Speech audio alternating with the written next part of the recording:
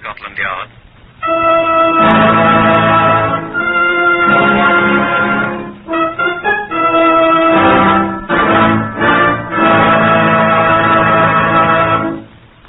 For the first time in its history, Scotland Yard opens its official files to bring you the true story of some of its most baffling cases. These are the true stories, the plain, unvarnished facts just as they occurred, reenacted for you by an all-British cast. Only the names have for obvious reasons been changed. The broadcasts are presented with the full cooperation of Scotland Yard.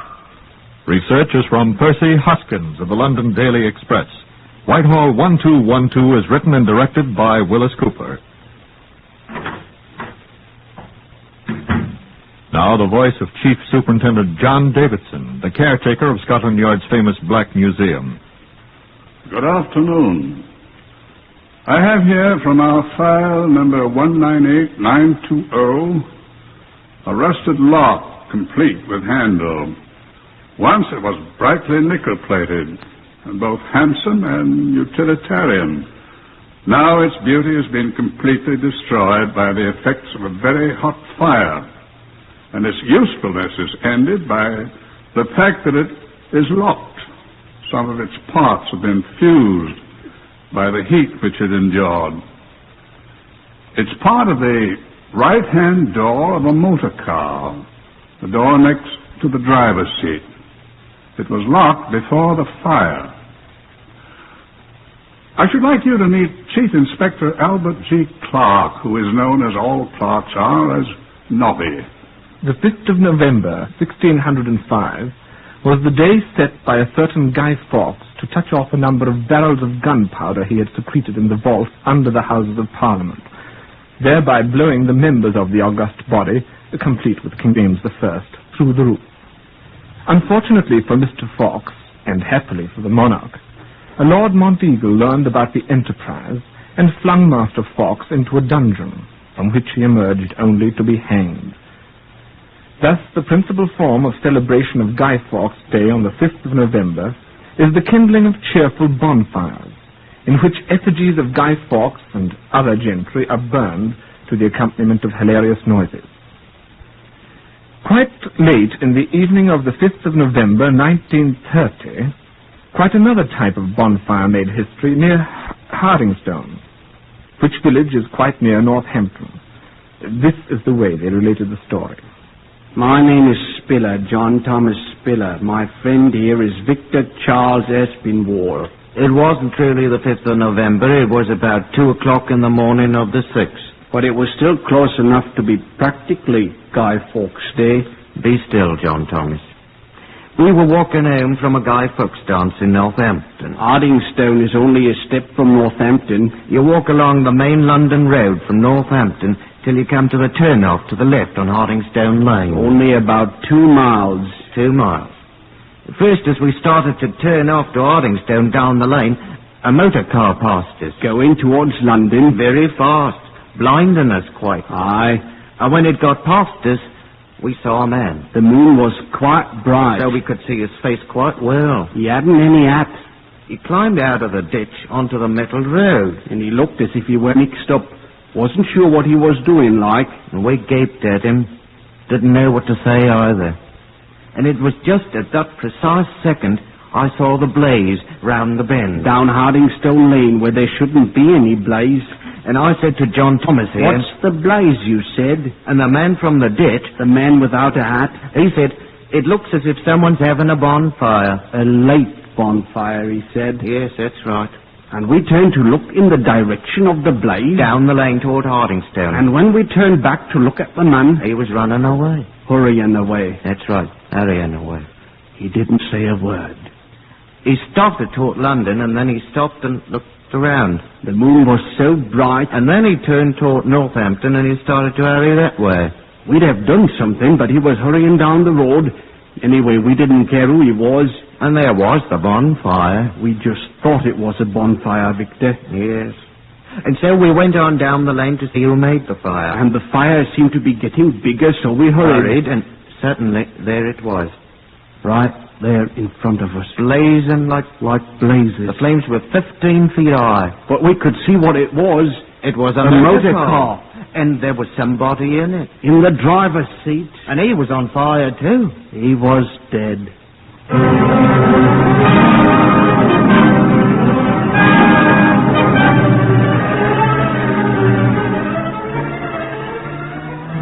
The boys had forgotten about the hapless stranger who climbed out of the ditch and ran away. They went for a policeman. Quite a number of men arrived. The fire was clearly visible in the village, of course, and presently it was put out and only sizzled. The unfortunate occupant of the driver's seat was carried away in several sacks and put away to cool in the cellar of the local hospital. Then the two boys remembered the man without a hat, and they told Sergeant Moody about it. Sergeant Moody was the bald-headed one from Northampton. He wasn't very old, was he, Victor? About 35. 36, I was thinking. 35. He looked like a commercial traveller. He had no hat. Victor, we said that. He seemed confused, I think I'd say. Wouldn't you, John Thomas? Bewildered, I'd say. He finally went off toward Northampton. He started the other direction first, though. Toward London. But you went down the road toward Northampton. A dark man. Needed a haircut. Wore a checkered waistcoat. And a dark red tie. He had a tiny black moustache. And a wart on the left side of his neck. A cut on his right hand. Limped. His right foot. Bulgy eyes. Pop eyes. Tall. Weighed about 11 stone. Would you know him again, Victor? Certainly I'd know him, John Thomas. It was all very suspicious, Sergeant. Him running away like that. From the fire? I think he had something to do with it. I think you ought to find him, Sergeant.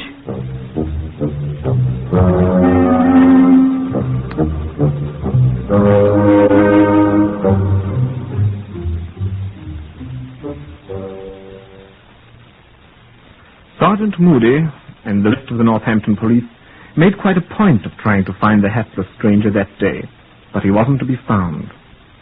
By mid-morning, both the burned car and the burned victim had cooled off enough for a closer examination. There wasn't enough left of the man, they had decided it was a man, to tell anything about him. The car proved to have been a Morris Minor saloon, and the registration plate, though badly burned, was still legible. Sergeant Moody. I put in a trunk call to County Hall, Westminster, in London, to check the name to which that number was issued. We'll have it for you in half a second, Sergeant. That was MU-1468, wasn't it? MU-1468, yes. That's a London registration, according to the book. Right. We'll have it for you in... here it is now. The name is Paget. Donald Patrick Paget. Address, Oxford Road, Finchley. The car is a Morris Minor saloon. Was, you mean? Donald Patrick Paget, Buxted Road, Finchley. Thank you very much. I then consulted the London Metropolitan Telephone Directory in the Northampton station to discover whether a telephone number was listed for the name Paget in Buxted Road, Finchley. It was.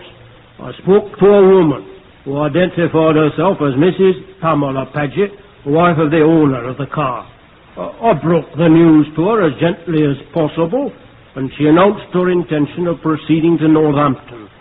She arrived the same day, the 6th of September. I came as quickly as I could, Sergeant. Where is he? The remains are in the hospital mortuary, Mum. I suppose I couldn't see him. I'm afraid I must advise strongly against it, Mrs. Paget. I'm afraid he'll be a trifle difficult to identify. I'm not easily shocked, Sergeant. Well, yes, Mum, but perhaps it would be better to wait until you're rested. I could have a nice cup of tea sent in for you. No, thank you, Sergeant. Good hot tea? Thank you. Perhaps you could tell me how this thing happened. Well, we don't know a great deal about it ourselves as yet.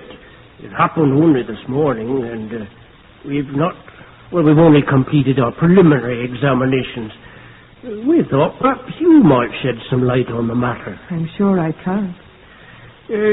You and the late Mr. Paget were on good terms, of course. We were. Of course. What was Mr. Paget's occupation? He was a commercial traveller. Commercial traveller. I must notify the people he represents. And the insurance companies? Yes. Yes. I suppose Mr. Paget was alone when this happened? Well, there was nobody else in the car when, at the time of the fire, Mum, but there was a curious circumstance I meant to ask you about at once. Yes? The two young men who discovered the fire report that there was another person. A man or a woman? Oh, a man! What would a woman be doing there? Oh. A man. He was proceeding along a ditch beside the road. There were, of course, not certain that this man had any connection with the case, of course. But, what did this man look like? Did he give his name? Oh, no, there was practically no conversation with him, and he hurried away. He's not been seen since. Do you have his description? Yes, I have the description given by the young men who saw him. It was quite a bright moonlight night, as you remember. If indeed the moon does shine in London. The description, please. Age about 35 or 6. He wore no hat. That could be anyone. A dark man, weighing about 11 stone, wearing a checkered waistcoat. Huh? My husband was wearing a checkered waistcoat.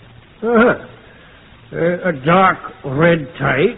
And he wore a dark red tie. I'd best call these young men to see if they can remember any more details about this. Go on with the description, please. Oh, yes. The man had a small black moustache, a wart on the left side of his neck, a cut on his right hand, and bulgy eyes.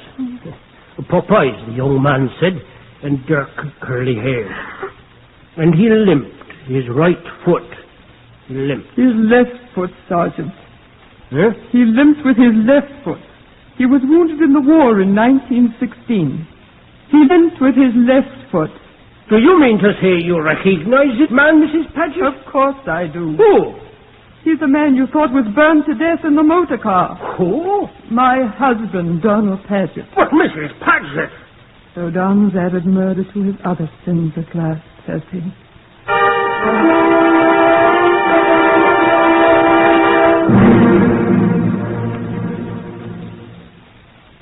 The reporters, the self-styled crime men, pounced on the story by mid-afternoon and flung their headline broadcasts from Land's End to John O'Groats' house. Before nightfall on the 6th of November, a third of the people of England, Scotland and Wales were peering into the faces of perfect strangers, hoping for a glimpse of Donald Patrick Paget, the proclaimed fugitive. At Scotland Yard we went a little more slowly. We weren't as certain as the newspapers. They got me an impression of the dead man's teeth, and when it arrived I dispatched it to one Clement Walter, who was Paget's dentist of record. Mr. Walter telephoned me at the Yard at 10 minutes after 8, the night of the 6th. Is that Inspector Clark? Yes, Clark speaking. Walter here. Walter? The dentist, man. Paget's dentist. I should think you'd know my voice by now. Oh, sorry, Mr. Walter. Did you have anything to report? That impression of your precious dead man's teeth. Yes? They're nothing at all like Donald Paget's. Really? I've checked exhaustively through all my rather extensive records. It has taken a great deal of time. I'm sorry, sir. It's quite impossible that the dead man's teeth could be those of Paget's. I would be glad to demonstrate to you at your convenience. But if you could have the actual teeth, I could show you more graphically. All right, sir. Thank you very kindly. My fee will be, in view of the fact that this work has been done after hours, 1 guinea, sir. I am sure that the Home Office will consider it money well spent, sir. Good night. Sergeant Talbot. Coming, sir. I was just about to come in, sir. Do so, by all means. Yes, sir. I've checked 4 persons so far, sir. Well? I asked each one to give me his own description of Paget, sir. And they're all his close acquaintances. And? Well, they all agree in detail with that given by the 2 young men at Hardingstone. The hatless man climbing out of the ditch. Each one of them said independently that Paget was one of those odd chaps who's never been known to wear a hat winter or summer. Looks as if he's our boy, then. Wait a sec, will you? Yes, sir. Now, Inspector Clark here. Mrs. Pamela Paget here to see you, sir. Oh? Well, ask her to come in. Shall Can I ask the other lady to come in too, sir? Eh? Who's she? Miss Ellen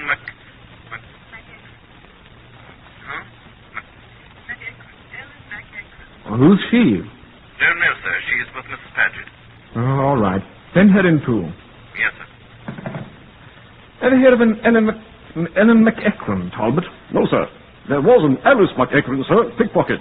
She was struck by a tram last Tuesday in Hammersmith Broadway. She was killed. Talbot, you're a mine of information. I doubt this is the same one, though. No, sir. That's all, sir. Yes, thank you. For now. Is this Inspector Clark's office, please? Right here, Mrs. Paget. Come in. Oh, thank you. Thank you. Yes, sir. Come in, my child. Inspector Clark, this is Miss Ellen McEachran. How do you do, Miss McEachran? Won't you be seated? Yes, thank you. Well, Mrs. Paget, I'm afraid that it was your husband. I was certain it was. Yes. I'd just come back from Hardingstone, and I went straight away to find Ellen. Excuse me, Mum. I'm afraid I don't understand, Mrs. Paget. Do sit still, Ellen. Yes, Mum. That bald-headed sergeant up there, what's his name? Sergeant Moody? Oh, Moody, that's it.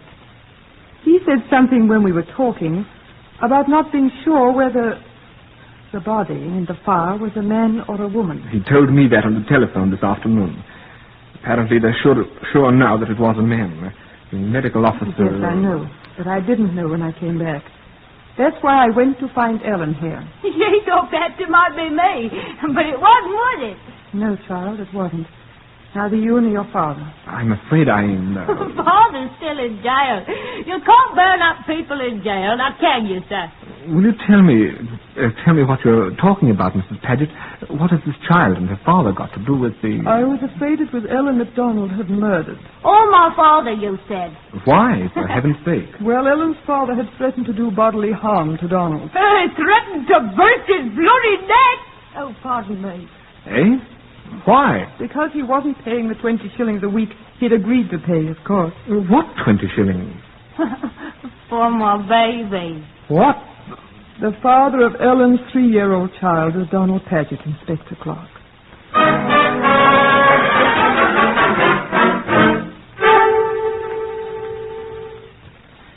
John Davidson from the Black Museum shared a pint of mild and bitter with me that night after I finally shut up shop.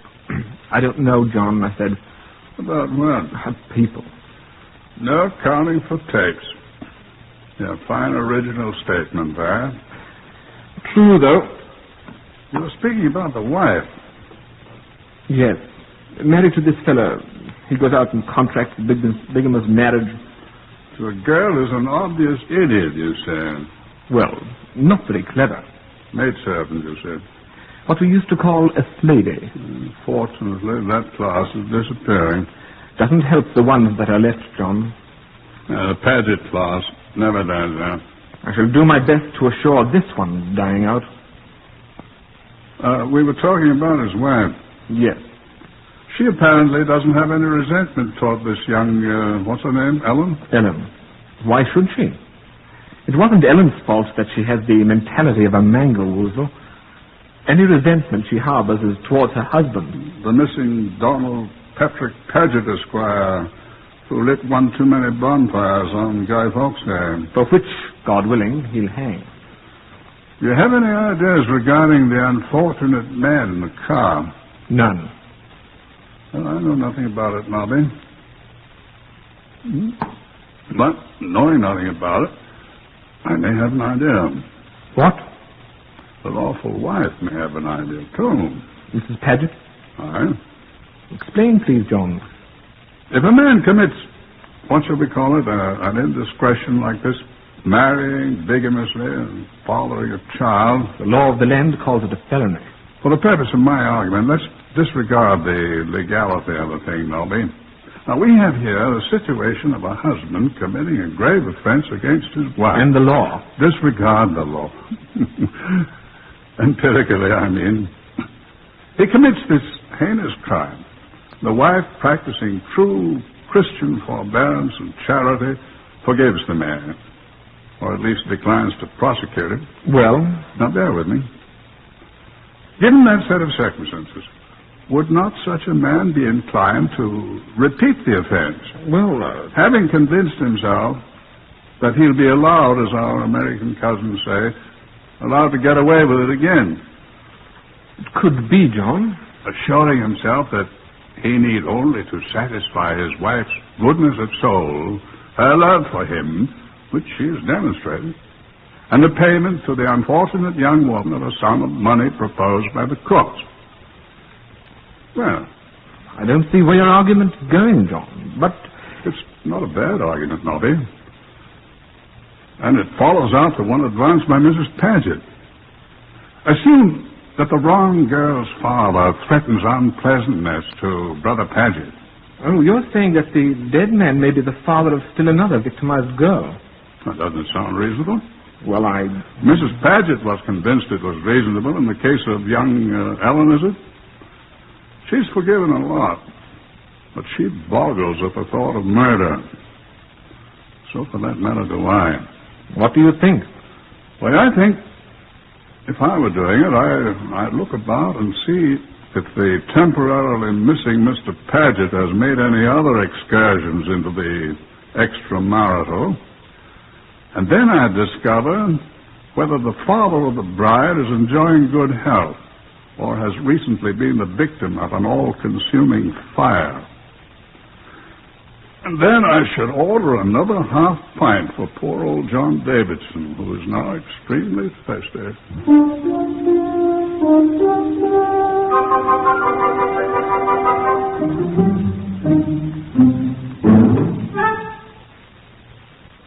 John Davidson's ingenious idea was almost right.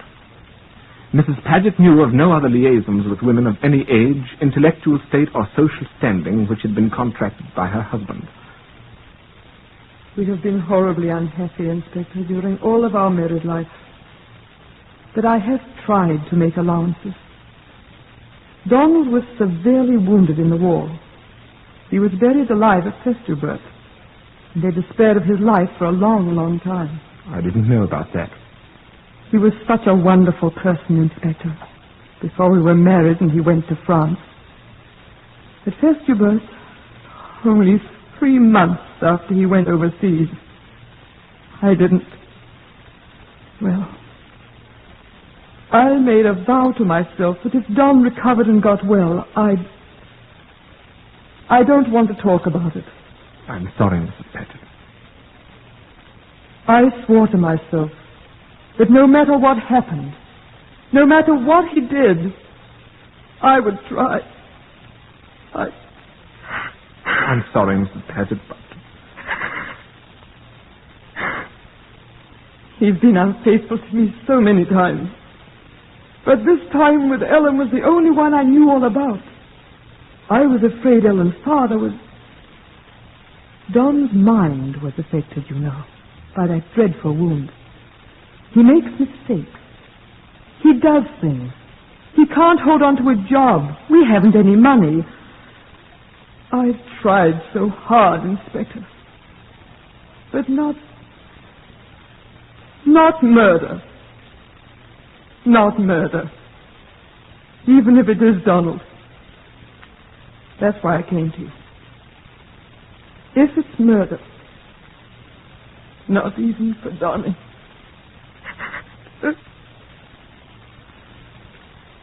I went away from there back to my office. It was the morning of the 7th of November, less than 32 hours since the young men had found the blazing car. There was a telegraph form in its envelope on my desk. I looked at it. From Cardiff, in Wales. Tore open the envelope. Signature. Arthur Llewellyn. I don't know any Arthur Llewellyn. What's the message say? Donald Patrick Paget will arrive at Hammersmith bus terminal at 9:30 p.m. today, the 7th. Important you meet him. You will recognize him from his description, Arthur Llewellyn. John Davidson, it appeared, was wrong. I telephoned him to say so. I didn't telephone Mrs. Paget. 9:30 that night, I met Donald Paget as he stepped off the Cardiff bus. It was easy to recognize him. We went in a CID car to my office and talked. I've given up, Inspector, anyhow. It can't be done. I wonder if I could see my wife. She's waiting in the anteroom. You can see her if you want to, and she wants to, after we get this over. All right. I did it. Very well. Donald Patrick Paget, I arrest you on a charge of willful murder and warn you that anything you say will be taken down in writing and may be used in evidence. Sergeant Talbot, do you have your notebook? Yes, sir. I'm ready. I'll make a statement. I had to do it. First, I got rid of nearly every penny of money we had. I spent it on women. It's funny to say that when I love Pamela. I love poor Pamela, and I treated her so badly. Just women. I don't drink, I don't smoke. But women find me attractive, I'm afraid, and I'm their undoing. And mine. And Pamela's. Yes, and that kid of Ellen's. I couldn't pay the building society on the house. They'd have thrown us out in another month. I couldn't pay Ellen. Old McEachran had had me in jail. It was just the end of things for me. And for Pamela. So I picked him up when he asked for a lift. And I poured petrol all over him after I strangled him, and I stuffed him into the driver's seat. Then I got out and poured a trail of petrol down the road to the car and lighted it. And then I remembered I'd locked him in. I tried to run back to the car, but it was too late. I ran back and down the ditch, and that was when those boys saw me. The game's up. I'd intended to run away and be listed as dead in a motor car accident, and Pamela'd get the insurance. But they'd seen me. I did run away. It isn't very clear to me, I'm afraid. I went to Cardiff. Went to see a girl I used to know, Gladys Llewellyn. But she was gone. And her brother Arthur saw me. He hated me for some reason. Did he telegraph you? I knew I was done for. Can I see Pamela now? Please? All right, Sergeant. Oh, wait. There's one more thing. I don't know who he was, the man I murdered. He was a complete stranger. He just happened along at the right time. I don't know his name. I'm sorry about him. But I'm sorry about so many things. Now may I see Pamela? All right, Sergeant.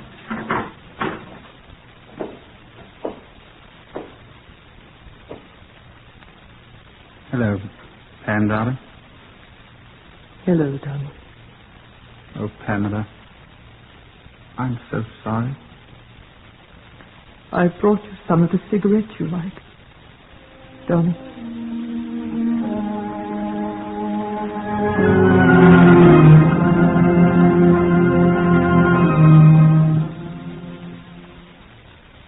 The identity of the dead man was never learned. Donald Patrick Paget was tried at the Bedford Assizes and found guilty of murder. On the 10th of March, 1931, he was hanged at Bedford Prison.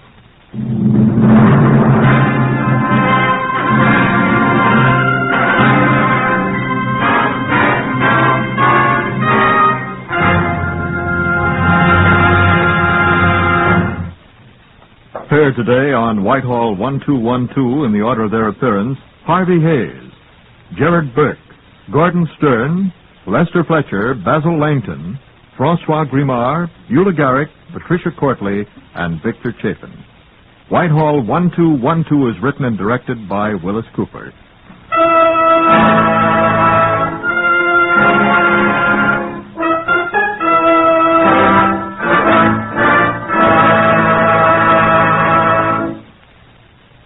Because blood has been available in Korea until now, many lives have been saved. However, the present rate of donations is far below that needed to build up our reserve supplies.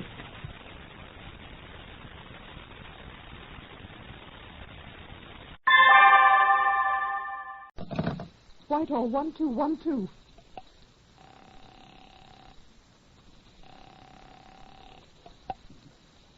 This is Scotland Yard.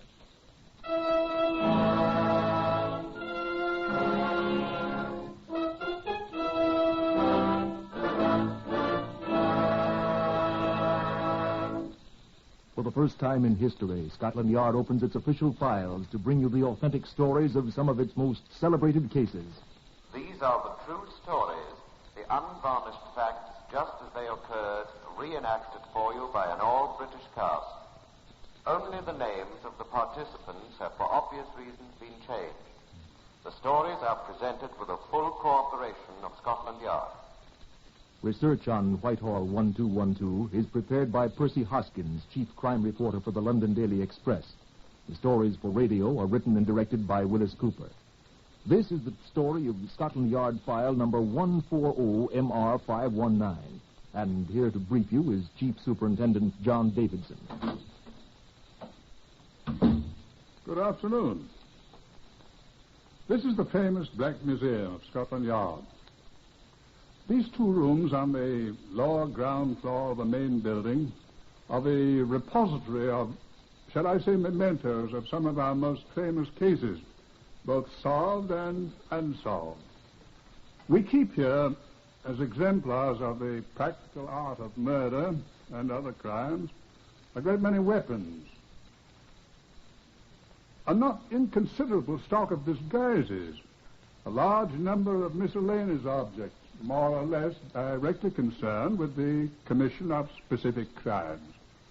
Death marks of a few notable criminals, such as the late Heinrich Himmler, and a great many bullets, some of them with the stain of death still discernible, and more than a few genuinely gruesome objects, portions of human skeletons, things in alcohol-filled glass jars. Every object in here has an unhappy association. And most of them have aided us in solving other puzzling crimes. For the criminal mind is curiously imitative. Now, this case, number 140MR519, happened 30 years ago. You may have heard about it. It created a great sensation in the United States. Now, here is the one item that remains. A knife. It was once very sharp, but the blood has rusted the blade. Oh, good afternoon, David. Good afternoon, sir. Now, this is the man who knows more about case 140MR519 than anyone else at the yard. May I introduce Chief Inspector David Apries of the CID. There was another man who knew a great deal about this case, sir, but he's not with us anymore. Who was that, David? The hangman, sir.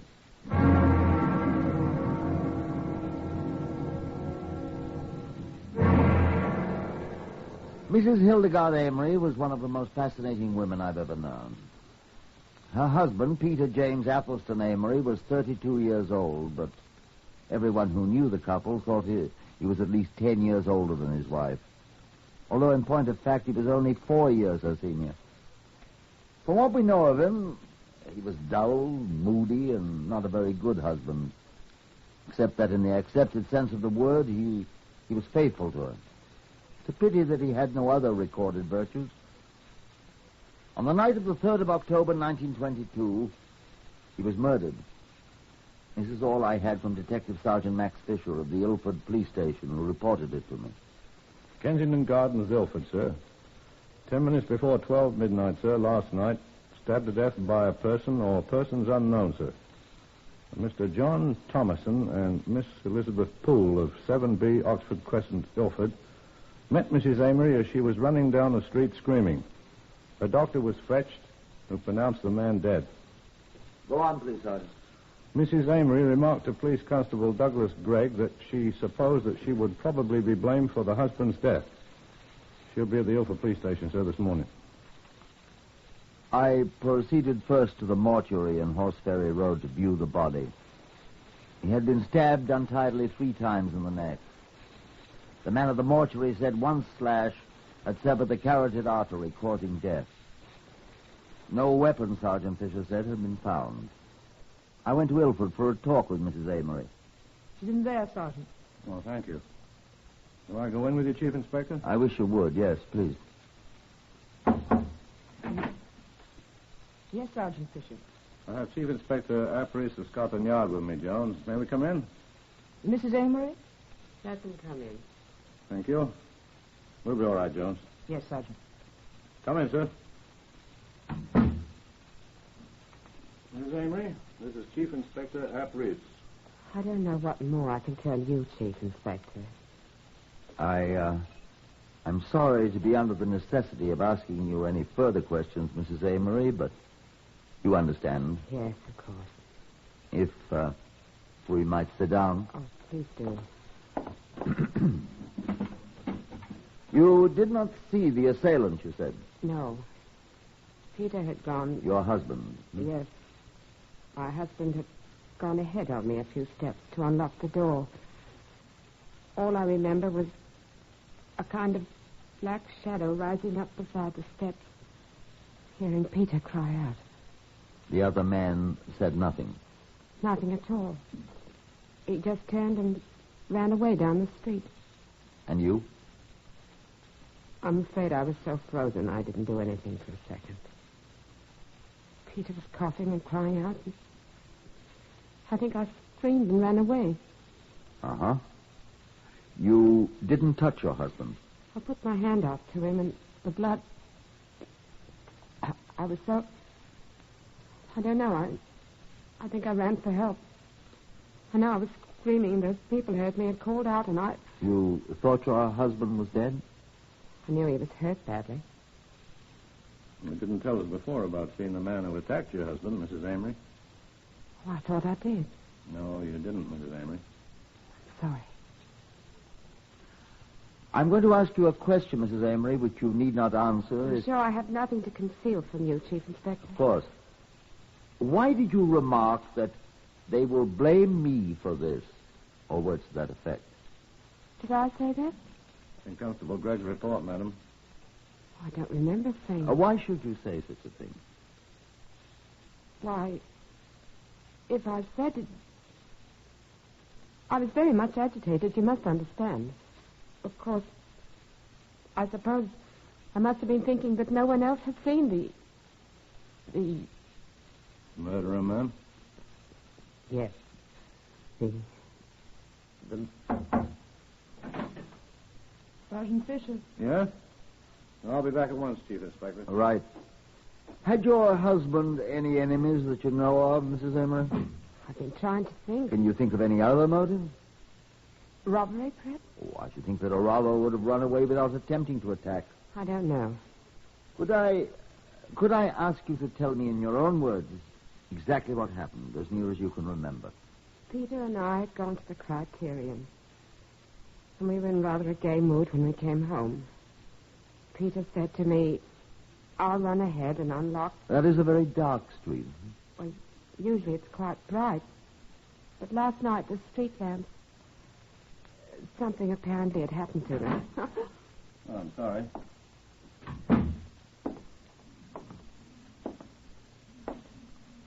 Well, that other couple saw him. Saw who? The murderer. Oh, no. Oh, good. Saw him quite plainly, they said. Did they recognize him? I mean, they're not going to be able to identify him, are they? Catch her, Fisher. She's going to faint.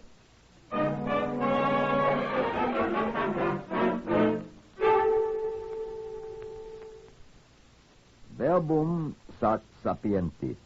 If I remember my schoolboy Latin, a word to the wise is sufficient. I'm not at all certain of the degree of wisdom, if any, that I possess, but we had the word right enough. Recognize. Why should they recognize the man? Had Mrs. Amory recognized him? Why should she be so concerned about his being recognized? She returned to her home. Fisher and I quietly began asking questions of the people who knew her. Her next-door neighbor answered me. Oh, it's a dreadful thing, sir. The poor woman's fair out of her mind. How long have you known the Amory's, sir? 6 months. Uh-huh. Had she any friends, other than her husband, could you say? Well, sir, the parson, I should say. Mrs. O'Malley, who keeps the pastry shop. And, well, I liked her very much. I'm the dustman, sir. I saw her almost every day on my rounds. What about her husband? I say nothing but good of the dead, sir. Although my private opinion is it served him bloody well right. Why? Well, sir, many's the night I've heard him shouting at the lady something terrible, sir. What about? I never listened to details, sir. I have a great admiration for the poor thing. She's very attractive, sir. Do you know anyone else who is of the same opinion? Everybody, sir, except him. All the rest is nasty self. Inquiry of the parson brought more praises of little Mrs. Amory. A most attractive, lively, pleasant young housewife were the exact words. I talked to her employers, a firm of wholesale milliners in Aldersgate Street. I have known Mrs. Amory for a great many years, sir. She's been in our employ since the 3rd year of the war. Oh. Well, what are her duties with you? She is chief bookkeeper and manageress, sir. Do you know anything about her friends? Everybody in this establishment can lay claim to that title, sir. She is universally beloved. We do not make inquiries into the private life of our people, sir. Of course. But do you know any of her friends, apart from her colleagues in this office? I have seen her lunching once or twice with a young man, whom I assumed to be a younger relative, sir. But I naturally made no inquiries. Well, thank you very much, sir. Quite welcome, I'm sure, sir. I should like to ask you one more question, sir. As you will. Why do you think this young man is a relative? I do not believe I am breaking a confidence. Mrs. Amory has several times received letters from him, posted at various points of call of the Peninsula and Orient Steamship Company. I have seen the envelopes. Well, how does that prove that he's a relation of hers? I have seen the name on the letters, sir. Oh. You looked at the letters? Inadvertently, sir. And the name was? Westlake. The same as Mrs. Amory's maiden name, sir. I happen to know. Oh. Well, thank you very much indeed, sir. Good day. I didn't tell the male milliner that Mrs. Amory's maiden name had been nothing at all like Westlake. As a matter of fact, it was Balderston. I saw that Mrs. O'Malley, the dustman, had spoken of within 2 hours after I learned the results of Chief Inspector Aparis's interview with the milliner. Oh, yes, sir. I know Mrs. Amory very well indeed. And her husband? I knew him. Sad affair. I didn't like him, sir. You know a man named Westlake, Mrs. O'Malley? Of course. You do? He was a paying boarder for a few weeks at the Amory's. How long ago? Oh, about 18 months ago. He left and went to see Mrs. Amory said. I don't want you to get the idea, sir, that Mrs. Amory's the type who takes in boarders indiscriminately. She's a genuine lady, sir. Of course. Amory threw him out after a few weeks. Oh? Why? Some tosh about his being too thick with poor dear Mrs. Amory. Such tosh. Westlake's the brother of a girl who attended school with Mrs. Amory. What arrant nonsense. But Amory was a swine. You know where this Westlake is now? No one's heard of him from that day till this. Not Mrs. Amory even? This young man was merely the brother of a former schoolmate, I told you. Why should she know anything about his private affairs, indeed? I agree with you, Mrs. O'Malley. Why, indeed? That was the 4th day after Peter Amory's death. Sergeant Fisher and I struck what bookkeepers are fond of calling a trial balance. A, Peter Amory was stabbed to death. With a knife? Practically every sailor carries a sheath knife.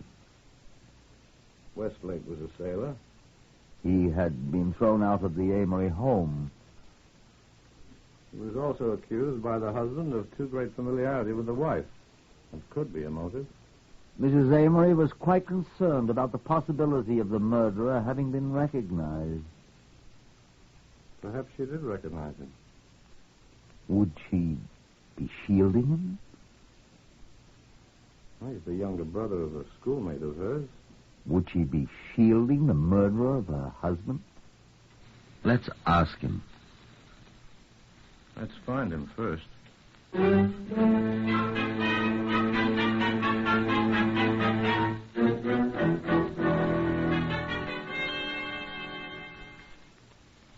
I had very little trouble finding William Westlake. A telephone call to the offices of the P&O Steamship Company found him for me. Yes, they said they had a steward of that name. 20 years old, they said, Had been with the P&O for about 18 months. Well, that corresponded with Mrs. O'Malley's recollection of the date of his departure from the Amory's house. What ship? The SS Murray, they said. Where was the Murray, please? It had docked at Tilbury on the 23rd of September after a voyage to the Mediterranean. Well, at least Westlake had been close at hand when Amory had been murdered 10 days later. The Murray was still at Tilbury. I paid the ship a visit there. A young sailor loitering at the gangway greeted me. Where you going, mate? Is this the Murray? Unless they changed her name this morning. What do you want? Looking for a man named Westlake. What do you want him for? I want to talk to him. What about? I'm afraid it's none of your business, mate. Ain't it? My name's Westlake. Oh, is it? William Westlake? Right, what's yours? My name's Fisher. Never heard of you. Detective Sergeant Fisher of the CID. What do you want? Detective Sergeant Fisher of the CI Bloody D. Did you ever hear of a man named Peter Amory? I didn't do anything to him. I didn't ask you that, Westlake. I might have known him. Well, then you won't mind answering some questions, will you? About him? Why? He's dead. Who killed him? I don't know. Well, what do I know about it? That's what we want to find out, Westlake. Well, ask me. Go ahead. No, you'll have to come to Scotland Yard with me. What if I won't? Better. What'll you do if I won't come? Take you. Come along. There's nobody looking. I could smash you on the head and drop you in the water. See those constables down there on the pier head? Where? I shouldn't try while they're watching us. Oh. Well, I suppose I'll have to come along with you. But you've got nothing on me. Good enough. Get your sheath knife and come on. What? I've got no sheath knife. I haven't had a sheath knife for ever so long, mister. I haven't got a sheath knife. I lost it. I lost it, I said. Well, come along, then. I'll try and find your knife for you.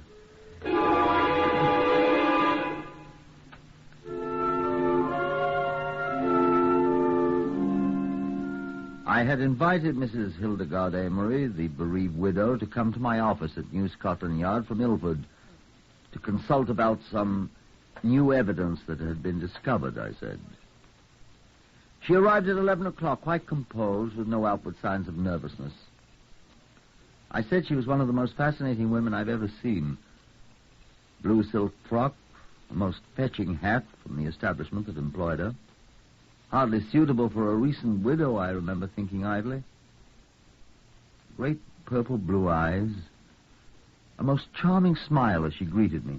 You must tell me the news at once, Chief Inspector. What has happened? A few facts that I think you should know, Mrs. Amory. Have they identified the man they saw running away? The people who saw the man. A little too anxious, Mrs. Amory, I thought. I said they had not identified anyone yet. Do you think they can? Identify him, I mean. Oh, I'm not at all certain that they can, Mrs. Amory. The street light was out, you know. Oh, I do hope you find him. Did I detect a suggestion? Just a suggestion of triumph in that? We'll see, I said. I haven't the slightest idea who... It is so dark, though. I'm afraid he'll never be identified. I wish you had seen him. We could hold an identification parade. Your telephone, Chief Inspector. Oh, it's ringing, isn't it? Chief Inspector Abrie's here. I've got him, sir. Oh. Westlake, I mean, sir. Oh, good, old man. Is she there, sir? Oh, quiet. Is your door open, sir? Forget it, old boy. I'll take care of it, sir. Thank you, that will be excellent. I'll bring him. Thanks very much indeed, old boy. Goodbye. Oh, my dear Mrs. Amory, the light from the windows directly in your eyes. I'm so sorry. Please, take this other chair. It faces the other way. Oh, it's quite all right, Chief Inspector. Insist, I insist. Please sit here. It'll be much more comfortable. Well, if you must be so thoughtful, Chief Inspector. Please. Thank you very much. There. Now, you see, you're much more comfortable. The light's much better this way. I think there's someone at your door, sir. Oh, really? Who is that? Who is it? The man you wanted to see, sir. Here we go. William, what? They found you. So you're the one that wants to see me No. in Scotland Yard. No. You traitor. You traitor. You murderer. No, you. no. Take him away, No. Bishop. No, Come on, please. Wesley. I'll kill her, too. Oh, God, what can I do? Come on, Wesley. Why did She you made do me it? I didn't want you to do it. I tell you. You do it. She rocked me the...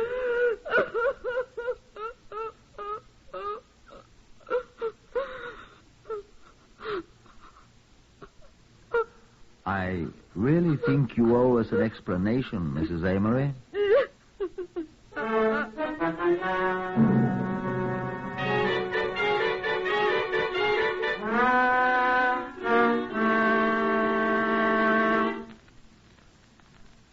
This is what she said.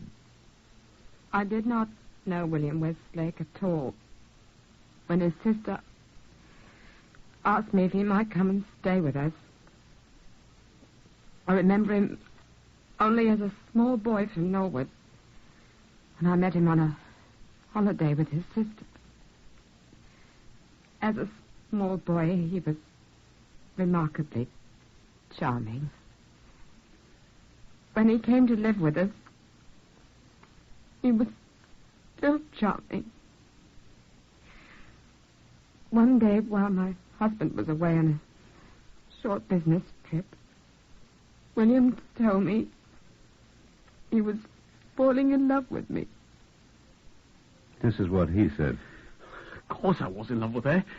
In a kid's kind of a way. Old Amory caught us one afternoon kissing in the parlor.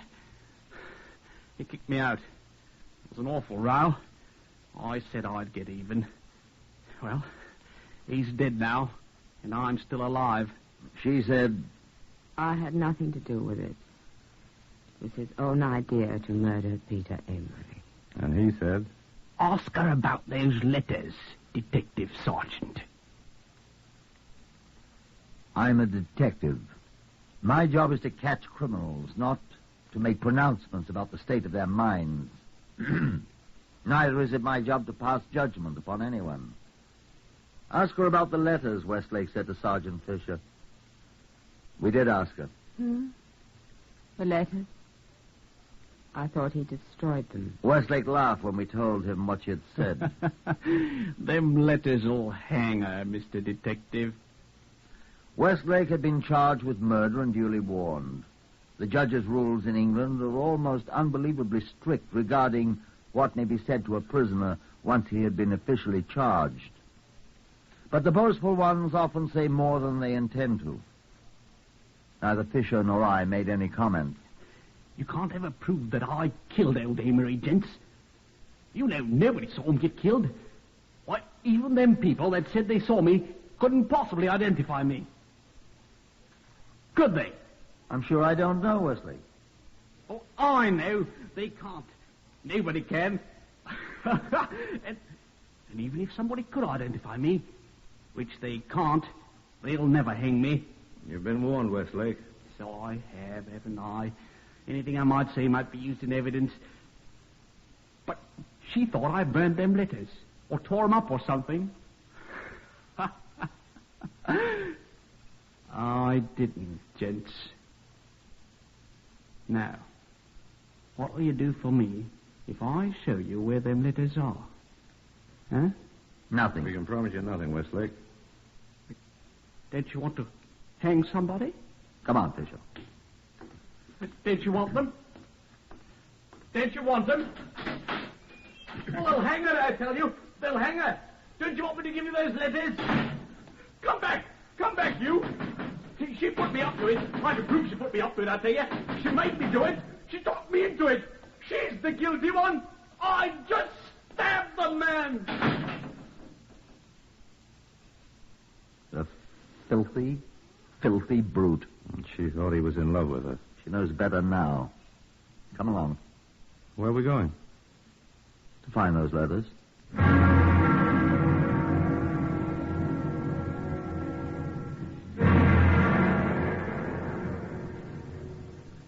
We found them in his locker on the Morea, wrapped in an old newspaper under a pile of dirty clothes. 56 of them. And under them a blood-stained sheath knife. The one that you saw in the Black Museum. The letters were incredible. She admitted in court at the trial that she had written them. Would you like to hear what she had written? Here are typical excerpts from the record of the trial. You said it was enough for an elephant. Perhaps it was, but you don't allow for the taste, making only a small quantity to be taken. Now, your letter tells me about the bitter taste again. Oh, darling, I do feel so down and unhappy. Wouldn't the stuff make small pills coated together with soap and dipped in licorice powder like Beecham's? I'll try again while you're away. And another. I tried the broken glass 3 times, but the 3rd time he found a piece of it. So I've given it up till you come home. Stop. In court at the trial, she was asked why she had written such dangerous letters to Westlake at various points of call. I can still hear her reply. Nobody knows what kind of letters he was writing me. I destroyed them all. He did not destroy mine. And she was asked, why did you incite this man to murder your husband? Her voice was very low when she replied. He was the first man that ever loved me. I was afraid he might meet another woman on one of his voyages. He would love better than me. I could not lose him. I'm no moralist, I'm a detective. But it is curious to know that among the effects left in their home at Ilford was a trashy novel by an English author, published some 10 years before the tragedy occurred, before Westlake had ever come to live there, while he was still a small boy and she a schoolgirl. Some of the passages in her letters are almost exact duplicates of passages in that book. I don't know.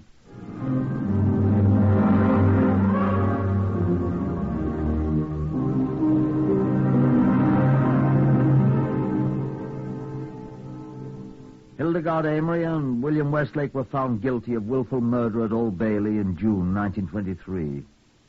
I don't believe she even heard the verdict. Her mind was failing even then. Westlake went to the gallows bravely. She was carried to the execution shed completely unconscious by warders, and the trap was sprung without her ever regaining consciousness. The hangman is a sinister figure, but even he was sickened. It was the first time in English history that a hangman resigned his job. I don't know.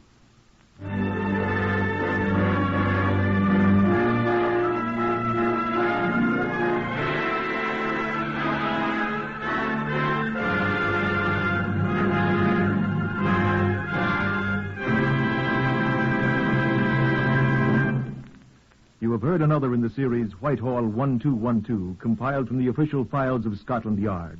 Research is prepared by Percy Hoskins of the London Daily Express. The stories for radio written and directed by Willis Cooper.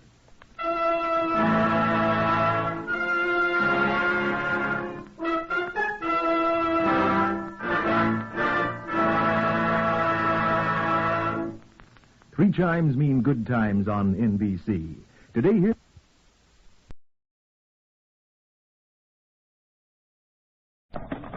Whitehall 1212.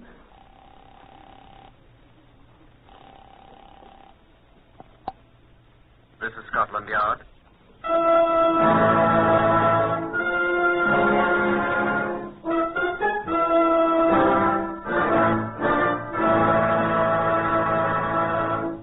For the first time in history, Scotland Yard opens its official files to bring you the authentic, true stories of some of its most baffling cases.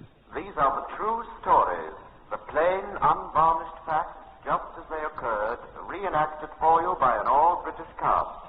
Only the names of the participants have for obvious reasons been changed. The stories are presented with the full cooperation of Scotland Yard. Research on Whitehall 1212 is from Percy Hoskins, chief crime reporter of the London Daily Express. The stories for radio are written and directed by Willis Cooper.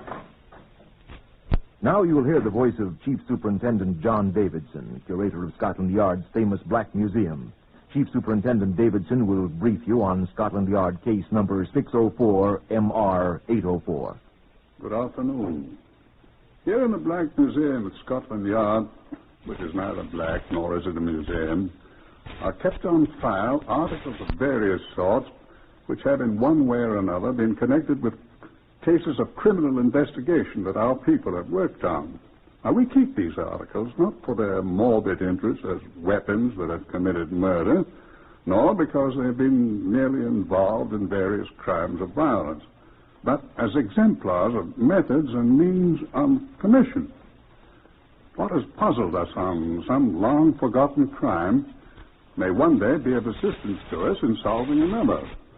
Now, this is a typical example. Though you may not recognize it at once, I can tell you that it's what is left of the handle to a woman's purse, her handbag.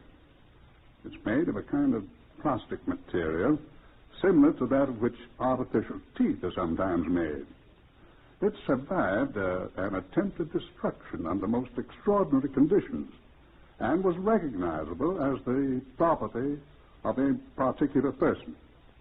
Now, here is Superintendent George Freeman of the CID, who was in charge of the case in which it was involved, number 604 MR 804. George? I should like to say first, John, that there are certain aspects of this case which I cannot bring myself to discuss in public. I'm relieved to hear you say that, Superintendent. There was considerable reference to these things in the sensational press at the time, but I propose to omit all mention of them. I shall confine myself, as far as possible, to how we at Scotland Yard discovered the murderer and assisted in bringing him to justice. I couldn't agree with you more, George. There is, however, a happy ending to the story. A happy ending? Uh-huh. He was hanged.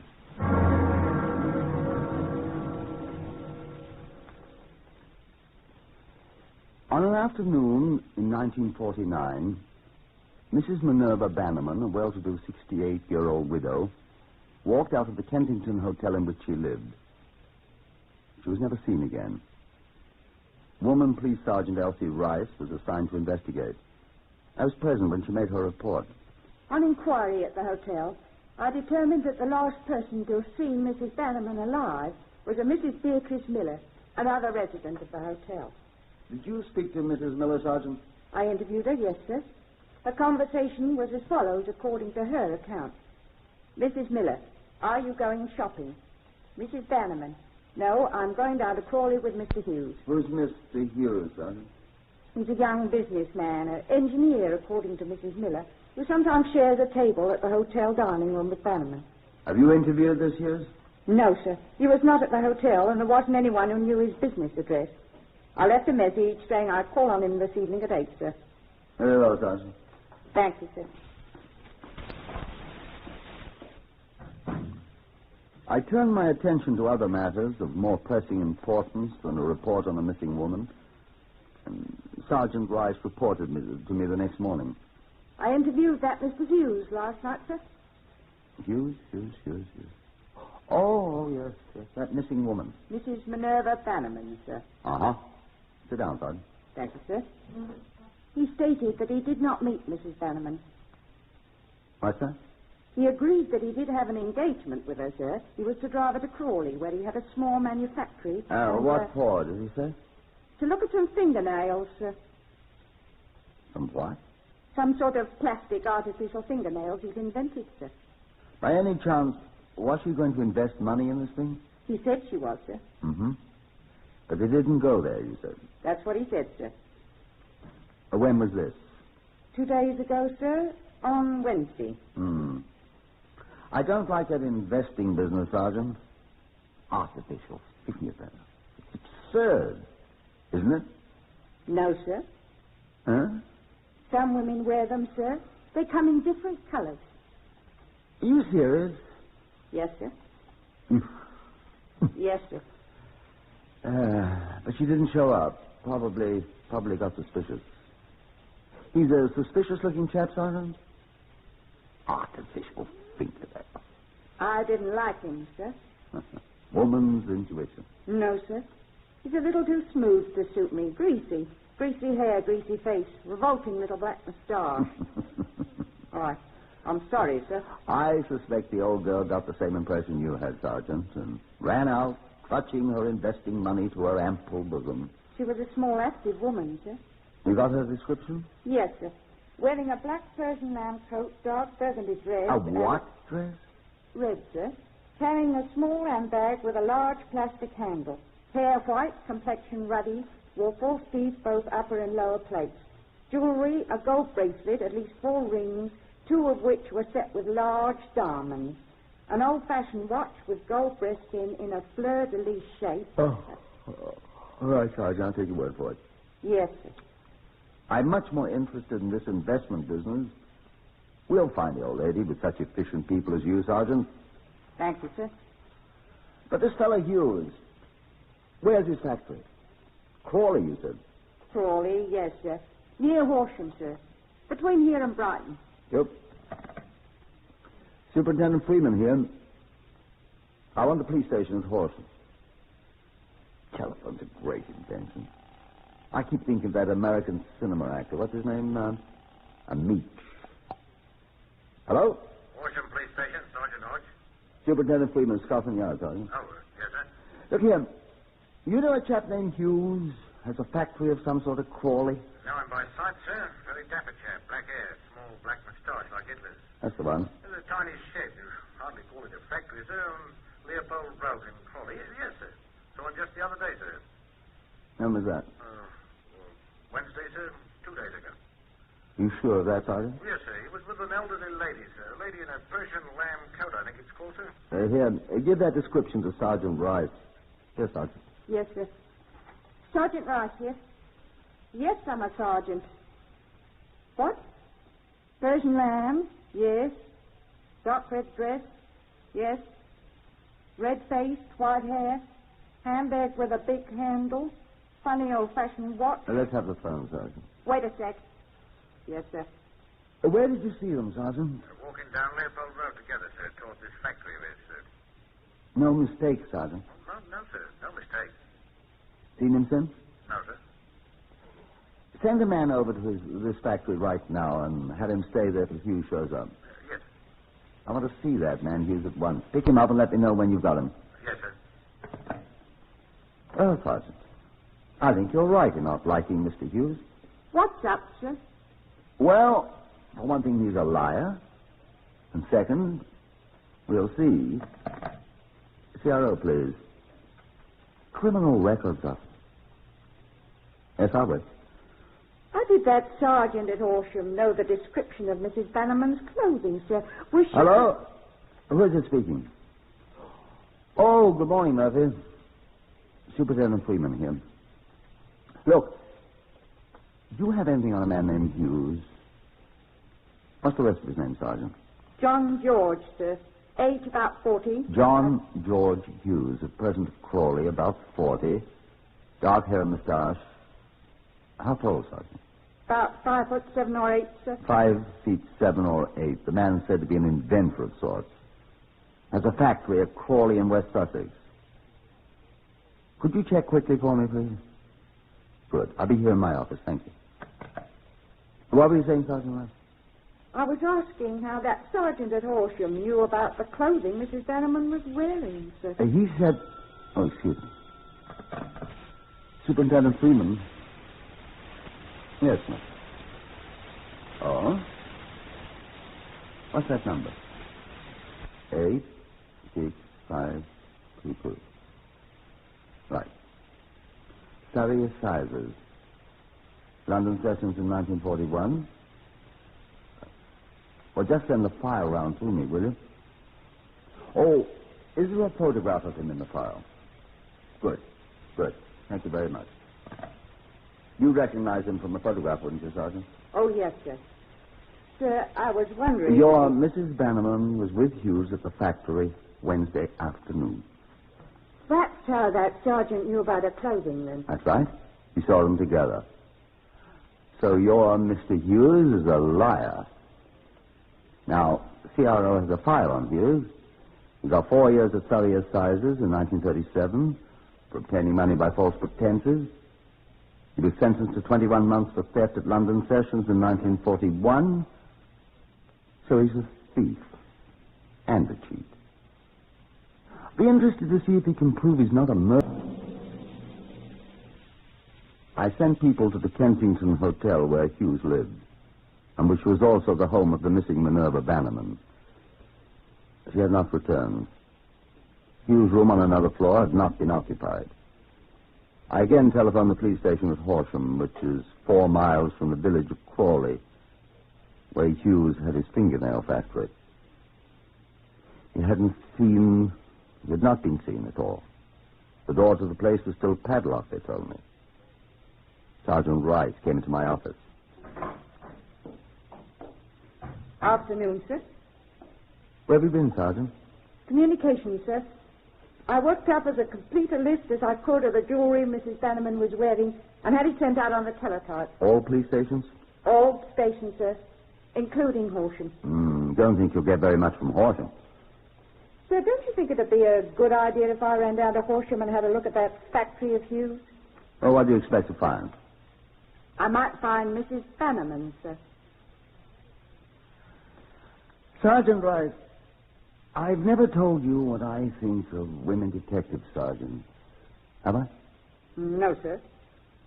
I think the rank of woman detective sergeants should be abolished. Yes, sir. And then I think they all ought to be promoted to chief superintendents, to remind the superintendents to keep their minds on their jobs. Come along, I'll go with you.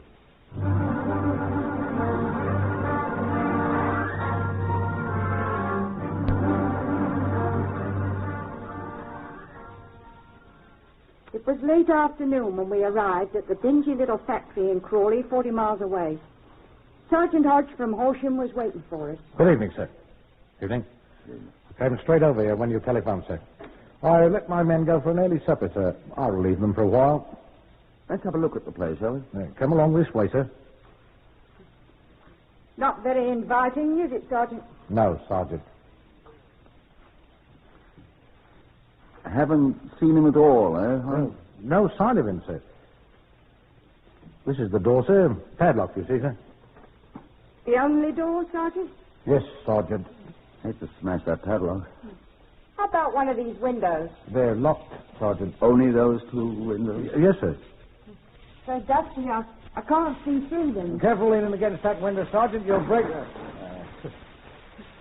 I did break it, didn't I? Are you hurt, Sergeant Rice? Are you hurt, Humphrey? I broke a fingernail, I think. I told you not. I'm so clumsy, Sergeant. Certainly not. Well, at least I can see through the window. Don't cut yourself, Sergeant.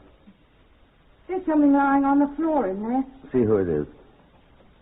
Give me a boost through here, Sergeant. That's breaking and entering, Sergeant. That's going in pursuit of suspected felon, Sergeant. Isn't it, sir? Exactly. Give us a boost, Sergeant.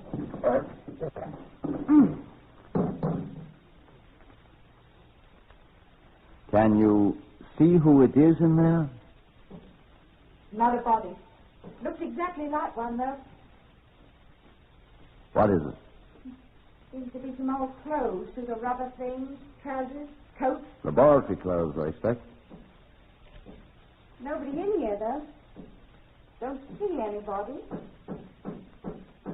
Floor's hollow, though. Maybe something under there? I'm coming in. Here, Sergeant Hodge, give me a hand. Right, sir. That's good. Shall I come in, sir? Come on. Right, sir.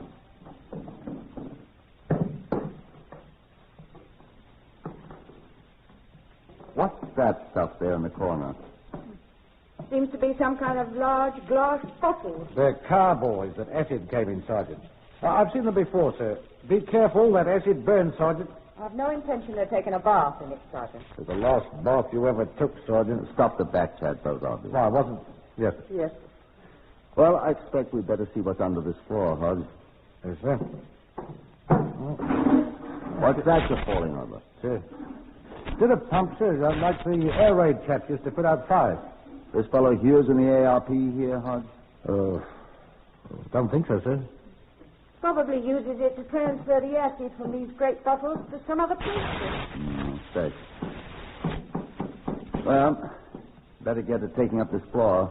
Any tools around here? There's a crowbar or something over there by the window, sir. That do? Get it.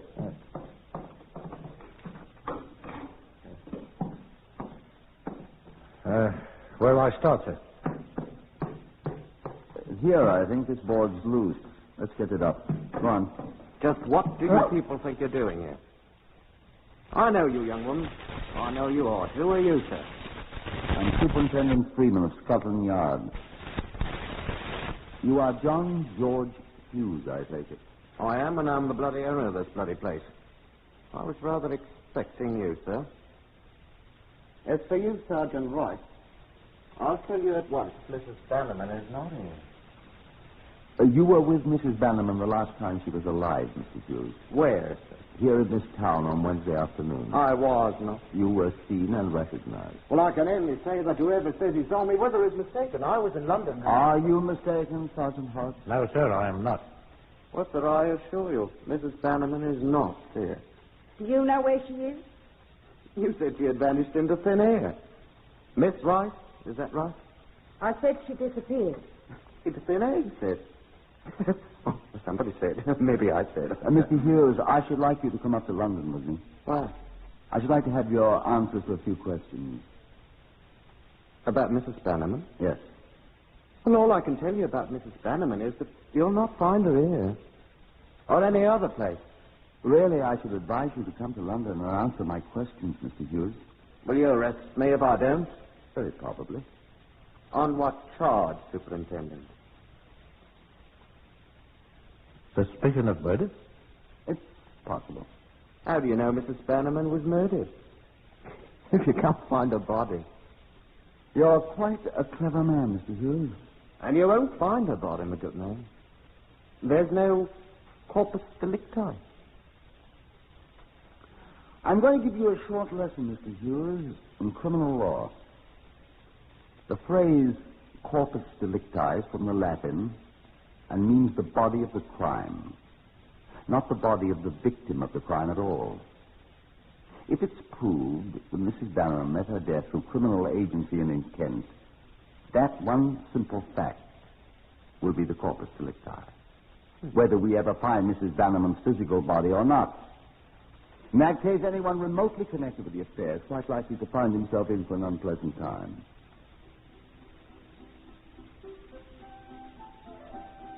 I'll go to London with you.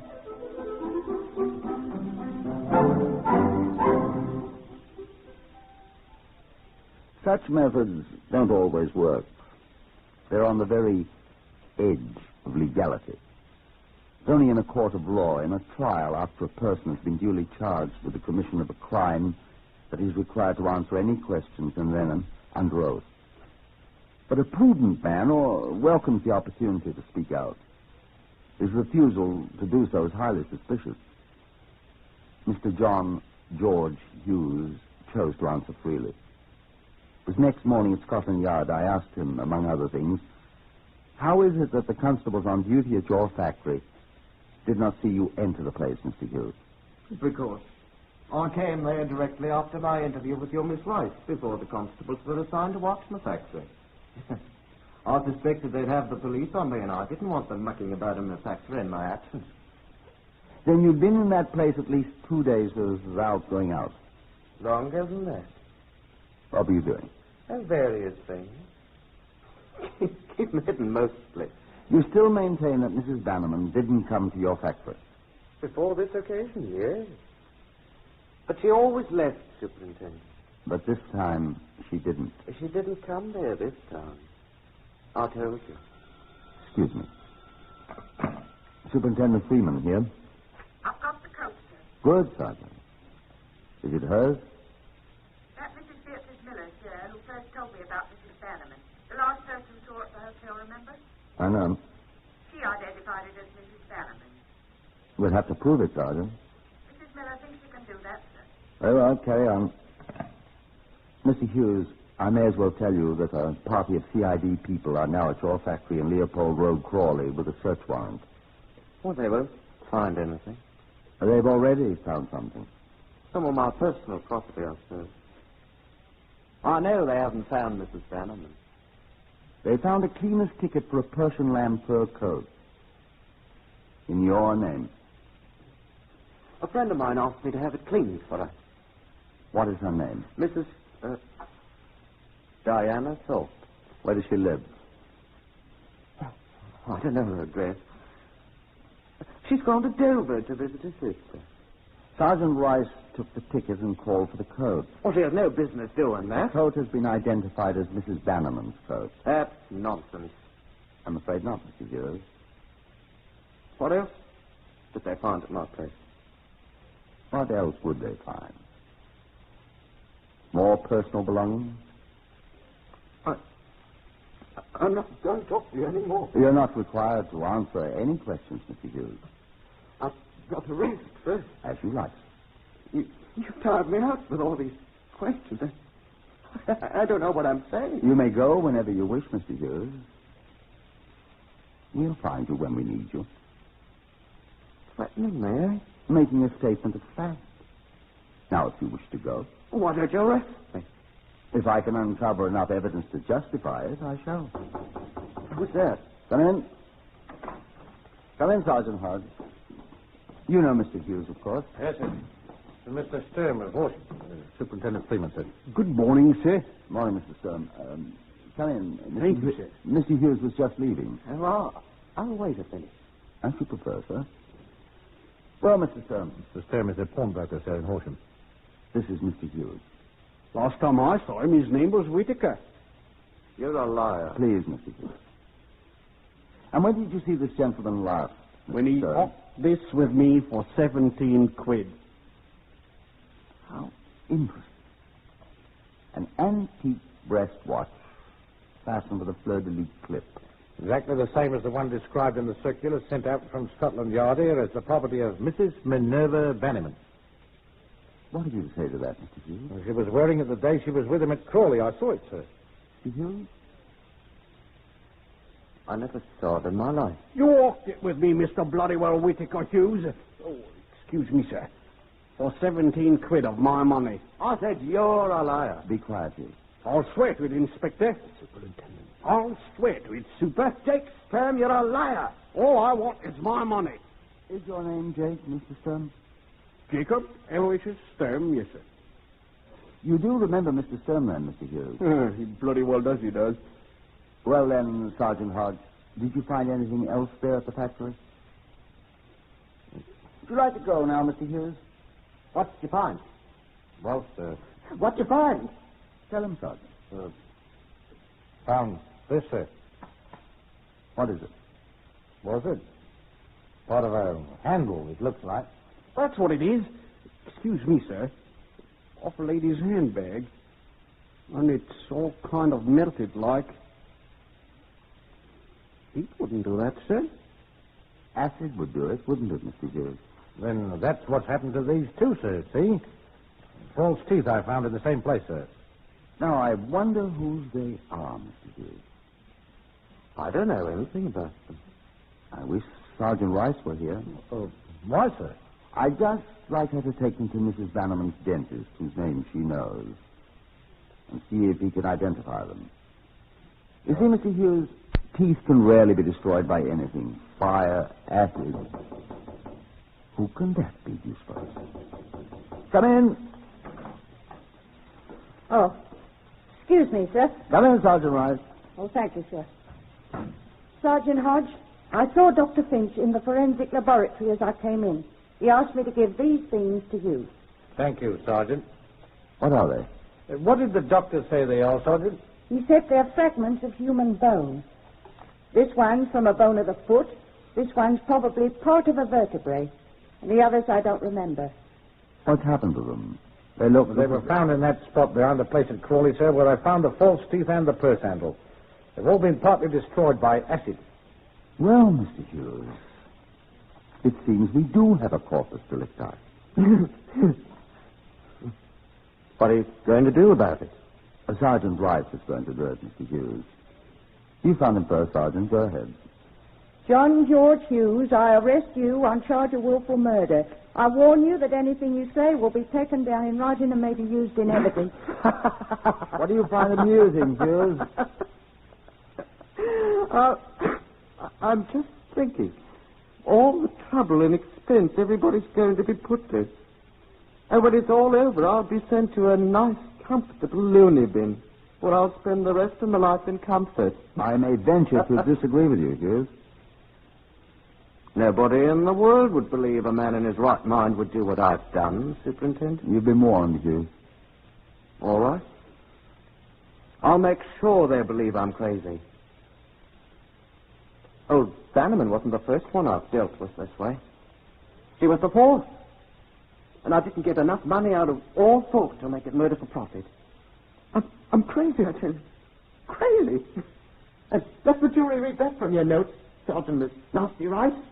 I just tap the ex-Miss Bannerman on the back of a skull, just like I did the others. A man and his wife and a young boy. And I didn't get 30 quid out of the whole lot. And I'll tell you what I did with them all. You saw all that acid when you were snooping in my factory. But perhaps you can think of what happens to a human body when it's dumped into a 40-gallon vat of it. Soup. That's all. Nasty, yellow soup. And a few pieces of bone and a set of false teeth on this handle that can be identified. And that Persian lamb coat that I sent out to have the bloodstains cleaned off it. And nothing left of them all, except what was left in the acid when I poured it out. Think I won't be sent to Broadmoor instead of the hangman? Oh. Let me tell you what else I did. Oh, I killed each one before I shoved them in the acid bath. No, no. No, I'll not allow you to hear that. If you're morbid enough to want to know what Hughes did with his victims before he placed them in the acid bath to dissolve, you'll have to write me a letter asking about it. I may reply. The jury believed the alienist who testified that John George Hughes was perfectly sane. They also believed his confession of horrible murder. The verdict was guilty. The sentence was death. His appeal was denied, and he was hanged at Wandsworth 41 days after he had foully murdered his last victim.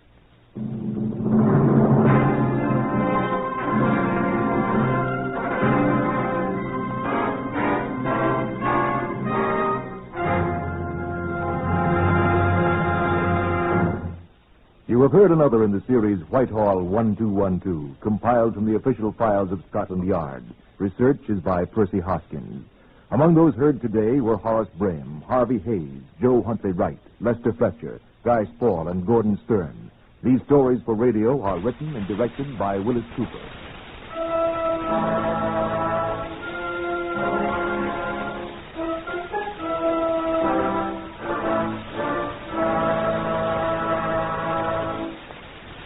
Throughout America, 3 million young women and girls of all races and speeds will join in the celebration of National YWCA, April 20th through April 26th.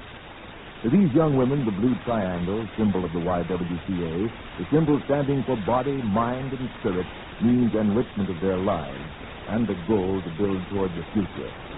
Through the YWCA, young women gain friendship, gain confidence in themselves, take part in worldwide fellowship, and become informed citizens. This is NBC, the National Broadcasting Company.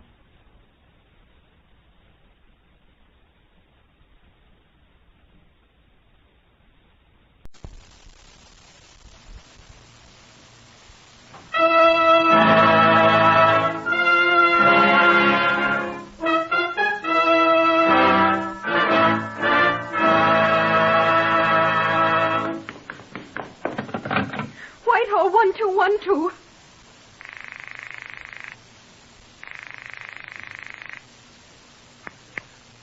This is Scotland Yard.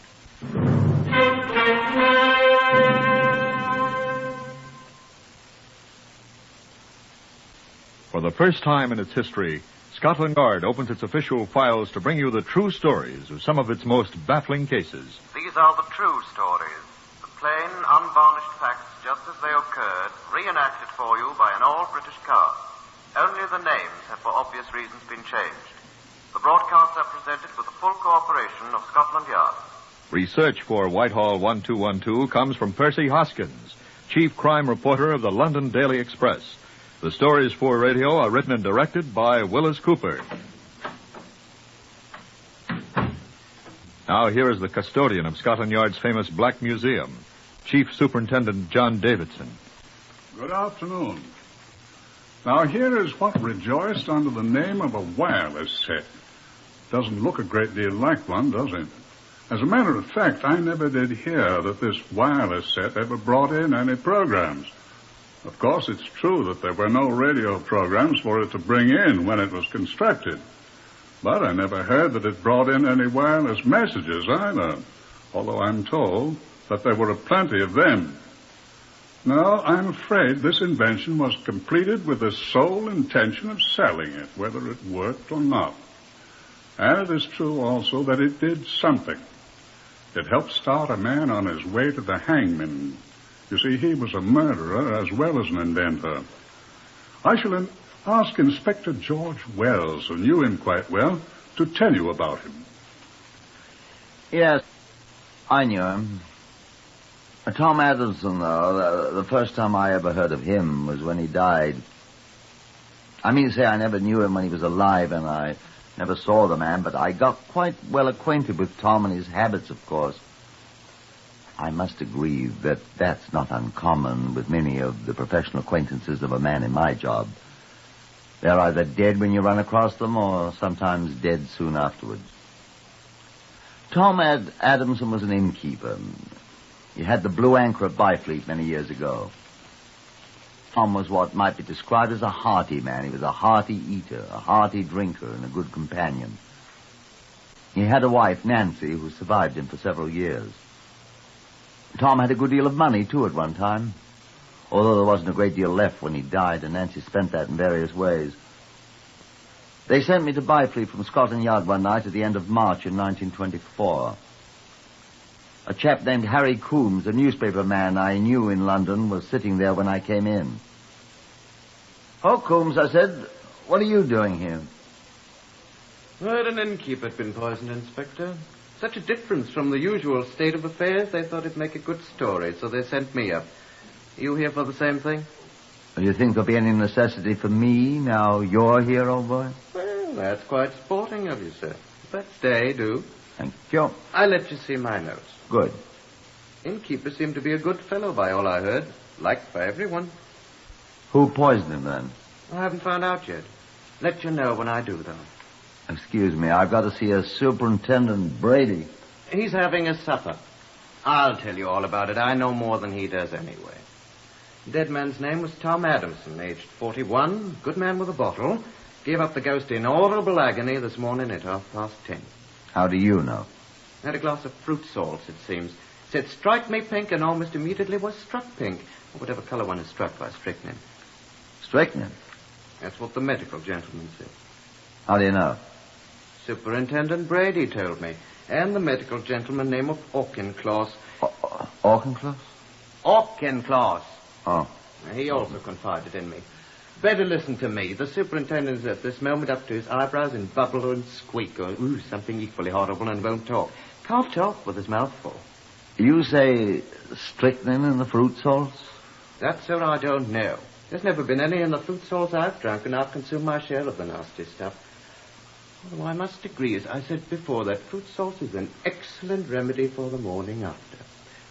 That was the purpose for which the late lamented drank his. Oh. Seems there was rather a celebration at the Blue Anchor last night for the landlord's 41st birthday. It was also his last. Man cometh forth like a flower and is cut down. I've heard that somewhere. Is that what happened? Isn't the super in there? He's eating his supper, remember? Bubble and squeak. You'll need fruit salts, too, preferably without strychnine. Yes, that's what happened, Inspector. Good old Tom walked into his own bar somewhat unsteadily, poured himself off a glass of the fruit salt whilst one of the guests watched him, drank it off, staggered once more, made his classic suggestion, and... What classic suggestion. Strike me pink, I told you. Lurched off to his own fair white bed, howled loudly, causing the guest to abandon his breakfast and summon Dr. Auchincloss. Dr. A arrived, heard Master Tom howl once more, and watched him expire. Huh. Exactly what I said. Dr. Auchincloss, also being a police surgeon, is a suspicious man. He summoned a local constable who helped him carry Tom away. Tom weighed 16 stone, no small feat. And presently took a look at Tom's interior economy and bawled, strychnine. Further examination proved to him that he was right. And Tom, with certain portions of his innards removed, lies now in the local mortuary stone cold while... Oh, I say, I'm staying at the Blue Anchor myself. Why not come and have a drink with me while the superintendent finishes his loathsome supper? I think Tom drank most of the strychnine.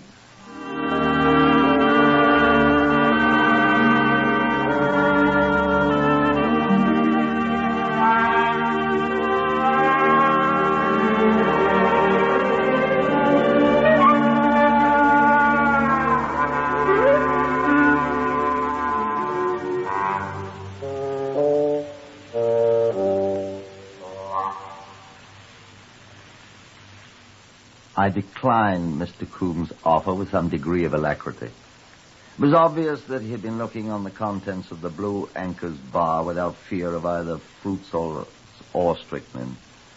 And after all, my appointment was with Superintendent Brady. That worthy officer, returning from his supper, assured me that Coombs' story was largely true.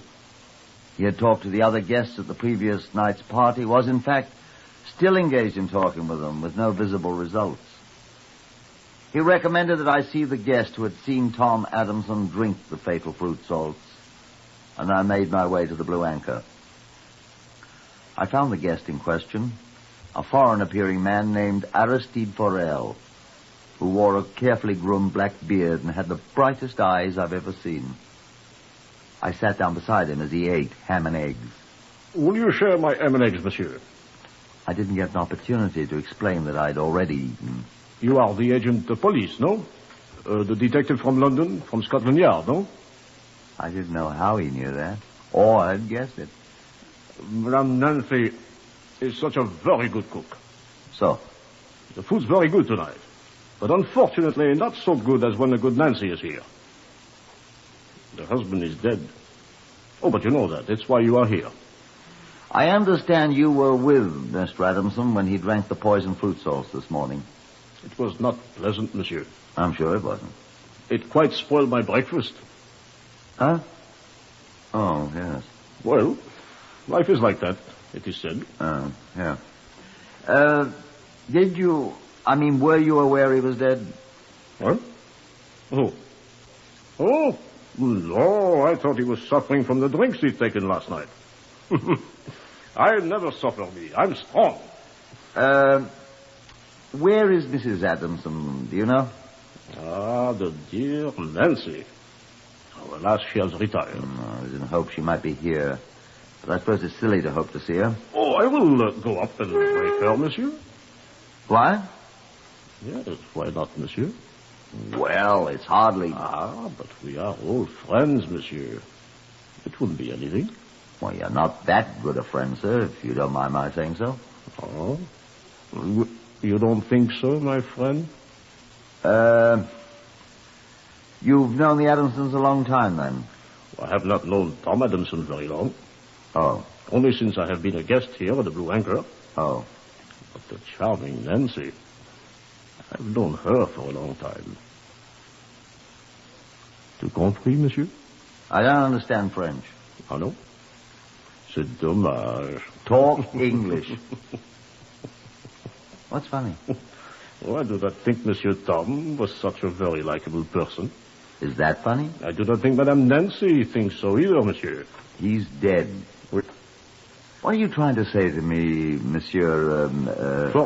Forel, monsieur. Aristide Paul-Marie Forel, l'ancien ami de Madame Nancy.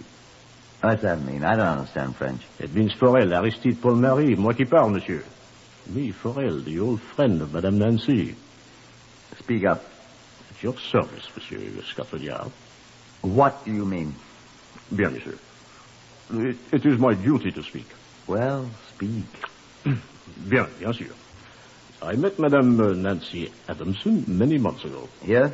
In France, monsieur. What was she doing there? She said she was visiting some relatives of hers. Pierregot, in the province of Picardy. Yeah? My town is 4 kilometers away from Pierregot, Moulin-au-Bois. Well? I met her. And? Oh, I flatter myself that we understand each other. Oh. Yes, monsieur. You'll have to talk much more plainly than that. Monsieur. I'm waiting. Nancy asked me to come and visit her here. She did? Oui, monsieur. I was not asked for payment. I am a real guest, without pay. I must ask you why. Think, monsieur. I said Madame Nancy and I had come to an understanding. You're in love? Is that what you're trying to say? Will you answer me, sir? We once were. Well, speak up, please. We once were. Mind telling me what that means? I am not in love with Madame Nancy now, monsieur. Why not, may I ask? Because her husband is dead. Well, why should that discourage you? I mean because her husband has been murdered. Because he has been poisoned. Well, I should think that would have the opposite effect. No. Well, I don't understand it. I'm sorry. How did you and Tom Adamson get along, Mr. Farrell? Alas. We were on the best of terms. Oh, were you? Yes. I think you have something to tell me. Tom Adamson was going to invest money in my invention. Oh, you're an inventor. I am. I have invented a wireless set. A very good one. The best. Did Tom Adamson have money then? He had. Now he's dead. Madame Nancy will have the money. Of course, naturally. She did not wish the good Tom to give me money to invest in my invention. You amaze me. I shall never be rich. I'm very sorry. But Madame Nancy will. She will have poor Tom, my friend, all his wealth. Well, good for her. She will not invest in my invention. No? She tried to prevent poor Tom from investing with me. Why? Monsieur, she wanted poor Tom's money for herself. Well, she's got it. Oui. Pauvre Tom. You saw him drink the poisoned fruit salts, didn't you? I was sitting in this very chair eating my breakfast when he came in. He said to me, Farrell, my friend, I'm going to give you a check now. How much, did he say? Oh, I think it would have been a very substantial amount. Despite what my wife thinks, he said. And then he pulled a bottle of fruit salts out of his pocket, mixed a little in a glass, drank, and gave me... He had a great fall, and he cried. Out of his pocket? What was he doing carrying a bottle of fruit salts in his pocket? He said he had brought it from his rooms. Oh? The rooms occupied by Madame Nancy and him. Look here. He brought it from his rooms where he and Madame Nancy lived. The poison must already have been in the bottle. It would appear so. But how did he get in there if the bottle had been in the rooms where he and his wife... Who can say, monsieur? You say she opposed his giving you money. She wanted Tom's money for herself. Look here, do you think... That is all I know, monsieur. Look here, Farrell, I want to talk to you. Monsieur? Monsieur, the other detectives have told me that I must remain here in this place. I wish to ask you, as one man of the world to another, I wish to ask you a question. Go on, then. Can you help me get out of here? Why? I wish to return to France at once, monsieur. Why? I am in mortal fear for my life, monsieur.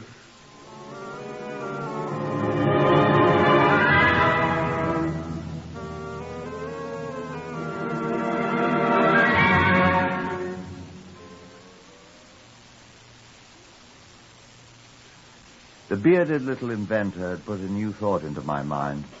He was obviously a very frightened man, despite his look of cheerfulness, or else he was a very good actor. But I'd seen a mask slip away from his eyes. I knew what I should do. But the widow was not in her room. I must talk with someone, though. I remembered that I hadn't yet talked with the medical examiner, Dr. Auchincloss. I telephoned the police station. He was there, hoping to see me. And he came at once to the Blue Anchor. Good evening, Dr. Auchincloss, I said as he sat down. Good evening, sir. I had hoped that you could afford a little time with me, at least. I'm sorry, sir. I haven't had an opportunity to see anyone official yet. I've been very busy. You've had your supper? Yes. Thank you. I've had mine, too. Superintendent Brady and I were waiting for you. I'm sorry, sir. No matter. I've been speaking with the man who saw Adamson take the drink of the fruit salts, the one that apparently killed him. A strange little man. He's been here for some time. Yes, he goes to London occasionally on business for some invention or other of his, but he's been here for some time. I know about the invention. Did you know about Nancy Adamson, too? He mentioned her. The Frenchman's been here as a guest of Nancy's. He met her in France. He told me. Quite friendly with Nancy. So he said. Not with Tom, though. I gathered he was. Wasn't Adamson going to invest in some invention of the man's? Tom wouldn't invest in anything, not even non-paying guests. No. He's a friend of Nancy's. Well, I must check into that. Yes. What about the poison? I've had an analysis made of the contents of the bottle of fruit salts. There's strychnine in it. Tom didn't get it all. And mercury perchloride, as if one poison wasn't enough. How did it get there, I wonder? I wonder. What? I mean, I don't know. I'm a doctor, not a detective. There were traces of both poisons in the glass Tom drank out of. I analyzed it myself. Do you know where that bottle of fruit salts was? No. It was in his rooms. Whose? Tom Adamson's, Nancy Adamson's. Oh? It was there just before he brought it down to the bar here. How do you suppose the poison got into it? I'm a doctor, not a detective. You said that. So I did. Well... Well, what? Tom had drunk from the contents of the bottle before. He was a great hand for fruit salts. Wonder why he wasn't poisoned before. I wonder, too. You're accusing... I'm not accusing anybody. Not yet. I've known Nancy more than 5 years. I've always rather liked her. Stupid, but harmless enough. Harmless? Well... Where is Mrs. Adamson, do you know? In a nursing home. She's had quite a shock. Shock, indeed. I beg your pardon, sir. She has had, regardless of what you think, a severe shock. I want to see her. When she has recovered from the shock. I'm sorry if she's a friend of yours, She is my patient. Oh. Oh. She is, huh? And you're the police surgeon also? I have my own practice, too. On which side does your sympathy lie, Dr. Auchincloss? The police, to whom you're legally and morally obligated? Please, Mr. Wells. Her husband's dead by poison. I'm aware of that, sir. She had the bottle containing the poison in her hands immediately before his death. But... and do you know this, sir? That this Mr. Forel, whom you suggest is also here at her invitation, is also in mortal fear for his life because of her. What kind of a woman is this? Well, sir... I demand that you take me to her at once, sir.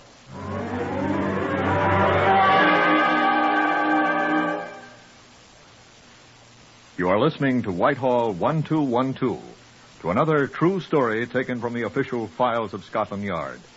Whitehall 1212 is researched by Percy Hoskins of the London Daily Express, and the stories for radio are written and directed by Willis Cooper. In this story, that of the case of the poisoned innkeeper of Byfleet, Inspector Wells of Scotland Yard has just demanded that he be permitted to see the woman about whom he has heard a strange story, the wife of the murdered man. The inspector speaks.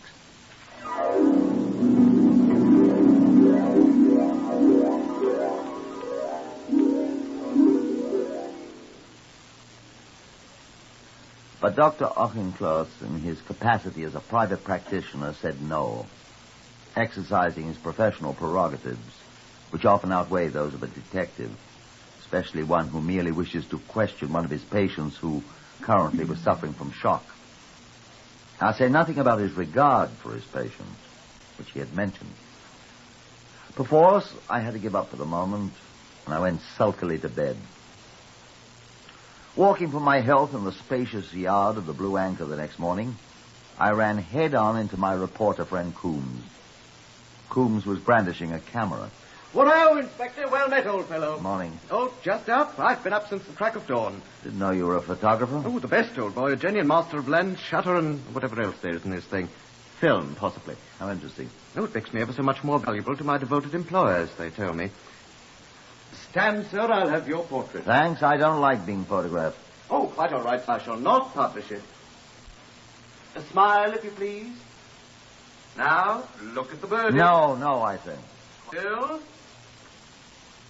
There you are. I'll send you a print gratis, and if you want more, which of course you will, they can be supplied at our usual professional rate. Did you take my picture? Yours and that of another distinguished individual a moment before you. He posed quite nicely. I thought his beard was most expressive. Pity you haven't a beard, Inspector. Who? None other than our distinguished... Oh, I mustn't repeat myself. Our scientist, our inventor, Monsieur Forel. Oh. I'm sending it to my paper along with the sort of views of the quaint yard of the Blue Anchor, scene of the tragedy, and other interesting scenes in and around Byfleet. Monsieur Forel is an important personage in this murder. He is the witness of good old Tom's untimely taking off. I set the fly. I saw him die with my little eye. Although it's true that Monsieur Forel resembles a beetle rather than a fly. Ah, there comes the excellent Dr. Auchincloss with a fair companion. I must photograph them. Dear, there's no more film. Oh, well, another time then. Anyhow, excuse me, I must get these films off in the Morning Post. The presses are waiting. Oh, my goodness, look at the fair companion. You know her? You don't know our fair but bereaved hostess? Who is it? Huh? Oh, it's none other than the poor dead Tom's wife, the excellent Nancy. Hi, Nancy. I'll come round and see you later. I must run. And that left me alone. Mrs. Adamson came on toward me, much to my surprise. Dr. Auchincloss stopped, watched for a moment, and then went away from there. Oh, Inspector, whatever your name is. I hear you want to see me. I gawked at her. I was that surprised. I thought the woman was in a state of shock. Here she was, and if my eyes deceived me not, it was anger that animated her, not grief and shock. She stalked across the yard toward me. No wonder the doctor ran away, I thought. And I want to see you. There's a bench there. Sit you down. Yes, well, Now, look here. What's this fella been telling you? And where is he? Are you talking about Mr. Forel, madam? I am talking about that black-bearded perfume. Please, I madam. will not please. He's saying that I murdered poor Tom. That nasty little... madam, please. I know please. what you want to see me for. You want to tell me that Forel's accusing me. And I'd give my soul if poor old Tom was alive again. He murdered Tom. He poisoned Tom, and I'll tell you why he did. Because Tom wouldn't give him his money to finance that worthless invention of his. But Mrs. Adamson... Tom had been saying no to him all the time the man's been here, eating our food and drinking our beer. And Tom, poor dear Tom, he told me he was going to give him his final no, make him get out of here. And that's what Tom did. And Forel poisoned him. Madam. I know. He hated Tom and he hated me. Madam, you'll pardon me, but was not Mr. Forel in love with you? Inspector, if you are an inspector... I am, madam. I'll not permit you to insult me. Excuse me, madam. Wait. Has that man told you that he's in love with me? Well, he said he was at one time. I suppose he also said that I'm in love with him, the filthy brute. He said that you invited him to come and visit you here. Oh, you may stop, Inspector. Eh? I'll do the talking now before you insult me any more. But Be quiet. I'll tell you the truth. I met that man in France. That's what he said. I said be quiet, sir. I met him in France and I heard about his wireless set. And he learned who I was. that my husband, my poor Tom, had some money. Poor Tom. Oh, that's what he called it. Be quiet while I talk. Only 2 weeks after I came home, he showed up here. Didn't you invite him, madam? I did not. He came here to try to get money out of Tom, and Tom wouldn't give him none, and he stayed on, and poor Tom wanted to put him out. There he is! There he is! Stop! Who, your Stop. husband? Stop him, someone! Wait! Who is it? Wait! It's that man Farrell! Stop! Stop him! Farrell! Stop him! Farrell, come here! Stop him! Stop him, you murderer!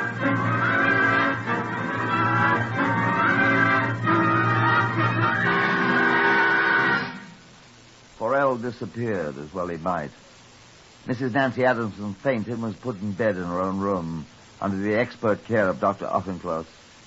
All day long we searched the countryside for the Frenchman, but he was not to be found. I gave up about 6 o'clock, and with Mrs. Adamson safe in bed under the care of the good doctor, I sat down in the bar of the Blue Anchor for a much-needed glass of beer. I just finished my second when a telephone call was announced for me. I found the telephone with some difficulty and answered. It was from Scotland Yard in London.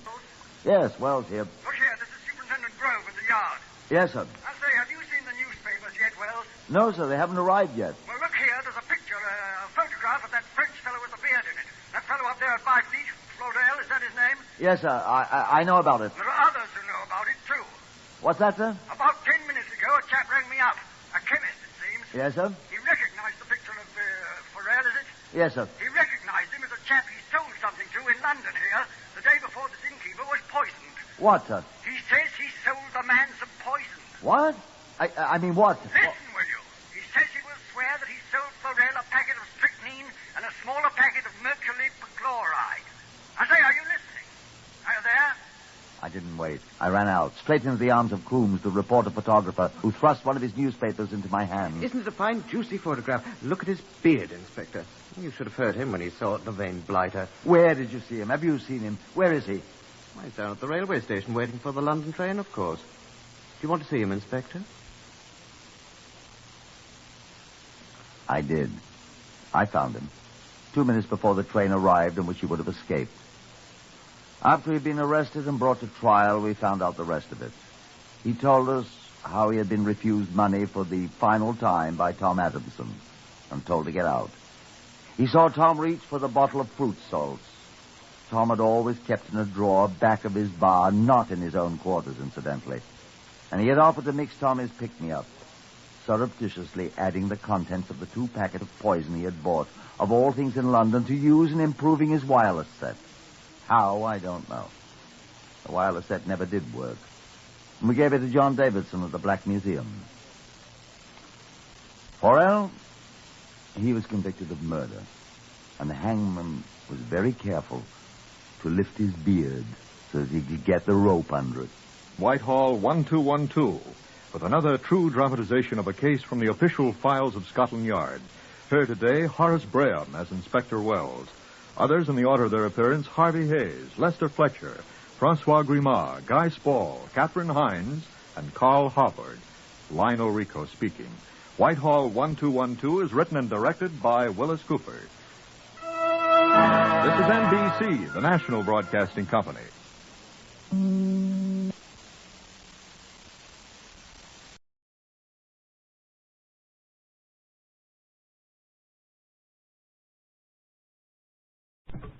Whitehall 1212.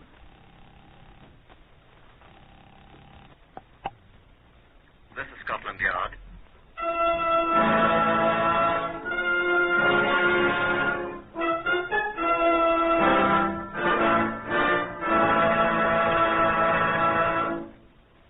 For the first time in history, Scotland Yard opens its official files to bring you the authentic, true stories of some of its most baffling cases. These are the true stories, the plain, unvarnished facts, just as they occurred, reenacted for you by an all-British cast. Only the names of the participants have, for obvious reasons, been changed. The stories are presented with the full cooperation of Scotland Yard. Research on Whitehall 1212 comes from Percy Hoskins, chief crime reporter of the London Daily Express. The stories for radio are written and directed by Willis Cooper. Here is Chief Superintendent John Davidson, custodian of the famous Black Museum of Scotland Yard. Good afternoon. This exhibit from the files of the Black Museum is labeled 50MR242, which is the file number of the case you are here about. You'll note that it is not a very good wedding ring. That is, it is of intrinsically poor quality. The base metal of which it was made shows through the shabby, worn covering of gold wash with which it was once adorned. Base metal. Yes, as base as the purpose for which the ring was purchased for 6 shillings. As false as the promises of the bridegroom who bought it and took it back again after it had served its purpose. I hope you'll pardon my sentimentality. A policeman is generally not entitled to that luxury. I ask you to judge for yourself. Inspector Stephen Rockheed, who was Scotland Yard's principal representative in this case, shares my feelings, I think. Your feelings seem to have been shared by a great many persons who participated in this case, John. Witness Mr. Justice Brewster and what he didn't say at the trial. I'm afraid I don't remember, Stephen. He omitted the phrase, "May the Lord have mercy on your soul," when he sentenced Stanley Brown to death.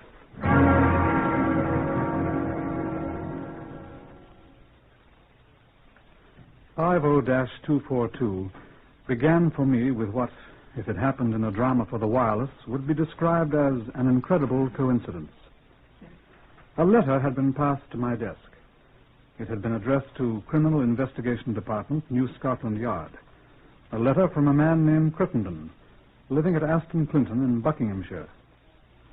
The CID receives dozens of letters of its type daily, and it is our generally tiresome duty to read them all. Whilst I was glancing over it, a visitor was announced. Before he sat down, he laid a 3-days-old copy of the Morning Telegraph on my desk. You're Inspector Rockheed?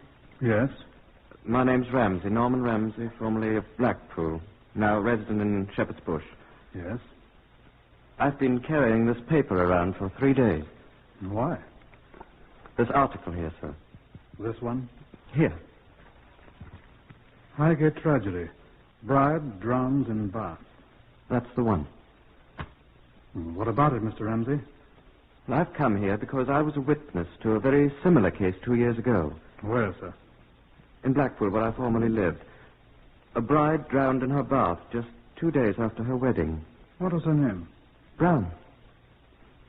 I see. Well, Mr. Ramsey, you are to be commended for bringing this to our attention. That was her husband's name, I assume. Stanley Brown was his name. What happened to him, do you remember? Oh, I don't know. He went away the day his wife was buried.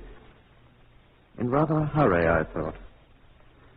Are you making an accusation, Mr. Ramsey? I must admit I didn't like the fellow. Are you making an accusation? I am telling you what I know about an extraordinary coincidence, sir. Excuse me. Did you know the wife's maiden name? Oh, I believe it was Crittenden. Crittenden? No, that's right, yes, I'm sure. Alicia Crittenden. Oh, you've heard of the case. Do you remember how the late Mrs. Stanley Brown, the former Alicia Crittenden, was buried, sir? I most certainly do. It was the most shocking thing I'd ever heard of. She was buried in a common grave. With 3 other deceased persons in the cheapest part of the graveyard. How do you know that? Because I have a letter here in this morning's post from her father, relating the same facts you've just told me, and considerably more besides. You speak of a coincidence, Mr. Ramsey. Well, this is amazing. It's more than that, sir. I'm afraid I shall have to ask you a few more questions.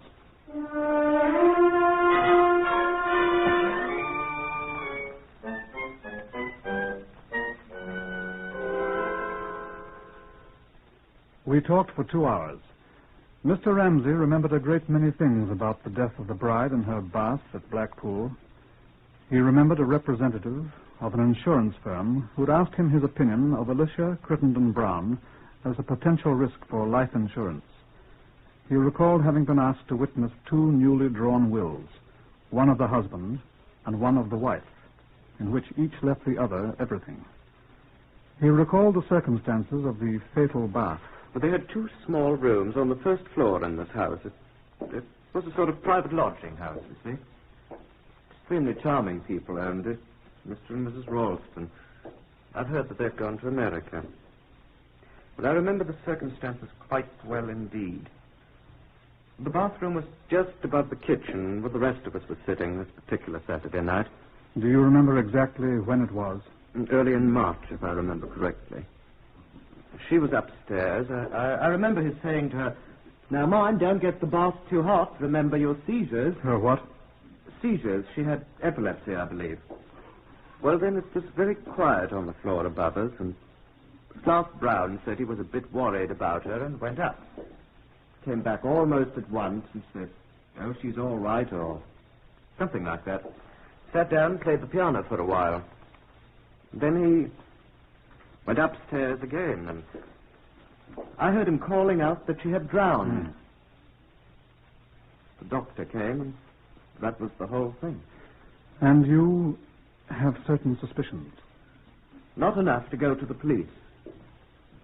Before, I mean. You obviously have now. Did you notice the name of the husband of the bride who was drowned in the bath at Highgate? Why, I... Look at the paper here. Stanley. J. Stanley. Stanley Brown's full name was James Stanley Brown. Well, Mr... I'm sure you understand, Inspector, that I realize I may be doing the man a dreadful injustice. He may, so far as I know, be the victim of... Well, coincidence, eh? Well, yes, put it that way, if you like. I shall never forgive myself if I've stirred up suspicion of an innocent man, but... You'd recognize him if you saw him? Of course. Never forget him. Tall, heavy man with a long face like a horse, perfectly bald head, and the most extraordinary eyes I've ever seen. Absolutely dead eyes, like some primordial monster from the slime of an ancient sea. Are you a poet, Mr. Ramsey? I'm sorry. He is rather fishy looking. Yes, of course I'd recognize J. Stanley Brown. Excuse me. Will you put me through to the police at Highgate, please? Right. Ring me when you get them. I should like to ask you to come up to Highgate with me.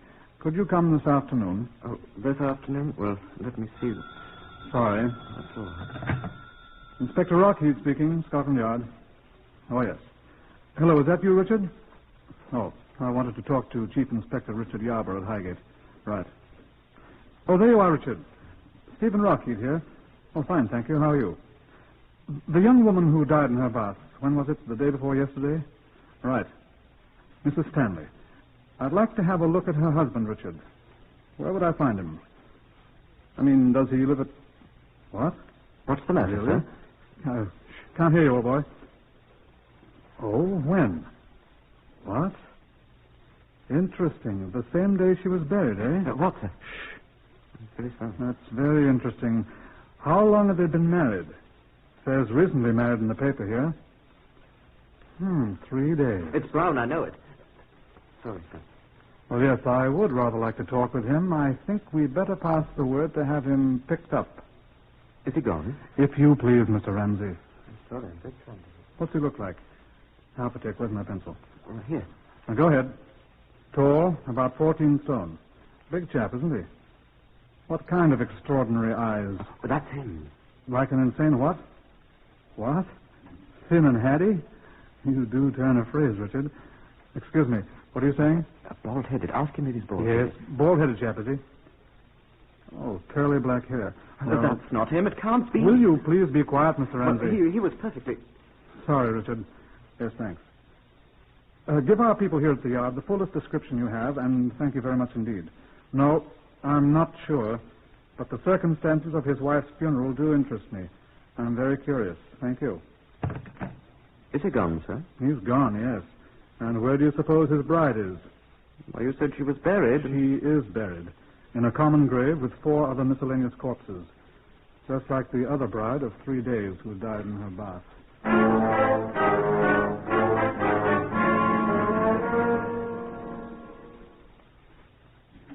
Mr. J. Stanley of Highgate, who bore certain resemblances to Mr. James Stanley Brown of Blackpool, was not to be found.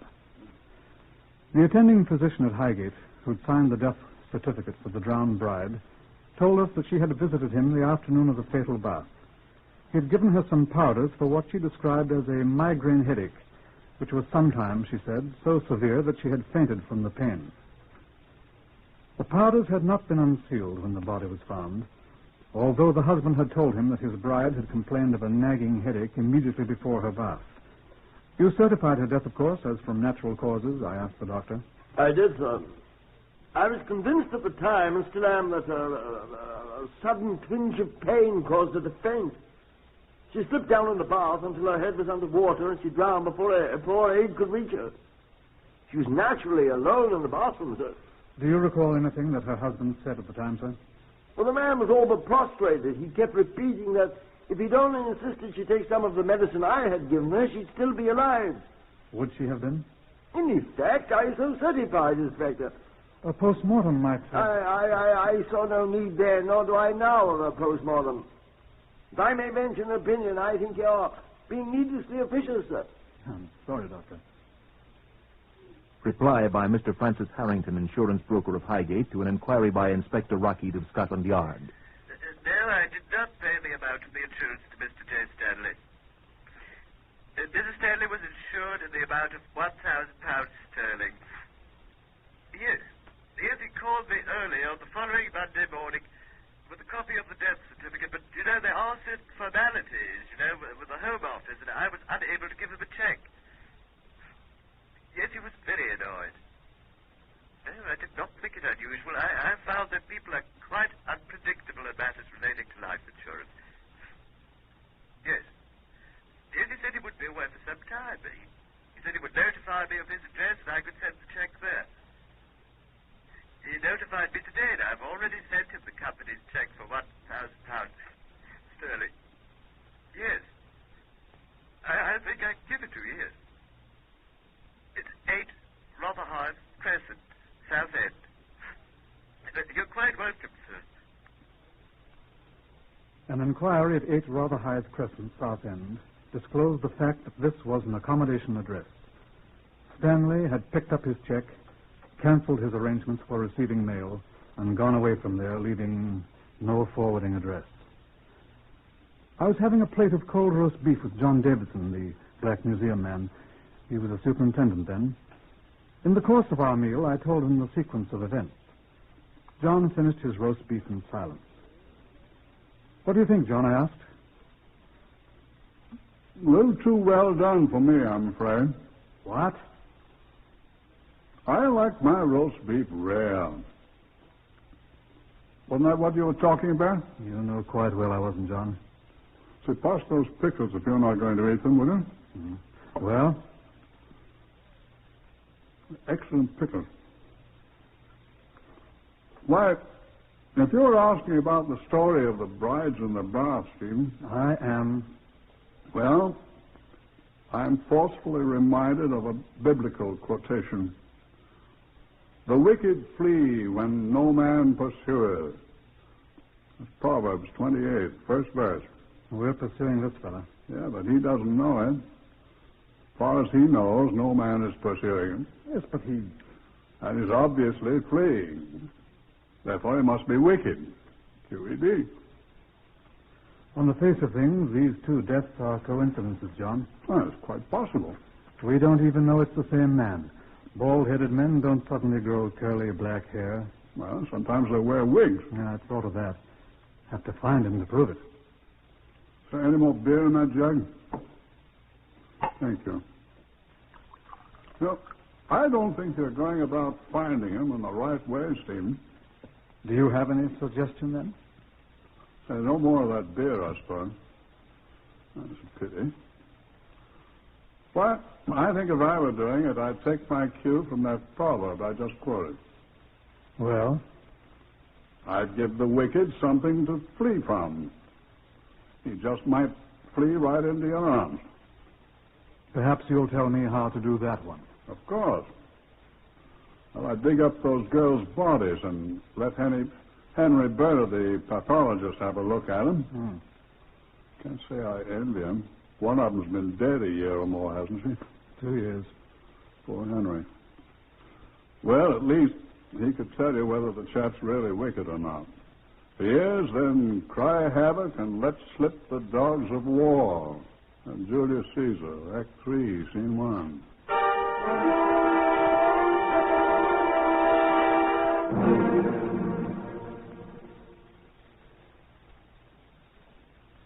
After a series of annoying explanations on my part, I succeeded in obtaining the necessary permission to exhume the bodies of Alicia Crittenden Brown at Blackpool and of the late Mrs. J. Stanley at Highgate. Henry Bernard, the long-suffering pathologist, was assigned to perform the postmortems on both bodies. Accordingly, he proceeded first to Blackpool in Lancashire for the first of the examinations. I waited impatiently. 2 days later, I received a telephone call from that well-known watering place. It was, of course, Bernard. Henry Bernard here, Rocky. Well, I've finished. It's, of course, impossible to say at this late date whether the woman was really a sufferer from epilepsy. I told you that before I came up here. What? No, there's no evidence of any organic disease. No, she wasn't poisoned. No, there's no indication whatever of any wound of any kind on the body. Lacking any other evidence, I can assure you there is none. We must accept the fact that she drowned as a result of an epileptic seizure. No, there could be no more to add. Excuse me, there's I am, somebody at the however, door. conferring this evening with the doctor who signed the death certificate. Excuse me, Yes, what do you want? I'm talking The on the... police station just telephoned you. They waited, but then they said they wouldn't wait any longer. And pleased to give you the message at once, as it is extremely important. Well, spit it out. What do they want? It was Inspector Rogan, sir. He said to tell you that there's a lady complaining to them that her husband is threatening to kill her. Now, look here, Constable. I'm in no mood to be bothered with details that can be handled by... Tell them to do their own work. I'm busy. Of all the... Hello, Bernard. Hello, are you there? Hello. Oh, he's hung up, damn it. Now, look here. Well, they said you'd be most interested when you hear the lady's name, sir. Well, what is her name, then? Mrs. J. Stanley Brown, sir.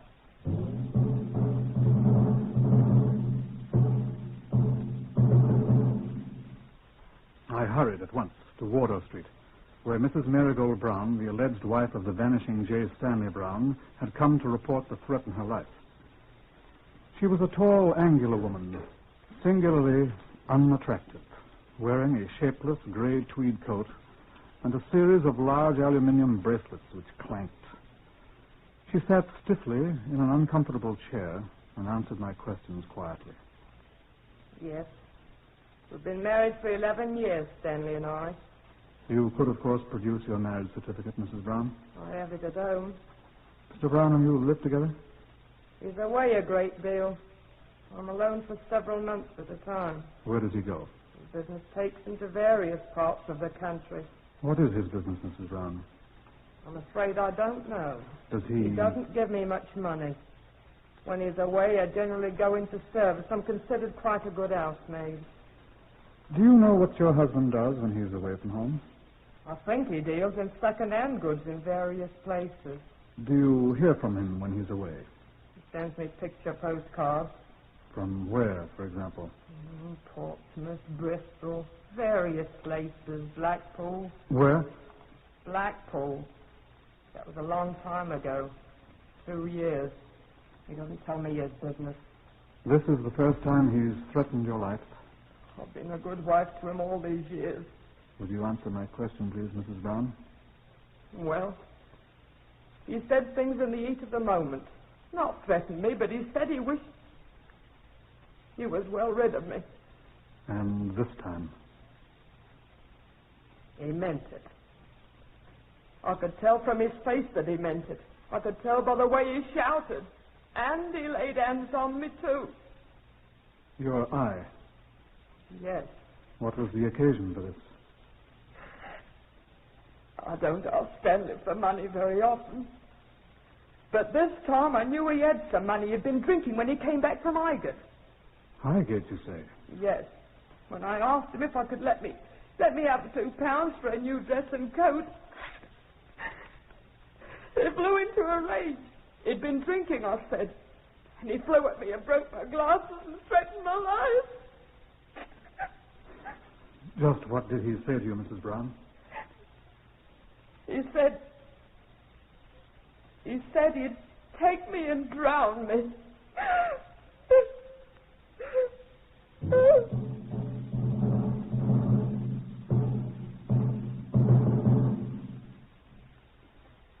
Police stations throughout England were advised that Scotland Yard wanted J. Stanley Brown, not merely for questioning, as we would have had to say before his poor shabby wife made her complaint. Now he was wanted for a violation of the Summary Justice Act of 1879, threatening a breach of the King's peace, which is felony. The questioning would come later. Henry Bernard, the pathologist, had left Blackpool and gone to Highgate for the post-mortem on the second bride. I came to the mortuary at his request. This is my assistant, Miss Littlejohn, Inspector Rocky. How do you do, Miss Littlejohn? Thank you very much. I found out something, Inspector. Come over here, please. Dead bodies don't bother you, I hope. Oh, no. I've brought the last Mrs. Stanley called himself at Highgate, didn't he? Stanley, yes. Mm-hmm. Well, there's nothing at all I could discover on the one at Blackpool. But this one is much more recent, you see. Little more than a week. Yes. She must have been quite good-looking. Puzzles me why girls like this will marry such rascals. I understand he's hideous. So we hear. Well, what did you find to show me? Well, I'll get to it in a second. First, though, the bride at Blackpool. She didn't have any epilepsy. I thought you said you couldn't be sure. I can be sure of one thing. Look, I've had a bathtub brought in here. Where? Oh, there. Well, what's now, that? Be patient, be patient. This is exactly the same type of bathtub in which the woman at Blackpool was drowned. And by another of those coincidences you're so fond of, also the same as the one at Highgate. I've seen them both. Now I'm going to show you something. Miss Littlejohn. Yes, sir. Oh, I hope that water isn't cold. You've had it filled? Of course. Now, Miss Littlejohn, if you'll take off your clothes. It's all right, Inspector. I've got a bathing suit under my smock. Oh, no, you didn't think... Take off your shoes, Miss Littlejohn. Oh, yeah. All right. Now get in the tub. I feel most awfully silly. You'd feel sillier without your bathing suit. Get in, please. Yes, sir. Oh, I thought you said this was warm. Sit down. Oh. Now, the first reaction in an epileptic seizure is a sudden stiffening of the muscles, especially of the legs. Miss Littlejohn will now stretch out her legs sharply. Observe. If you please, Miss Littlejohn. You not this? Uh-huh. There you are. Well, nothing happened. Of course. An epileptic would merely prop herself against the foot of the tub, her back resting against the slanted end, and her head out of the water, like Miss Littlejohn. She's wedged in there. But if her legs were relaxed... Sure, Miss Littlejohn. There you are. Like that. Now, I'll show you something else. Step around here to the end of the tub. Now, be careful. Take off your coat. Doesn't matter if your shirt sleeves get wet. No, what are you going to do? You're going to do it. Reach down in the water. Now, do be careful. Take hold of Miss Littlejohn's ankles. Well, Go on. Excuse me, Miss Littlejohn. Now, do be careful now. Lift her feet out of the tub. Hold her feet up. Hold them up. Hold them up. But her head is underwater, man. Of course, old chap, she's drowning. That's the way the young lady over there on the table was murdered. Oh, I say, drop her feet. She is drowning.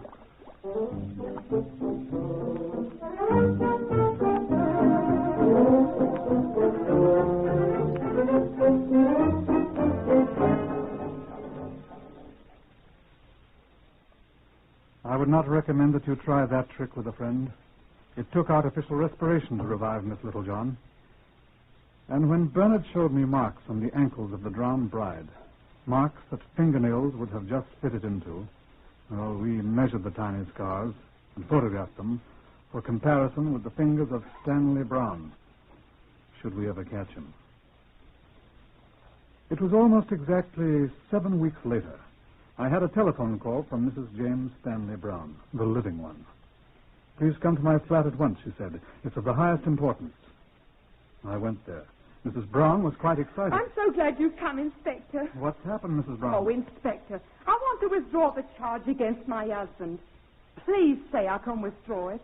Why, Mrs. Brown, Please say I may. Oh, please. I'm afraid I'll have to know more about this, Mrs. Brown, before I can answer Oh, it's quite simple. We've made up again. You've what? Oh, I know, but, we've decided it was so awfully silly for us to be quarreling, and he's promised. You've seen your husband? Yes, he came back to me. And we've had such a long talk. We're going to start over again, and... Whose idea was it? Why, his, of course. And now I want to cancel a silly charge I laid against him. It wasn't a silly charge, Mrs. Brown. So ashamed of myself. I simply must have you drop these charges. They're only a formality anyhow. Oh, we're going to be so happy. Already he's begun to treat me just like a bride, Inspector. Where is he now, Mrs. Brown? The dear, great boy. Where is he, please? You won't believe it, but he's upstairs right this minute, preparing me an heavenly bath. Just like a bride. She wept bitterly when I arrested him in the bathroom alongside the inviting full tub, stinking of cheap bath salts for this pathetic last bath. Despite the things he'd done to Marigold Brown, her dreams died hard. But they died when she heard the story of the other brides who had had their baths. Henry Bernard proved the points he'd made to me and Miss Littlejohn. In the face of it all, Stanley Brown confessed. On that day, Marigold Brown stopped weeping and believing in this black-hearted man. He was found guilty, of course, and sentenced to death. He was guilty of the death of 3 women. On the day he was hanged at Wandsworth, Marigold Brown committed suicide. I think there's some good advice in what Superintendent John Davidson told me. Give the wicked something to flee from. Sometimes they'll flee right into your arms.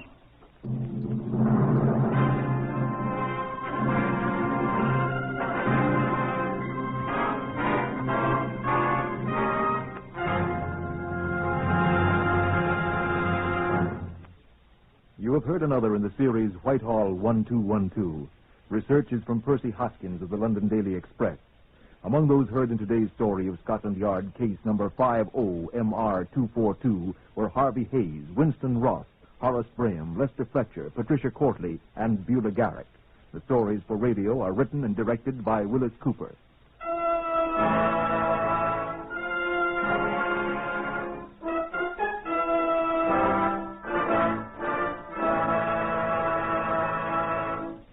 The fight against cancer is your fight. You're personally concerned with its disease, for anyone can develop it. And there is something you can do to protect yourself and your family. First, familiarize yourself with the facts about cancer. Interesting, easy-to-understand literature may be obtained from the local unit of your American Cancer Society. Guard your family and strike back against cancer. Mail a generous contribution to Cancer in care of your local post office. This is NBC, the National Broadcasting Company.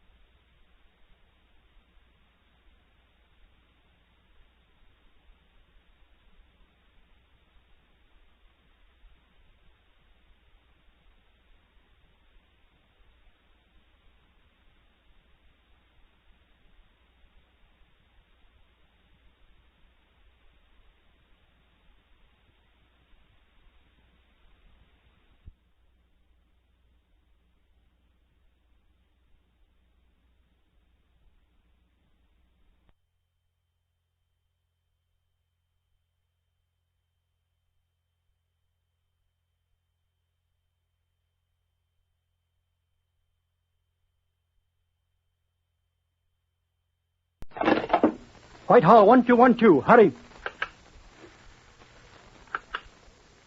This is Scotland Yard.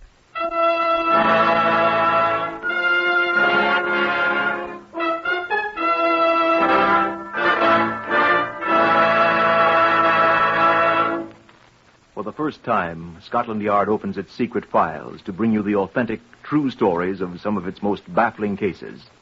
These records are drawn from the Scotland Yard files, and only the names of the participants have been changed. The research has been prepared by Mr. Percy Hoskins, chief crime reporter for the London Daily Express. The stories for radio are written and directed by Mr. Willis Cooper. Here are the principal participants in Scotland Yard case number 397 MR381. Stanley Russell, shop clerk. Mr. Russell is not to be found. Mrs. Hope Russell, his wife. Mrs. Russell was reported missing on the day before Good Friday. Adolf Hitler's Luftwaffe.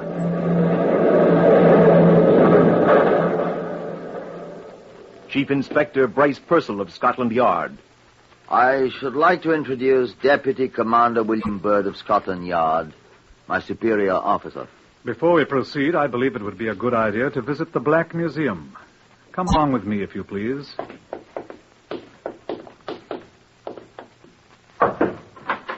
After you, sir. Good afternoon, John. Good afternoon, sir. This is Chief Superintendent John Davidson, curator of Scotland Yard's Black Museum. Well, how do you do?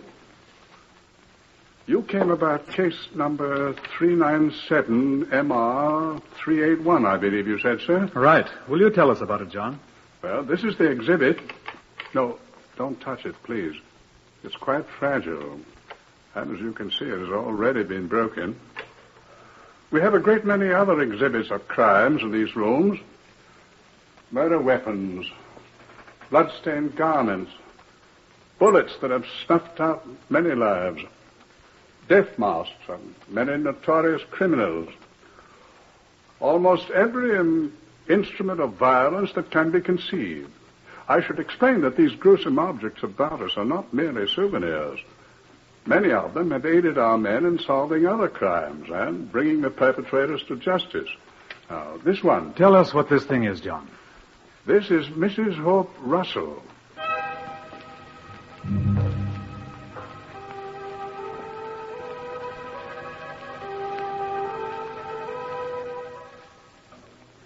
"16 months after the Easter Blitz of 1941, the work of clearing out bombed-out areas of London was still progressing. On the 12th July 1942, the Scotland Yard Information Room received an urgent call from PC John Dunn of the Kennington District. A patrol car in which Chief Inspector Purcell was riding was dispatched to the scene, a partially destroyed Baptist chapel. I was directed to the spot by P.C. Dunn, who was on point duty at the road intersection. Right over there, sir, where you see the men standing. They found something, sir. The navvies that's working here. Right, thank you. Morning, boys. Morning. What have you found? Who are you, mate? I'm Chief Inspector Purcell, Scotland Yard. What's up? Down, sir? Down there. In that hole, sir? Yeah. It's an old burying vault, sir. What is it? A skeleton, sir. He's dead. Up down, Georgie and Sean, with your torch. All right. There you see, sir. Here he is. Stand to one side, will you? He's off under this stone slab, sir. See? I see him. Well, what's so strange about a skeleton in a burial vault? There ain't been anybody in there since 1934, sir. 1935. I was in that gang that moved the old corpses out of here, Herbert. It was 1934. We didn't leave a one. God bless you. It's the quicklime down here, sir. Quicklime? How'd quicklime get down there? You're the detective, mister. We just work here. The badly burned skeleton was removed to the pathological laboratories of Scotland Yard, together with the other articles found in the vault. A considerable amount of quicklime and a half-burned straw pelleas which had partially covered the remains. There was nothing else. I stood beside Keith Briggs, the Home Office pathologist, while he completed his examination. What do you think, Keith? I asked. Well, she's dead. She? Well, it's a woman, all right. No question about that. The hip bones are characteristically a woman's. So is the sacrum here, and... How old a woman? Oh, middle-aged, I'd say. See, the bones are fully developed, so we know she was full-grown. And there were 1 or 2 strands of long gray hair adhering to the skull. Here they are. And then the teeth here. What about them? Well, you see, they're pretty well worn. Now, you see here, in the upper jaw, 7 of the uppers are missing. Now, you see these ridges? Yes. Well, they were caused by a dental plate, which probably consisted of 7 teeth, and then... What are you looking for? The measuring tape. Oh, here. The lady was lying on it. What are you going to do now? See how tall she was. She's rather jumbled about. And the feet, where are they? Oh, the thigh bone's all I need. Oh, hold it, please, huh? This one. Now, let's see. 43 centimeters. Well, that's all right, sir. Well, 43 centimeters multiplied by 3.6. What are you doing? A sediment scale. You multiply the length of the thigh bone by 3.6. Man's, that's 3.7. And you get the exact height. Now, see, that's 154.8 centimeters. We'll call it 1 meter 55. Meters 39.37 and 55 hundredths of 39.37 is 21.65. Now, 39.37 plus 21.65, that's 7, 5, 12, 6, 9, 10, 9, 10, 11, 3, 5, 6, 61.02 inches. There. She was 5 feet 1 200 inches tall. In a word, 5'1". What was her name? Whatever her name, sir, she was murdered. Consider that I've asked the question. Eh? Oh, how do I know? Well, this bone here. Where does it fit? This is what she talked with. It's the voice box, the trachea, the throat. Look. See these little wing things up here? Now, you see this one? See, it's broken. Well, this is one of the most significant fractures in all forensic medicine, sir. Why? There's only one way to do it. Oh, come on, man. Don't come Sherlock Holmes on me. How do you do it? Well, I was about to say by manual pressure on the throat, sir. Strangulation, you mean? Intentional strangulation, sir. There's no other way. And then there's the quicklime. Surely you know that quicklime will not destroy a body, sir. Yes, I know it, Keith. But murderers seldom do.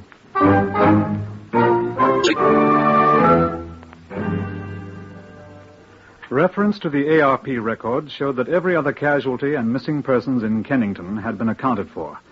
It was apparent that the victim had not been a resident of that district. I caused bulletins and charts of the teeth to be sent to all the dentists in London for identification. No results were forthcoming, and we were forced to conclude that the dentist in question had become an air raid casualty, or that the work had been done in some other city. I gave Purcell a very difficult assignment. Difficult, sir? Well, it's not so difficult, but it's tedious. It'll take a long time. I know, but it's got to be done. I'm strongly of the opinion that it was murder. We checked carefully, sir, and the only quicklime on the entire premises was that in the vault with the skeleton. I thought they might have dusted the entire place with quicklime for sanitary purposes, but they hadn't. Certainly looks as if someone had wanted to dispose of a body. Until we know who she was, we'll never discover who he is. Yes, sir. Well, I'll get cracking. I'll need men to go over the missing persons registers, sir, to find the names and addresses. Every woman 5 feet tall, of middle age with gray hair, who is still missing now. And then I'll need more men to make inquiries of all the next of kin to see which of them wore false teeth. And to find out which one wore an upper plate that matches the one in Briggs's chart here. It'll take a good many men and a good bit of time, sir. You can get the men, Purcell, and we've got the time. Good luck. Oh, thank you, sir. Nothing whatever happened for 2 weeks, except for the unrewarded activities of Purcell's men. I had a minor inspiration about the 7th day. Put me through to Sergeant Bowles, please. Commander Bird here, Sergeant. I should like you to send me all the file copies of the metro operations for the period 2 weeks before to 2 weeks after the Easter Blitz of last year, please. Yes, at once, if you please. The Metropolitan Informations is a daily newspaper containing digests of all the crime news. It is usually invaluable. I pored over every issue, looking assiduously for an item that might prove of some help. I had reached the end of the first week after the date the Kennington Chapel was destroyed, with no results whatever, when Purcell reported. Found, sir. Oh, good. Here is the missing plate. That's much better than I'd hoped for, Purcell. Apparently the plate hurt her mouth. She often left it at home. As a matter of fact, I found it at her sister's. Oh? I stopped upstairs to see Keith Briggs in the laboratory, and they fit exactly, allowing for the fact that there's no flesh on the jawbones. Ah, here's Keith. Is that right, Keith? That's right, sir. And the marks on the skeleton's teeth coincide exactly with these little clamps here. I've brought the skull down. Yeah. You see, sir? Oh, she looks very fine. Congratulations, Purcell. Thank you, sir.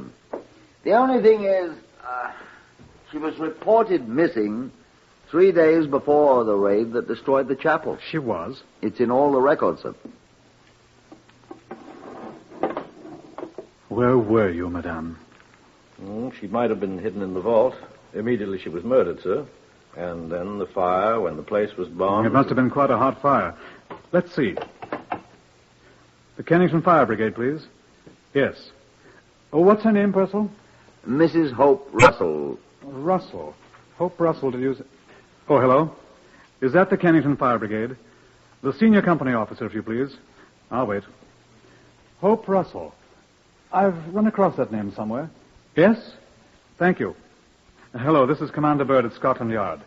Do you remember during the Easter Blitz last year when the Baptist chapel was destroyed there in Kennington? What I wanted to know was that a very severe fire... What? There was no fire? What? No fire whatever when the chapel was destroyed? Oh, 2 days later. How very curious. It was reported by whom? The Kennington police. Or wasn't there a... Oh, look here, old chap. I'm sending at once for their divisional superintendent.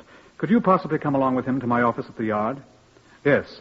I'm afraid it is rather important. I'll have him pick you up in his car. Thank you so much. At once, yes. No fire. Keith, would you mind? Get him and the fire chap over here at once. Use my name. Ask them both to bring their records for that night. Please. All right, sir. No fire, eh? What's that woman's name, Purcell? Mrs. Hope Russell. I knew I remembered it. Look at this. Metro Informations, eh? Look under Articles Lost and Found. I was just reading it. Lost and Found. Here, the third item. Read that. Found by Postmistress Guilford, Surrey, in the post office yesterday, a woman's purse. Black leather, plain, strap. Contents, lipstick, comb, mirror, 2 London tram tickets, 11pence in coin, ration book, identity card, issued to Mrs. Hope Russell. Well, what was she doing in Guildford? Look at the date of the paper, Purcell. April... What was she doing in Guildford 3 days after the air raid in Kennington?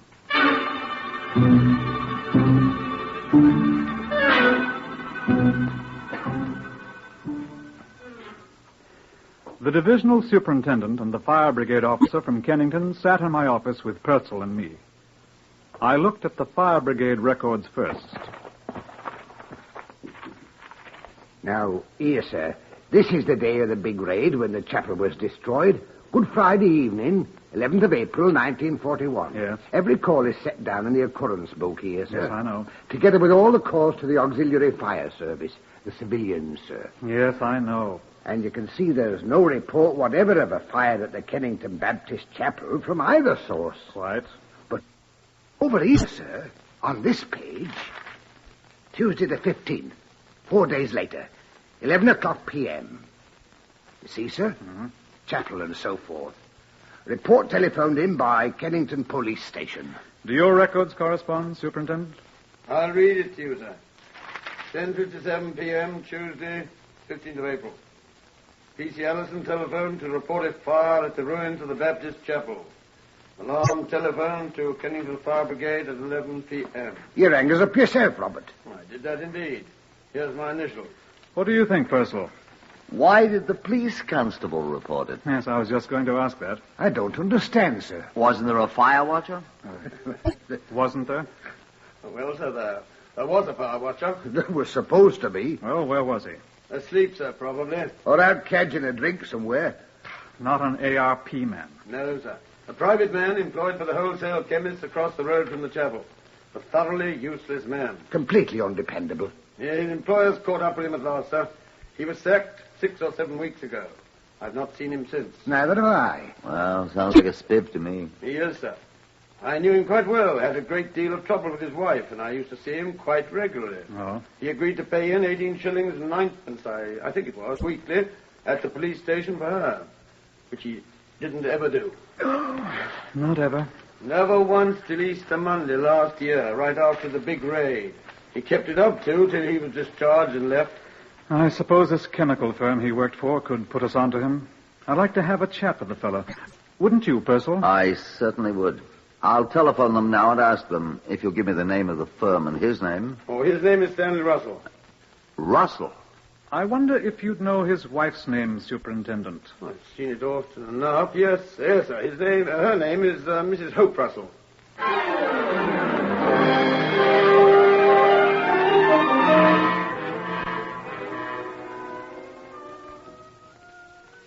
In The Pirates of Penzance, Gilbert and Sullivan complain bitterly that a policeman's lot is not a happy one. I subscribe most heartily to that sentiment. I would like you to hear Chief Inspector Purcell's report to me, just as he gave it, in my office. Well, Purcell, I said, did you find our Mr. Stanley Russell all right? Not there. Well, you've left men to wait for him, haven't you? Sir, I got the address of the place. Sergeant Hatton and I drove there in a yard car driven by Constable Small. Get on with it, man. The whole bloody place was gone, sir. Gone? The whole bloody block was destroyed. Destroyed by an enemy bomb in an air raid 6 months ago. One day after Russell moved in. Not one person in the whole building's been heard of since. Sir, I respectfully request permission to go somewhere and get howling drunk. You know, Purcell, I think I'll go with you.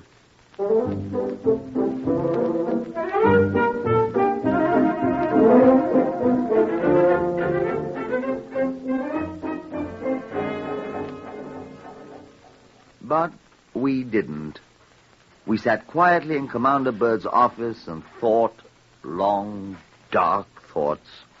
After a while, Keith Briggs, the pathologist, observing the light inside, stopped by, and almost at the same time, John Davidson from the back museum came in to see what was up. Nothing's up, John, I said. On the contrary. What happened? Purcell was just telling Keith here. The chap is a Blitz casualty. Dead? And may God have mercy on his soul. I'd rather hope to hear a bloke in a black cap say that, Keith. I thought we had him, dead to rights. Oh, don't be so bloody American. I think we could have proved it. He strangled her, then hid her body in the vault. Took a handbag to Guildford and lost it in the post office there. Cleverly putting Scotland Yard off the scent. Timing was a little bad. And then when the Blitz came... Tried quicklime first, didn't work. Blitz came, and he set her afire. If he'd been a better fire watcher and not hiding in a hole somewhere, he'd have known there was no fire that night. Yeah, but he wasn't a good fire watcher. Wasn't good at anything. I wonder... What, John? What do you mean, John? Well, if I'd strangled my wife and burned her up, which God forbid, because I haven't one, I'd be very happy to have people think I was dead. If I'd hear that my home was destroyed and everybody in it dead, I should be delighted, most delighted. I'd change my name. Not in wartime, you wouldn't. That's right. Identity cards and ration books. Absolutely. I'd forgotten. Getting new ones in the name of Harry Hawkins or Sam Small would be difficult. But even Scotland Yard would stop looking for me if they thought I was dead. Wouldn't they, Commander Bird? And you'd go around buying new clothing and whatnot. if you could, and presenting your own ration book in your own name and... Where are you going, Purcell? I'm going to stagger home through the blackout, sir, with your permission. I've a large number of men's clothing stores to interview beginning tomorrow, and I'd like to get a good night's sleep. Good night, all.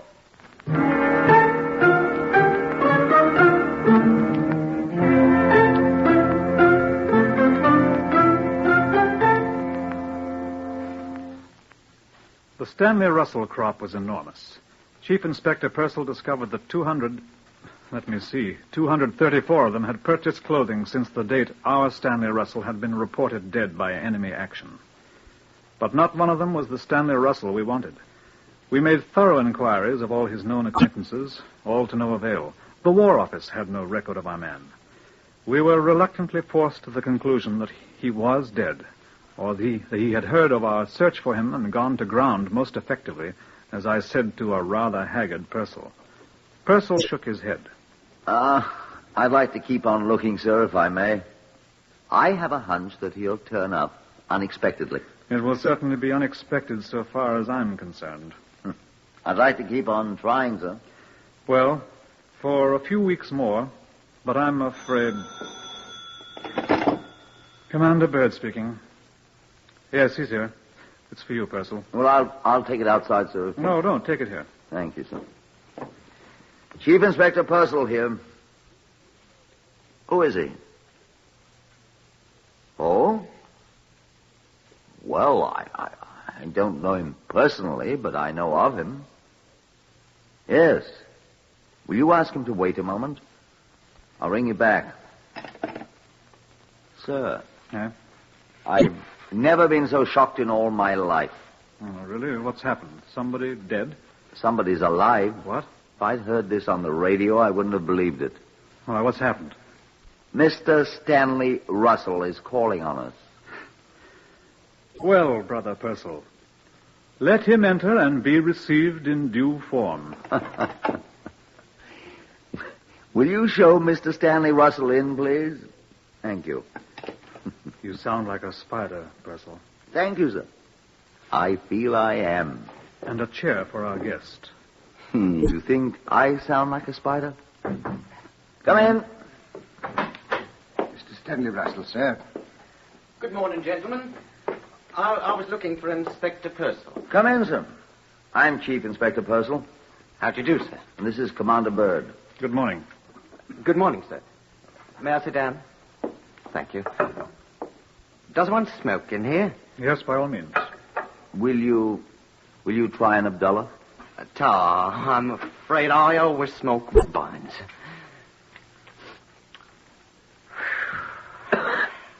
Now, I hear Scotland Yard is looking for me. That's true.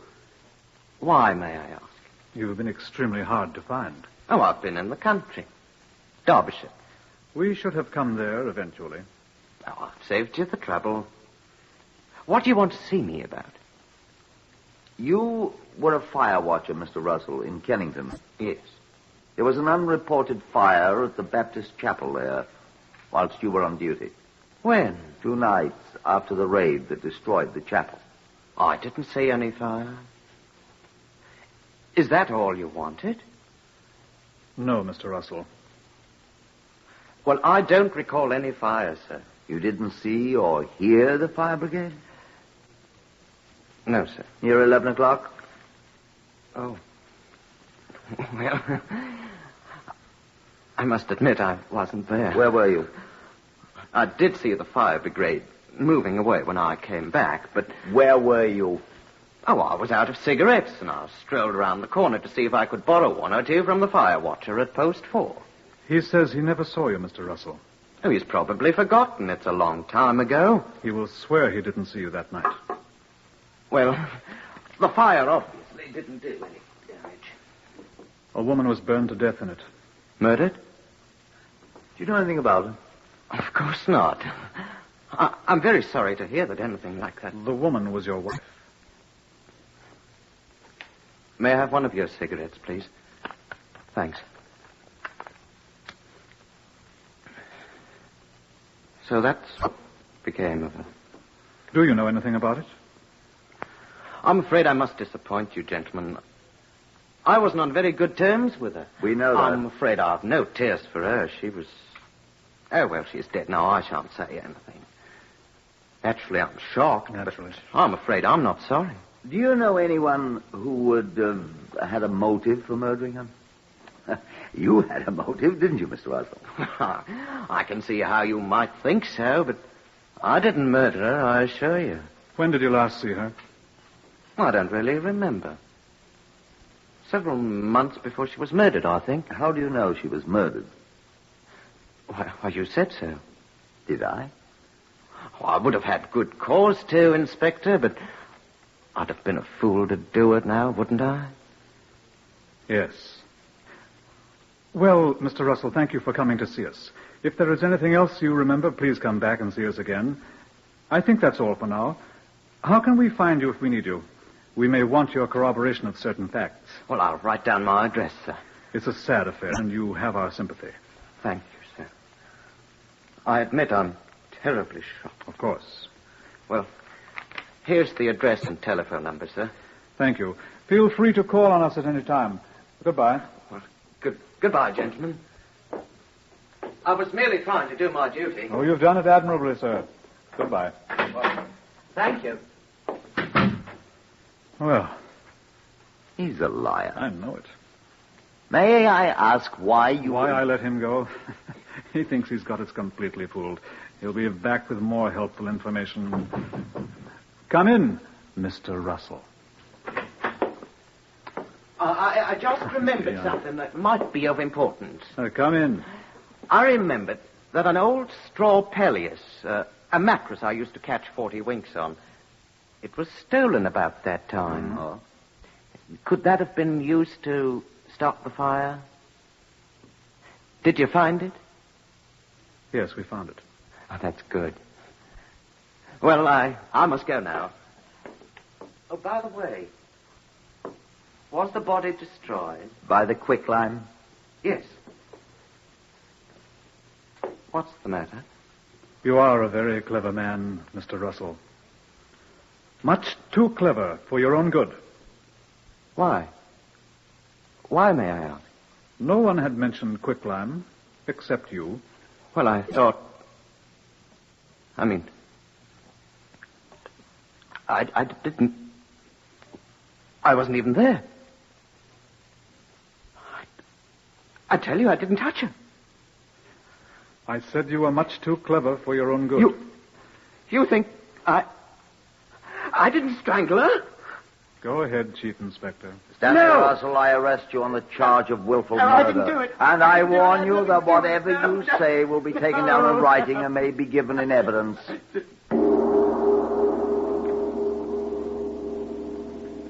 The crime. The painstaking evidence Scotland Yard had collected, together with Stanley Russell's own statements, were sufficient to convince a jury that he had murdered his wife, Hope Russell, and burned her body. All his allegations of misconduct on her part were proved completely false. It was demonstrated at the trial that he had planned the murder for a long time, and having found a convenient time and place, had committed it. The verdict.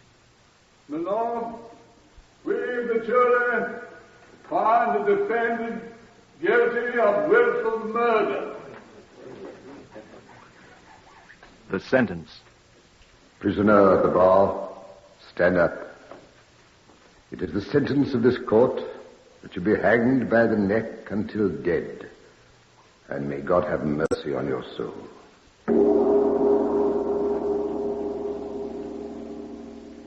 You have heard the true story of case number 397MR381 from the files of Scotland Yard. The names of the participants have, for obvious reasons, been changed.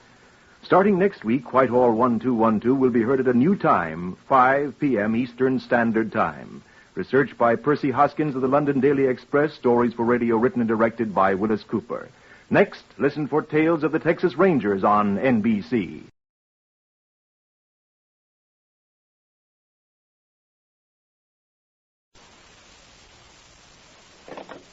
Whitehall 1212.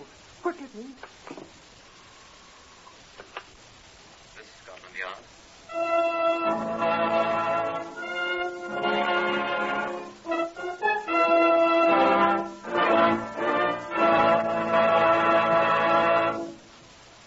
first time, Scotland Yard opens its secret files to bring you the authentic, true stories of some of its most baffling cases. These accurate records are drawn from the Scotland Yard file by special permission of Commissioner Sir Harold Scott. They're true in every respect, except for the names of the participants, which, for obvious reasons, have been changed. The research has been done by Mr. Percy Hoskins, chief crime reporter for the London Daily Express, and the stories for radio are written and directed by Mr. Willis Cooper. Here are the principal participants in case number 201 MR340. Sidney Patterson, builder. Mr. Patterson is absent, sir. Detective Inspector Edmund Whittaker of Scotland Yard. It was quite obvious why Mr. Patterson was absent. There are other participants in our case number 201 MR340, but not of the same importance as Mr. Patterson. We shall run across them as we go on. We shall run across a great many interesting things as we reenact case 201 MR340. And I should like to warn you, if you have the slightest trace of murder in your heart, that a murdered person's teeth are almost impossible to destroy, and that nothing is ever lost, and will certainly be found sometime, somewhere, by someone. Now, will you come with me? This is Scotland Yard's Black Museum. Yes? It's Inspector Whittaker, sir, with a friend. Oh, do come in, Whittaker. Thank you, sir. Come along. This is Chief Superintendent John Davidson, the curator of the Black Museum. Well, how do you do? I'm afraid this place is a little like a chamber of horrors, although our exhibits taken by themselves are not so startling. But they are souvenirs of the lawbreaker's art, particularly of the unlovely art of murder. Now, this human bone here brought one man to the hangman's expert hands. And these dried bloodstains on this cloth are from a once-loving husband's throat. And this revolver... Oh, but you wanted to see the exhibits in our case 201 MR340, didn't you, Whittaker? Yes, if you please, sir. Well, these are the only ones we had. Man's tooth, and this badly charred top of an ordinary office stool. That's all we have here of case 201 MR340. The rest is elsewhere. Detective Sergeant Alexander McMurphy and I, we were the murder squad next on call, were sitting peacefully chatting in my office at Scotland Yard that evening of the 16th May, waiting for our relief, who were due in less than half an hour. Oh, you're early, Anson. No such luck, Mark. Oh, hello, Boots. What's up, Boots? Investigation, sir. Why couldn't they wait another half hour? Sorry, sir. It just came in. We don't live right. Camden Town, sir. There's a fire. What? They want someone from the yard. What are we, a bleeding auxiliary fire brigade, do they think? They seem to have come across someone sitting in the middle of it, sir. What? Sitting in it? Grilled to a turn. What? Here's the address, sir. Your car's waiting. We hastened at once, of course, to the Camden Town location, about 20 miles away. The fire was a smaller one. It had partially destroyed an old shed which had been used as an office by a local builder, Mr. Sidney Patterson. It was only a smouldering ruin when we arrived and identified ourselves to the magnificently moustached section leader in charge. We followed him into the soggy ruins of the shed. Right here, gentlemen. We wetted him down with the fire hoses as soon as we saw him, but it was much too late. Hot fire? Oh, ruddy inferno. He had paints and oil stored in here. Not my idea of a way to commit suicide. Suicide? Note on the table there. What was a table? Pinned to the top with a drawing pin. See? Yes. Hold up your torch here a sec, will you, section leader? Yeah. Goodbye, all. No work, no money. Sidney R. Patterson. That was the poor sod's name. See the sign? I'll telephone the laboratory to pick up the remains, shall I, sir? Best use the two-way wireless on the car, I think. All right, sir. What's he leaning against? Looks like a stool or something. That's what it is, sir. A office stool. See these buckets all round him? He must have surrounded himself with buckets of paint and whatnot. And flipped a match into one of them. You ever hear of a chap committing suicide by setting himself on fire before? No, I wouldn't want to. It'd hurt awful. Well, don't touch him. Well, I was only trying to pull him away from the stool here. Part of him ain't burned, see? Where he's stuck to it. Don't. The laboratory chap. Oh, blimey. Setting himself on fire didn't hurt him. What do you mean? He shot himself first. Did you see the bullet hole in his back where it ain't burned? When it was against the stool? In his back? Well, was the man a contortionist? No, sir. He was a builder, sir.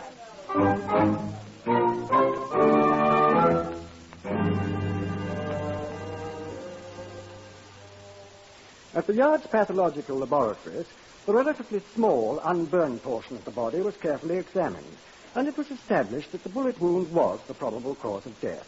The bullet, which was recovered, proved to be a .38 caliber revolver bullet, which had been fired into the body from the back, entering just below the left shoulder blade and ranging downward, presumably through the heart. Experiments by all of us demonstrated to our satisfaction that such a wound could not possibly be self-inflicted. The improbable suicide was definitely murder. I sent 2 detective constables to search the ruins of the shed. It had been roped off at our request by the Camden Town Fire Brigade.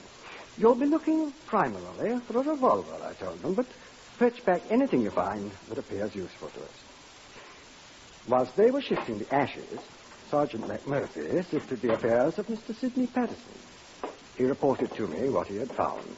From the little I've been able to gather, Patterson wasn't much of a success as a builder, sir. He seems to have been a genius for getting into difficulty. What sort of difficulty? Money. How strikingly unusual. Huh? Oh, he had one time been a ship's carpenter on one of the P&O liners, but was discharged when he was unable to account for tools to the value of £8 11 shillings. It was strongly suspected that he sold them, but the charges couldn't be proved. He served in the Royal Marine Light Infantry as a Lance Corporal. His record is, shall I say, dubious. How dubious? He was accused of a number of times by his shipmates of cheating, specifically at the game of Crown and Anchor. He was extremely unpopular in the Royal Marines, it seems, and was finally discharged. I shall have a more detailed report from his former commanding officer tomorrow. Hadn't he any friends at all? I've been able to discover only one with whom he could be said to be reasonably friendly, a man named Duncan Fraser, a rent collector in the city with whom he frequently played billiards. I hope he didn't make the mistake of trying to cheat a Scotsman. I'm not so sure, sir. Yeah? Duncan Fraser has been missing since the night of the fire.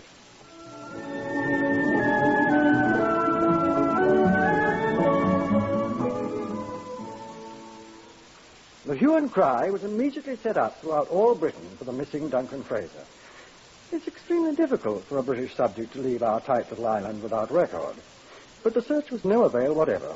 It apparently dropped off the earth. The constables applied to the ash sifting at the scene of the fire found only one thing of note: the twisted remains of an ornate red and black fountain pen, which was identified by his wife as Sidney Patterson's property. Careful examination showed that it was the pen with which the farewell note had been written, and comparisons with other known samples of Patterson's handwriting demonstrated that it had been actually written by Patterson himself. Sergeant McMurphy and I were extremely glum as we discussed our progress in my office late one night. Progress, indeed. We've been progressing backwards, sir. Yeah, if we could find the revolver, it'd be quite simple to trace its owner. If the owner is Duncan Fraser, we'll still have to trace him. No luck yet? None at all, at all. You know, sir, one thing puzzles me. A great many things puzzle me, Mac. If this missing rent collector did murder Patterson, why did he first deposit half the money he'd collected? In the bank, I mean. If he was going to kill someone and scram, why didn't he keep it all? He'd need it. How did he get Patterson to write his own suicide note? Had a gun on him, maybe. Well, the handwriting wallers insist there's no indication of stress, strain, or emotional upset or whatever. In the handwriting. It's normal, they say. I wonder... What? I'm thinking. I have a filthy little hunch, Mac. What? What if Fraser's dead? Maybe he is. We can't find him. The teeth of that deader weren't destroyed. Patterson's? I'm wondering if it was Patterson's. Or Duncan, Mac. Patterson was a known crook. Could he have been playing games with us? Show me that telephone, old boy.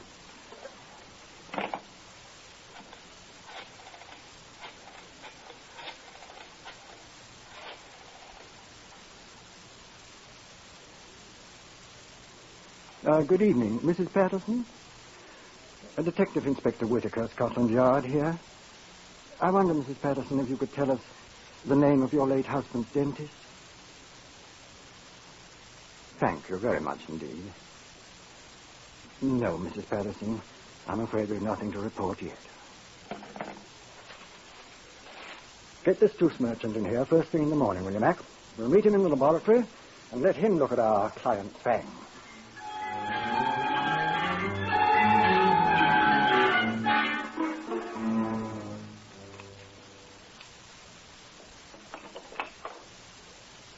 Well? Well, what, Doctor? I never saw these teeth in my life. What? Oh. I can assure you they are not Sidney Patterson. You can swear to that, Doctor? Well, I hope you're not impugning my professional judgment, sir. Oh, not at all, Doctor. It's a matter of correct legal procedure. I have ample records in my office which you may consult. Charts, impressions. Sidney Patterson had lost 3 teeth a long time ago. I extracted the left upper canine and the adjacent incisor myself more than a year ago. You'll observe that both are intact in this jaw, sir. Then you're prepared to swear that these teeth are not Sidney Patterson's, sir? I most assuredly am. And that this is not Sidney Patterson's body. Since the jaw containing the teeth is attached to the remainder of the body, I'm prepared so to swear, sir. It's often impossible to grow a new head on a body. My fee will be 1 guinea. I will indent for it at once, Doctor. Good day, sir. Now, what did I do with my hat? Oh, yeah, good day. Good day, Doctor. I am sincerely glad that teeth are not inflammable, Mac. If more people knew that, there'd be fewer left to be called for corpses around here, sir. Right. Now, have you found Duncan Fraser's dentist yet?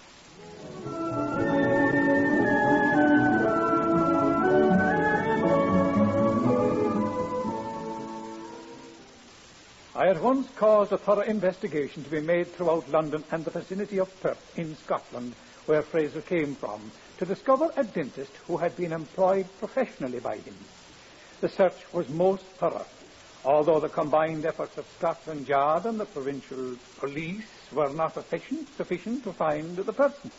In the meantime, we were able to lay our hands on some 13 or 15 persons who had known either Patterson or Fraser. Each individually viewed the grisly remains in the Scotland Yard mortuary, and the result? Ivor Young, Esquire, former employer of Duncan Fraser.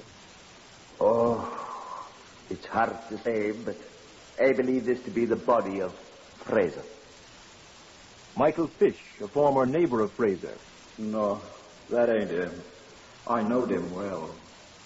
Edgar Stone, brother-in-law of Patterson. I'm quite sure this is Sidney Patterson's body. And besides, that's the fountain pen I gave him.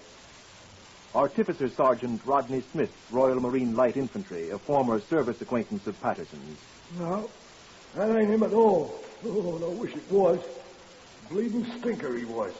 No, this ain't him. Police Constable Mark Emerson, a former billiards companion of Fraser. Duncan, all right. He looks awful, but then he always did. Hamish Fraser, uncle of Duncan. Oh, no. No, that isn't my nephew, Duncan. Samuel Furness, laborer, sometime employee of Sidney Patterson. I know it's him. Well, didn't I work for him? Confusion. Confusion confounded. 6 said it was Furness, 7 insisted it was Fraser. Patterson's widow herself was not sure, and she and her brother, Edgar Stone, Patterson's brother-in-law, had high words. McMurphy and I nipped round to the Goat and Compasses to refresh and sustain ourselves. I was finishing my gin and bitters, and Mac was deep into his second pint of mild and bitter, when the proprietor, one Dick Gillespie, came out of the saloon bar and accosted us. Oh, I say, Inspector Whitaker, I didn't know you were in here. Yeah, hello, Dick. There was a telephone call for you. Oh, who was it? Sergeant Kenneth at the yard. What do you want? Well, he said they'd found the dentist. What's the matter, Inspector? Your teeth hurt you?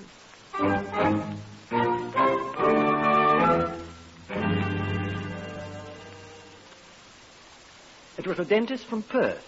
The Scottish police had found him. We brought him at once to Scotland Yard, where he immediately identified the charred remains as those of Duncan Fraser. One of his molars was curiously malformed. It corresponded exactly with the one shown in the clinical photograph of Fraser's mouth the doctor had made a year ago. There was no mistaking it, he said. We returned to my office to marshal the facts that we had accumulated. The labourer, Samuel Furnace, who had been so certain of his identification of the body as that of Patterson, was waiting. Mac and I listened. I knew that was Mr. Patterson what burned up to a Skellington, sir. Why are you so sure, Furnace? Because I was the last man to see him alive, sir. When?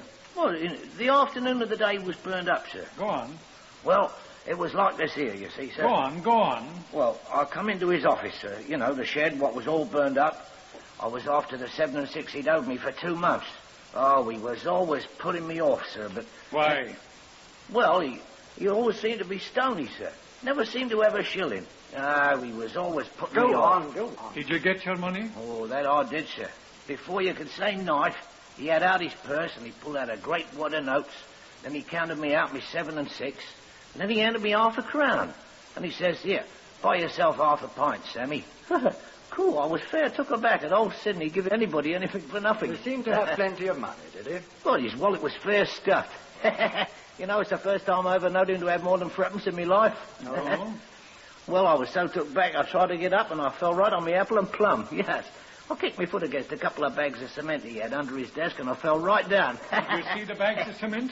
Well, they was under the desk, sir. Did you see them? Well, well, no, sir, I didn't, but I know I kicked Furnace.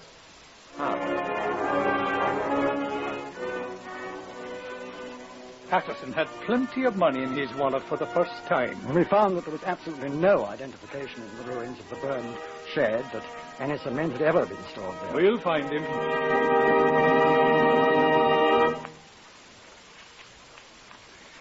I said that nothing is ever lost.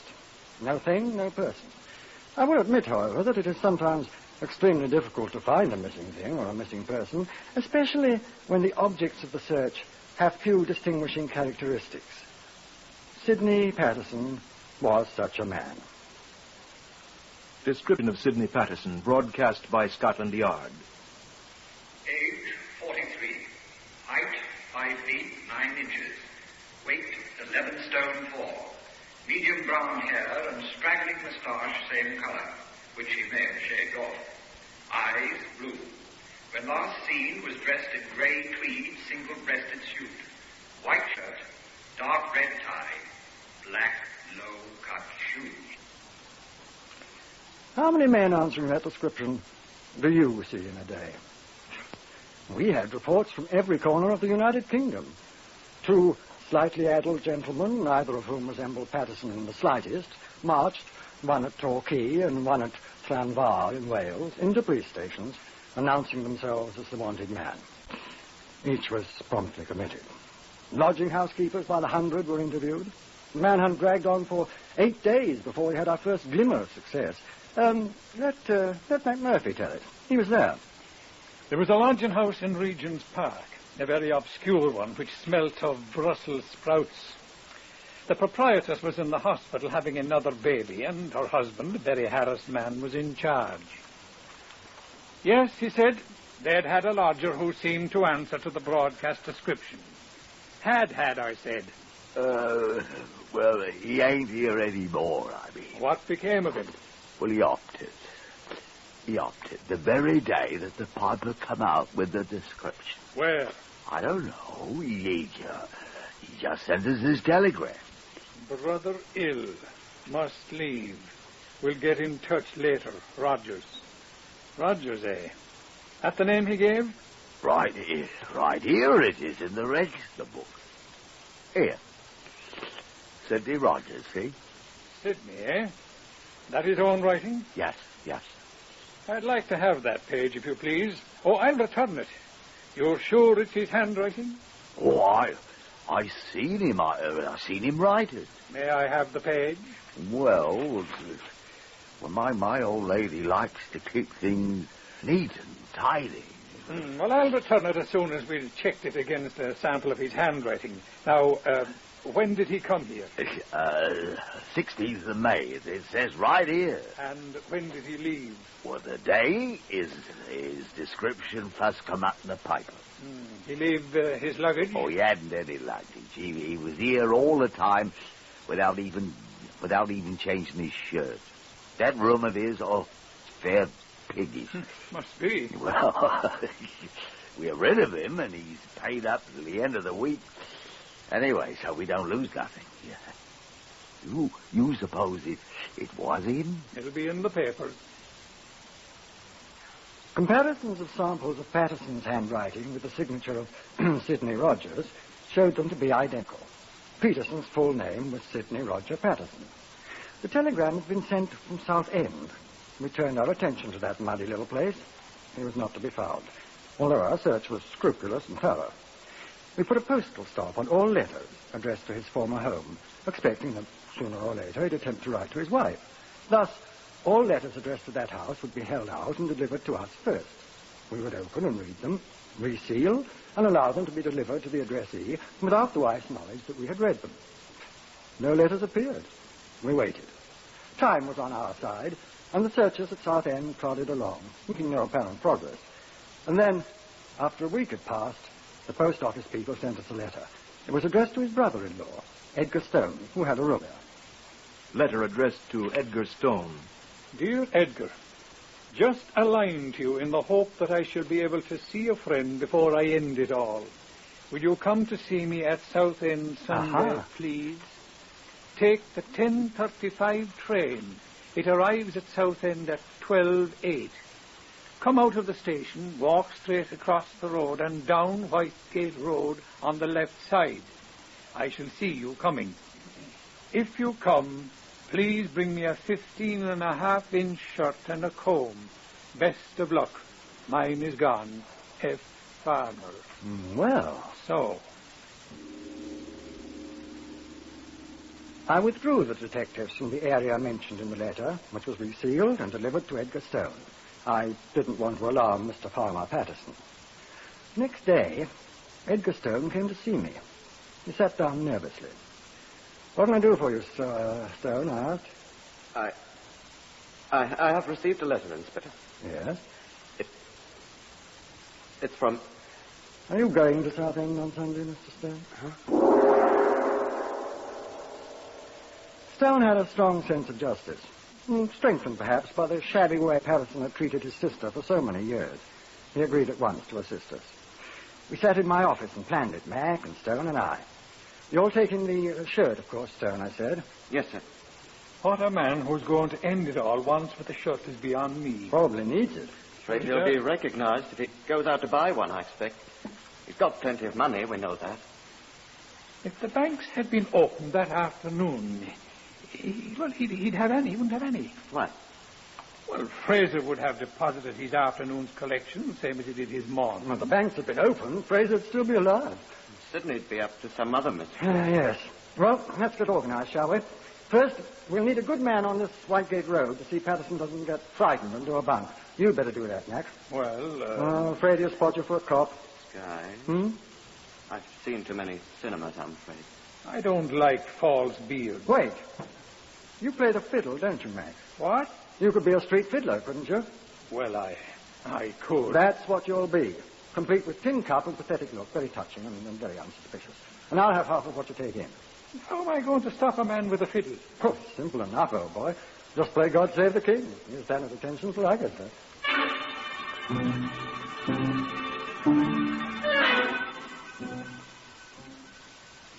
We planned it as carefully as we could. This was to be the definitive last act. Stone and I took the same train to Southend, but when he got off with me, I stayed inside the station.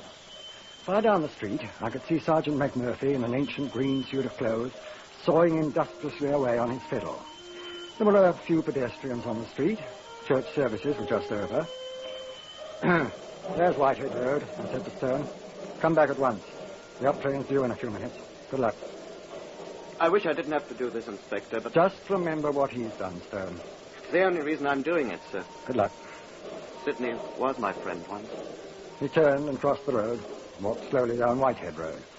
I watched him from the station window. As he approached McMurphy, he paused a second. I chuckled as McMurphy held out his tin cup and Stone dropped a coin into it. Far away, I could hear his fiddle. I went to the door of the station and stepped outside as he turned the far corner. There is such a thing as trusting a man, but I waited. The distant street fiddler shambled round the corner which Stone had turned. I fidgeted. A couple passed on the way home from the church. I waited. A small boy ran past with a hockey stick. I waited. And at last I saw Mac Murphy in his green suit come slowly round the corner toward me. In a moment, Stone reappeared. He glanced at Mac as he passed, and I thought I saw him nod. I started toward him, sauntering quite casually. We passed without recognition. Mac had halted again and was playing. I stopped alongside him. How much have you made, Mac? I asked. 4 shillings. Good. What happened? Oh, it's all right. Anybody who sees us will think I'm asking you how you fell to this low estate. First house round the corner. There was a cardboard sign in the window. Sydney was printed on it. Door opened. He went in. That's all I saw. Good. I'll nip round to the back. You walk on around in front and play. Let's see what happens. I can't play God Save the King. It was easy to nip over the fence and slip around to the rear of the second house, which was marked J. Huntington. I tried the rear door. It was unlocked. I opened it cautiously and stepped inside. It was empty, apparently. I stepped down the narrow hall. Is that you, Mr. Huntington? I walked toward the voice. Mr. Huntington, is that you? I walked to the door on the left. Mr. Huntington. He stood there in the frosty little room, a pathetic figure with his neatly combed hair, holding a clean white shirt in his hand, an embarrassed little smile on his face. Oh, I thought you were Mr. Huntington. I'm Inspector Whittaker of Scotland Yard, Mr. Patterson. Oh, yes. I knew you'd find me eventually. I just wanted to put on a clean shirt before I detain you on suspicion of being involved in the murder of Duncan Fraser. Poor Duncan. And I warn you that anything you may say will be taken down in writing and used against you. There we are. I've only one thing to say, sir. I did murder Duncan.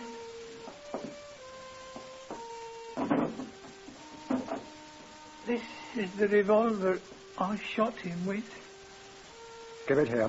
The one you couldn't find, sir. Give it here. It wasn't lost, sir. Give it here. Oh, no, sir. Patterson!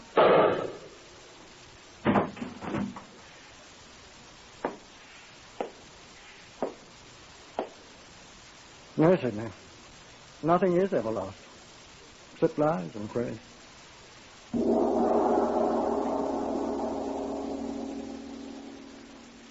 You have just heard the story of case number 201 MR340 from the official files of Scotland Yard.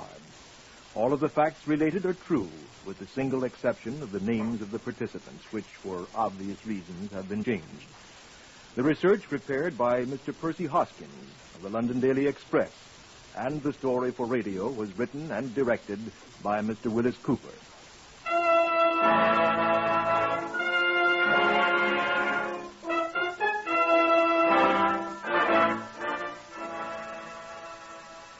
Next, listen for Tales of the Texas Rangers on NBC.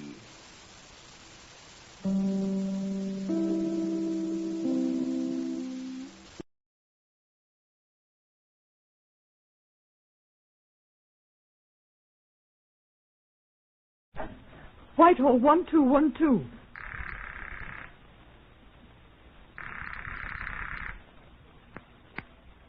This is Scotland Yard.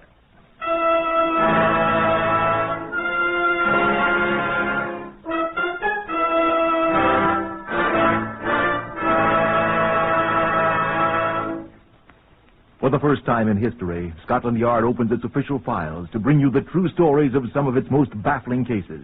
These are the true stories. The plain, unvarnished facts, just as they occurred, reenacted for you by an all-British cast. Only the names of the participants have for obvious reasons been changed. The stories are presented with the full cooperation of Scotland Yard. Research on Whitehall 1212 is compiled through arrangement with Percy Hoskins, chief crime reporter of the London Daily Express. The stories for radio are written and directed by Willis Cooper. Chief Superintendent John Davidson is the curator of the famous Black Museum of Scotland Yard. He will brief you on today's case from the official files of Scotland Yard, number 899MR952. Good afternoon. If you're a murderer by trade, I would suggest that there is no surer way to hasten the end of your career than to select a policeman as your victim. Now, this thing is the running board of a motor car. It was concerned in the brutal death by violence of a police constable. Now, Chief Inspector Quentin Tabsett of Scotland Yard knows more about this case than any other person. I think that's true, John. Although there were two other men who knew more about it than I. But they're not living. No, they're not. Comparatively few men survive hanging.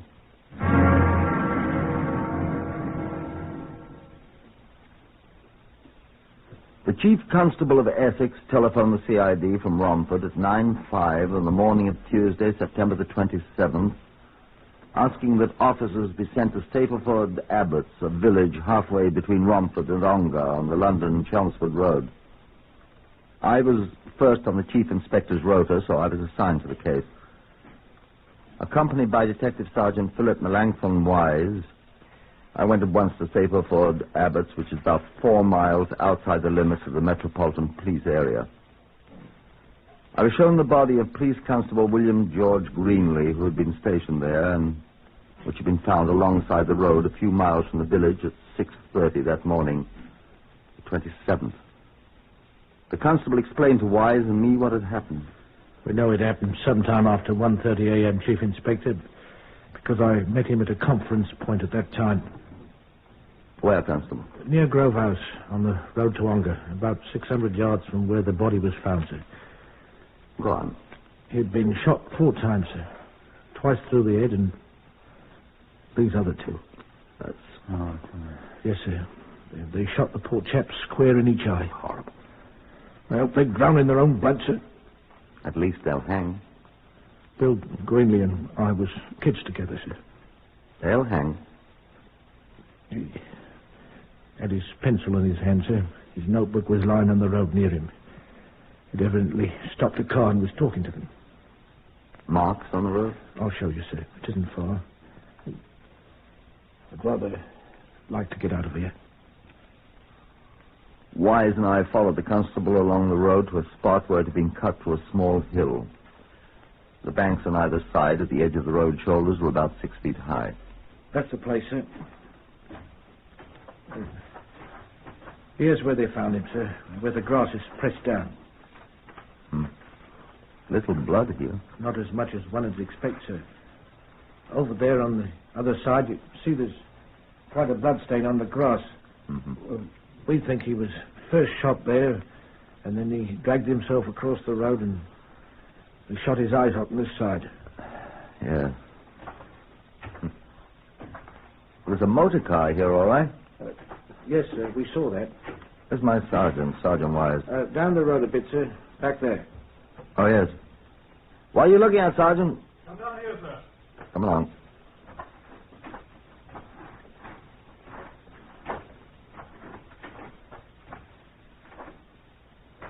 What? That car was going pretty fast. See here. Skidded off the road, isn't it? When he flagged it down, no doubt. See, it skidded through the grass on this side. Tire marks where it stopped. Right toward London, wasn't it? No doubt about that, sir, from the marks. Was there anything written in Constable Greenley's notebook that would give us any idea? Nothing, sir, after the notation about meeting me at Grove House at 1:30. Much traffic through here, Constable? Not much, sir. This chap was certainly going pretty fast. Especially on a twisty road like this one, I'd say. Many fast drivers around here? No, sir, none I know of. Stranger than probably. Except he must have known these twisty roads pretty well, sir. Which puts us right back where we started, doesn't it? Well, he had a good reason for wanting to. What'd you say, Wise? I said either that, sir, or he had a good reason for wanting to get back to London in a great hurry. Now, Why would a stranger take the chance of breaking his neck by driving this kind of a road at 40 miles an hour? He's going at least that fast along here by the tire mark. And why should he murder a policeman who stopped him? What do you think, Sergeant Wise? Well, what we need to look for is some crook running away from something. Running back to London to hide. It's a pretty shrewd guess, Wise. Oh, I think so myself, sir. But what was he running from? Well, I wonder if that was a stolen car he was running away with, sir.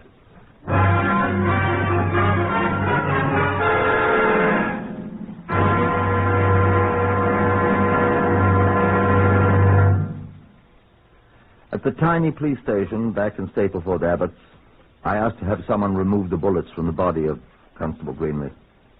A local surgeon volunteered to do it for us for the usual fee provided by the Home Office. After some difficulty, I was put through to Whitehall 1212 in London. I asked for Inspector Bailey. Inspector Bailey speaking. Hello, Pat. Tabsit here. What are you up to, Cranston? Need to know something, old boy. Got any reports of a car stolen last night in this part of the country? What part of the country are you in? Oh, Stapleford Abbots, Essex, I'm sorry. I have to look it up. Where shall I call you? Well, I'm at the police station in Stapleford Abbots. Ring me back as soon as you can, will you, please? Right. 10 minutes. Thank you. Bye. Thank you. Well, what do you think, Wise? Oh, it isn't a bad guess, sir. We'll see. By the way, I had a look at those powder stains on the face of the dead chap. Oh? Had a smell, too. They're from black powder. Old-fashioned black powder, not modern nitrocellulose. That'll be something else to check on if we do find anybody. If he has a gun that shoots black powder cartridges... Right.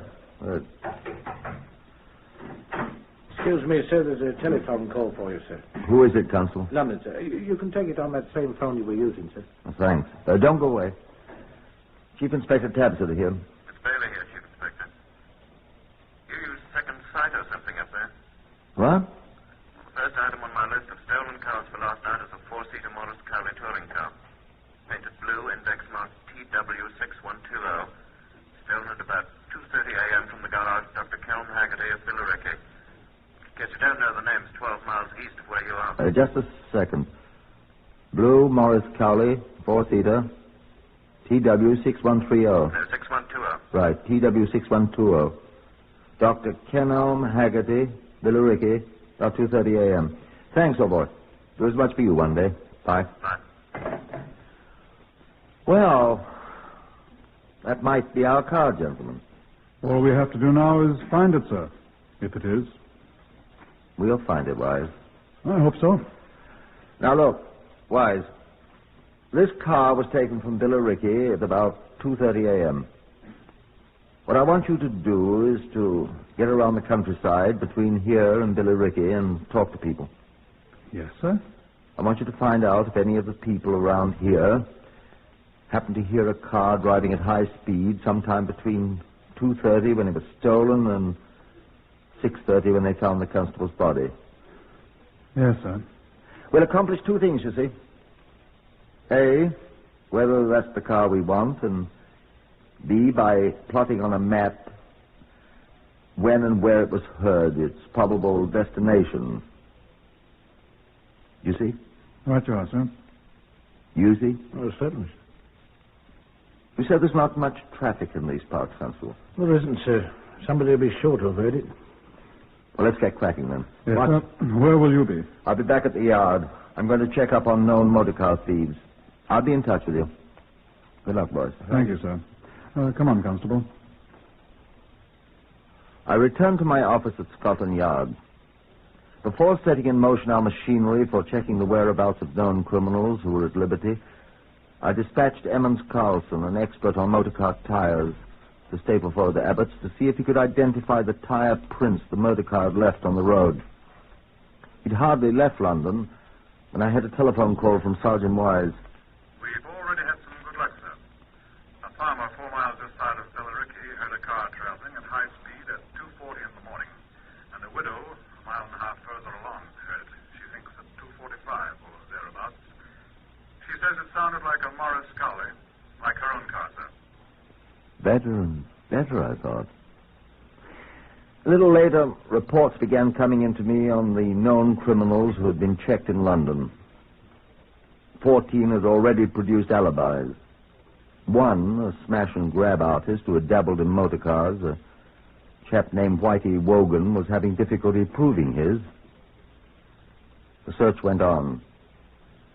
Information on the stolen Morris Cowley, identification number TW6120, was given general circulation. With no results. 3 reports the next day from Sergeant Wise. One from a retired colonel of the Cherubims, 5 miles east of Ongar. Heard a car at 3:15 a.m. One from an apothecary at Ongar, 5 minutes later. One from 2 men returning from a British Legion meeting at about 3:30. Say they were almost run down by a blue Morris Cowley a few miles south of Ongar. They didn't see the number. 26 more people with criminal records were checked. All had alibis. Whitey Wogan still refused to talk. Emmons Carlson reported him from Stapleford Abbots. Here it is, sir, on the chart. I made these photographs on the spot. You see? Pretty blurred they are, sir, but you can identify them. Now here, on the chart, type B, 1/32, or 1/23, if you like. Mm-hmm. 4 parallel lines around the circumference of the tire. Diagonal lines at the edges of the tire. Mm-hmm.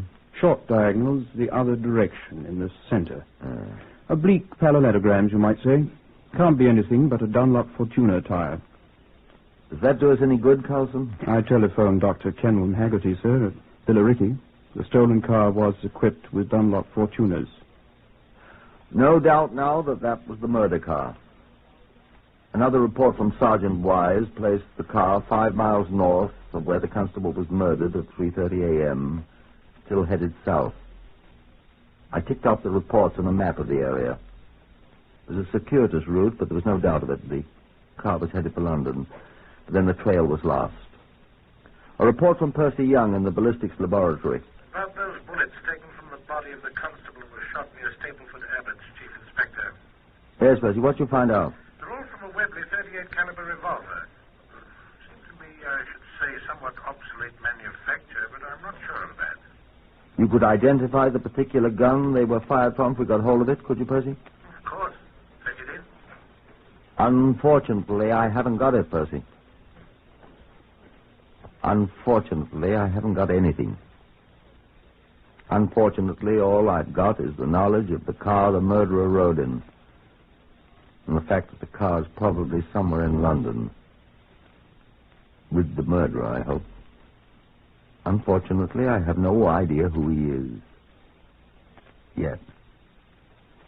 But we'll find out. You can't murder a policeman and get away with it. I'll bring you the gun sooner or later. Sergeant Wise came in. Good afternoon, sir. Hello, Wise. Got some news for you. Good. What? They found the car. They have? Why didn't they tell me? Your telephone was busy, sir. Ah. Brixton. Been there all night, apparently, they said. Sure it's the car? Blue Morris Cowley, 4-seater, number TW2160. Mm-hmm. Fingerprint people and all are there now. Looking it over. Brixton, you said? Brixton, yes, sir. That's where Whitey Wogan lives.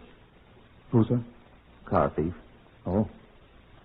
Won't tell us where he was the night of the murder. Shall I bring him in, sir? Better. I'll go and have a look at the car first, though. Here's his address. See you later there. Right. Could be possible, I thought, as I drove over to Brixton in the police car. We'd see. They were going over the Morris Cowley with a fine-tooth comb as I arrived. They hadn't found much, according to the sergeant in charge. Nothing very much, sir. Let's see that list, Factory. Ah. Drops of what appears to be blood on right-hand running board, sir. You collected them? All right, sir. Laboratory's got them already, sir. Bits of grass and daubs of clay on the edge of the same running board. We'll want that to compare with clay from the spot where the constable was murdered, Sergeant. See to it, Thackeray. Oh, yes, and between the cushions of the front seat, this revolver cartridge, sir. What kind is it? Obsolete type, sir. For a Webley 38, but The issue of this kind of black powder cartridge was discontinued in 1913, sir. I'm quite an expert on firearms, sir. Good. That's just the kind we were looking for, Sergeant. I'm very happy, sir. That all? What about fingerprints? Not a sign of one so far, sir. Still looking, sir, but so far clean as a Coldstreamer's boots, sir. And who might you be, miss? My name's Miss Winnie Clapsaddle, mister. And I'm here because I come with a sergeant, so don't give me none of your back chat or I'll dot you one over the ear all like I done him. Oh, don't open your fly trap to the cops, Whitey dear. What's going on here? Excuse me, Chief Inspector. Oh, it's you, Sergeant White. What? Excuse me, sir. This is Whitey Wogan. Don't say a word, Whitey. And, who are you, please, miss? I'm his sweetheart. I'm the barmaid at the Chesterton Public House, and I'll thank you for none of your back chat neither, mister. Now, look here. She insisted on coming along, sir, when I picked up Wogan here. But I'll do the talking, too. Perhaps you can tell us, then, young woman, why your sweetheart is in possession of all those newspaper cuttings referring to this murder case. Be still, Whitey Duck. He's in possession of these here blinking newspaper cuttings because he wants to find out what it is you coppers is badgering him for. The poor lamb. Oh. And the blood-stained bandages I found in your room, Wogan? Don't blush, Whitey dear. It happens to anyone. What are you talking about? Hold your temper, Whitey love. I'll tell you why they're there, and I'll tell you why my poor little Whitey don't want to tell you where he was while this murder was going on. It's because I hit him over the noggin with a Guinness bottle when he refused to kiss me in public. And it took 2 constables to drag us to the police station. That's why. Is this true, Wogan? Of course it's true. And you can prove it by looking at the police charge sheet for that last night when we was both in the clink for disturbing the peace. He never murdered no one, mister. He's just plain embarrassed. It was true. Our only suspect had been nursing a broken crown in jail, which his 13-stone sweetheart had inflicted on him. We were at a dead end. The evidence had run out. Here was the murder car. Here was the victim's blood. The forensic laboratory established that the stains were of the same blood type as Constable Greenlee's. We had a cartridge which we were certain was from the murder gun. Scotland Yard had traced everything but the murderer himself. The coroner's inquest on the body of Constable William George Greenlee returned a verdict of death at the hands of person or persons unknown. He was buried with full police honors, and the bugler sounded the last toast at his funeral, because he had once been a soldier. The Home Office began paying his wife her pension. We kept on. We questioned more than 1,500 persons who might conceivably have committed the murder. Our man was not among them. But he was still at large. No policeman ever forgets the murder of another policeman. The months went on, and Wise and I were assigned to other cases. One day, almost a year later, Wise came into my office.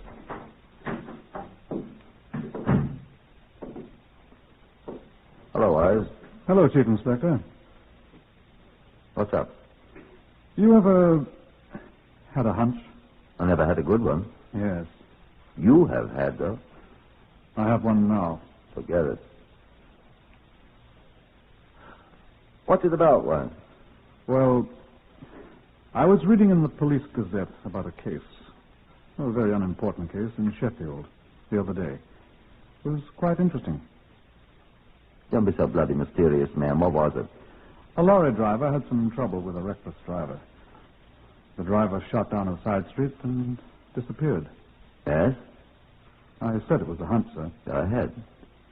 I've already got this report together. This lorry driver noted down the number of the car. Well, what? It was a stolen car. Thinking about that poor blighter that was murdered, the Essex constable. I haven't forgotten how somebody shot that poor chap's eyes out, Chief Inspector. Neither have I. Go on. Well, they picked up the driver of the stolen car, and this chap told them who he bought the stolen car from. Who? Got it from a garage man in London here named Frederick Guy Sears. Sears? Name means nothing to me. Yeah, it didn't to me at first. But out of habit, I expect. I looked him up a little. He has a record. He's been sent down twice. Have the Sheffield police picked him up? No, they can't find him. Oh. What's your hunch? Well, he's a car thief. Huh? He was in the Royal Engineers, and... Well, that's no crime, so was I. Yes, but you didn't steal a .38 Webley revolver, old boy. Did he? So I hear, Chief Inspector. That boy in Essex was shot with a .38 caliber Webley. Will you still have those bullets they took out of his head? Mm-hmm. Then they could tell us if they came from that gun. If we find the gun. Let's go and look for it. Well, I don't know. That doctor's case of instruments that was in the Morris Cowley, they were never found either. Right. They might be at his garage, too. Hasn't anybody been in that garage looking for him? No, I know the sergeant who was there. He didn't look around very carefully. I think I could get a warrant of search. You said the man was missing. I know where he is. Where? Dartmoor. In prison? No. A friend of his is being released after a 3-year term. He went up to welcome him out of prison. Coming back to London? Today.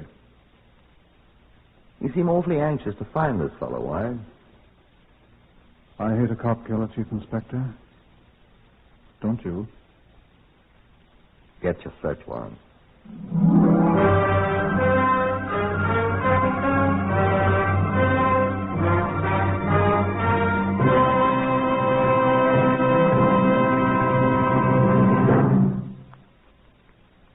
The garage was closed, of course, but we got inside all right. I doubt anyone saw us. It was a relatively empty place. One big, concrete-floored room and a desk in one corner behind a wooden railing. A few tool shelves along one wall. Filing cabinets or two alongside the desk. We walked across the floor first.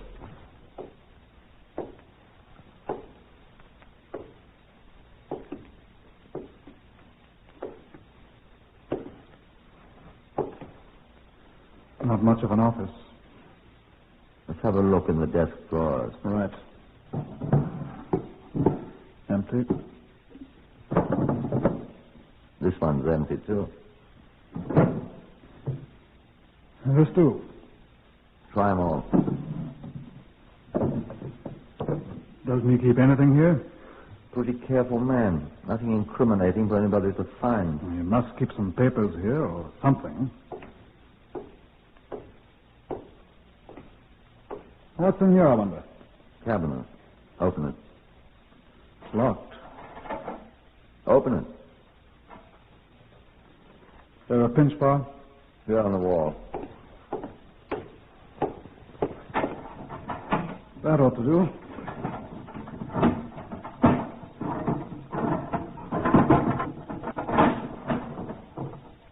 Anything interesting? Alarm clock. Wrenches. What's he want to hide this stuff for? Because it locks up, I guess. Doesn't trust his friends. Suppose so. Look here. What is it? One of those gadgets the doctor puts in his ears and listens to your heart with. Stethoscope. What else? Oh, I dropped it. What is it? It's 2 or 3 of them. Looks like that's what they are. What do you mean? My hunch was right. These are doctor's instruments. What was that doctor's name, the one that owned the car? Kenelm Haggerty. You've got a good memory. Oh, not so good. It's stamped right here on the handle of this lancet or whatever it is. Well, indeed. Now, all we have to do is find that Webley revolver and somebody's going to hang. Well, this cabinet's empty. Wonder about those tool shelves. Have to look, I expect. Hope he doesn't walk in on us before we... Speak of the devil, boy. What? Somebody's coming. There's only this one door. Get on that side. I'll take this one. Right, sir. See anybody? Big husky chap coming. Alone? Seems to be.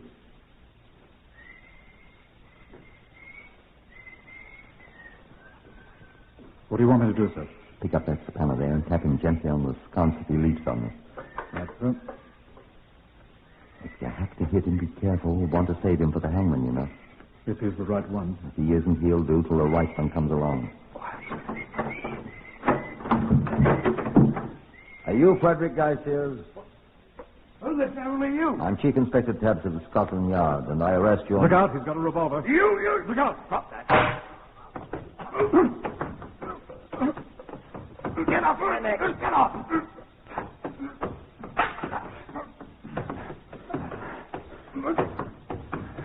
Are you hurt, sir? Get off! That one did it. Is he out cold? Doesn't seem to be, sir. Right. Well, in that case, I arrest you on suspicion of the murder of Constable William George Green. All right, sir. I warn you that anything you say will be taken down in writing. Maybe using evidence. You got the gun, Wise? Have a look at it, sir. That's what we're looking for. A Webley .38 revolver. And unless I'm much mistaken, these are old-fashioned black powder cartridges. Come along with us, Mr. Sears. There's a man that wants to see you.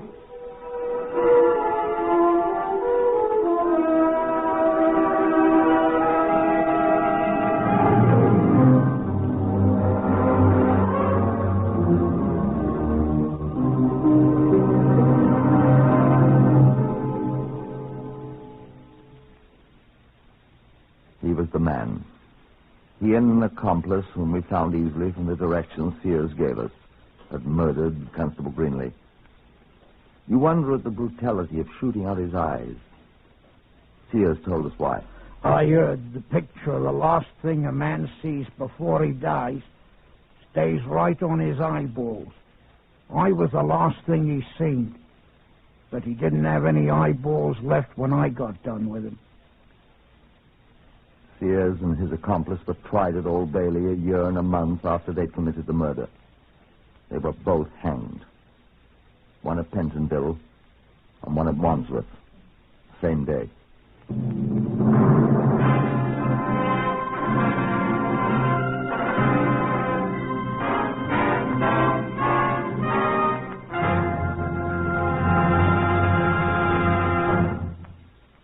Heard today on Whitehall 1212 were Harvey Hayes, Horace Braham, Lester Fletcher, Guy Spall, Winston Ross, Peter Forrester, Maurice Gosfield, and Beulah Garrick.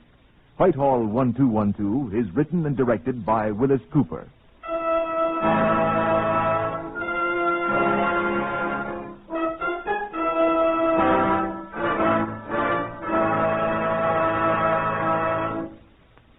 If you were offered odds of 4 to 50, you'd think they were pretty poor, wouldn't you?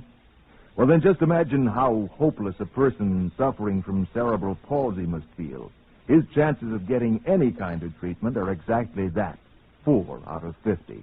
Well, you say to yourself, why? Why is that? Because it takes money to train the needed specialists, to build and equip the necessary treatment centers, to solve the mysteries of this baffling condition. Although many of the 550,000 sufferers from cerebral palsy are virtually helpless, their cause isn't helpless. No, that's where you come in. They can be helped by accurate diagnosis, by active treatment and loving care. Make it possible for them to become useful, productive citizens. They have the will. You can help provide the way. Enlist today in this fight. Send your contributions to United Cerebral Palsy in care of your local postmaster. Forget them not. This is NBC, the National Broadcasting Company.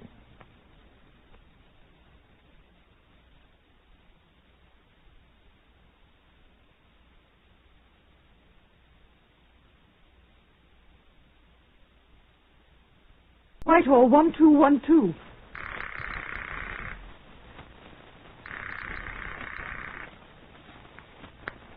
This is Scotland Yard.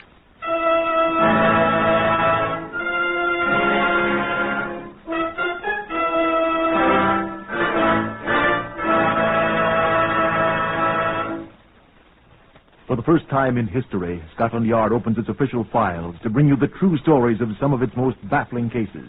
These are the true stories. The plain, unvarnished facts, just as they occurred, reenacted for you by an all-British cast.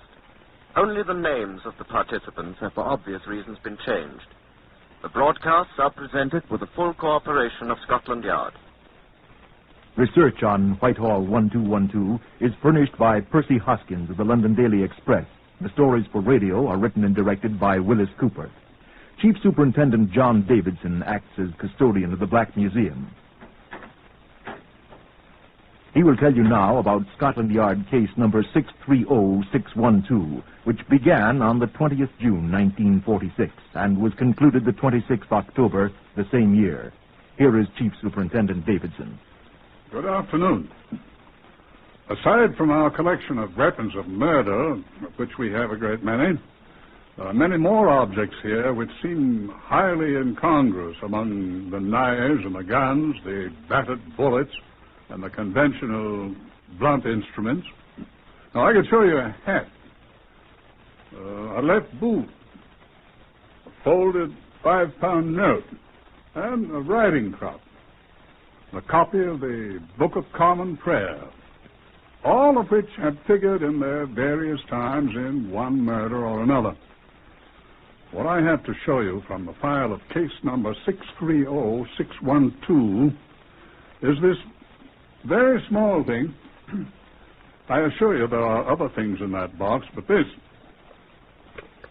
artificial pearl from a girl's necklace aided enormously in hanging a man. You know, if you're contemplating murder, a look at our exhibits here at the Black Museum would almost make you lose your enthusiasm for it. Now, this is Superintendent Thomas Meredith, who had a great deal to do with this case. I find myself becoming more and more impatient with murderers, John. I suppose I should ask why. They're so stupid. None of them ever learns that he can't get away with it. Well, if we could get murderers to come to a school, perhaps... Well, they come to school, John, but they're always late. And I don't think that they like the schoolmaster very well. Oh, the judge? No, old boy. The hangman.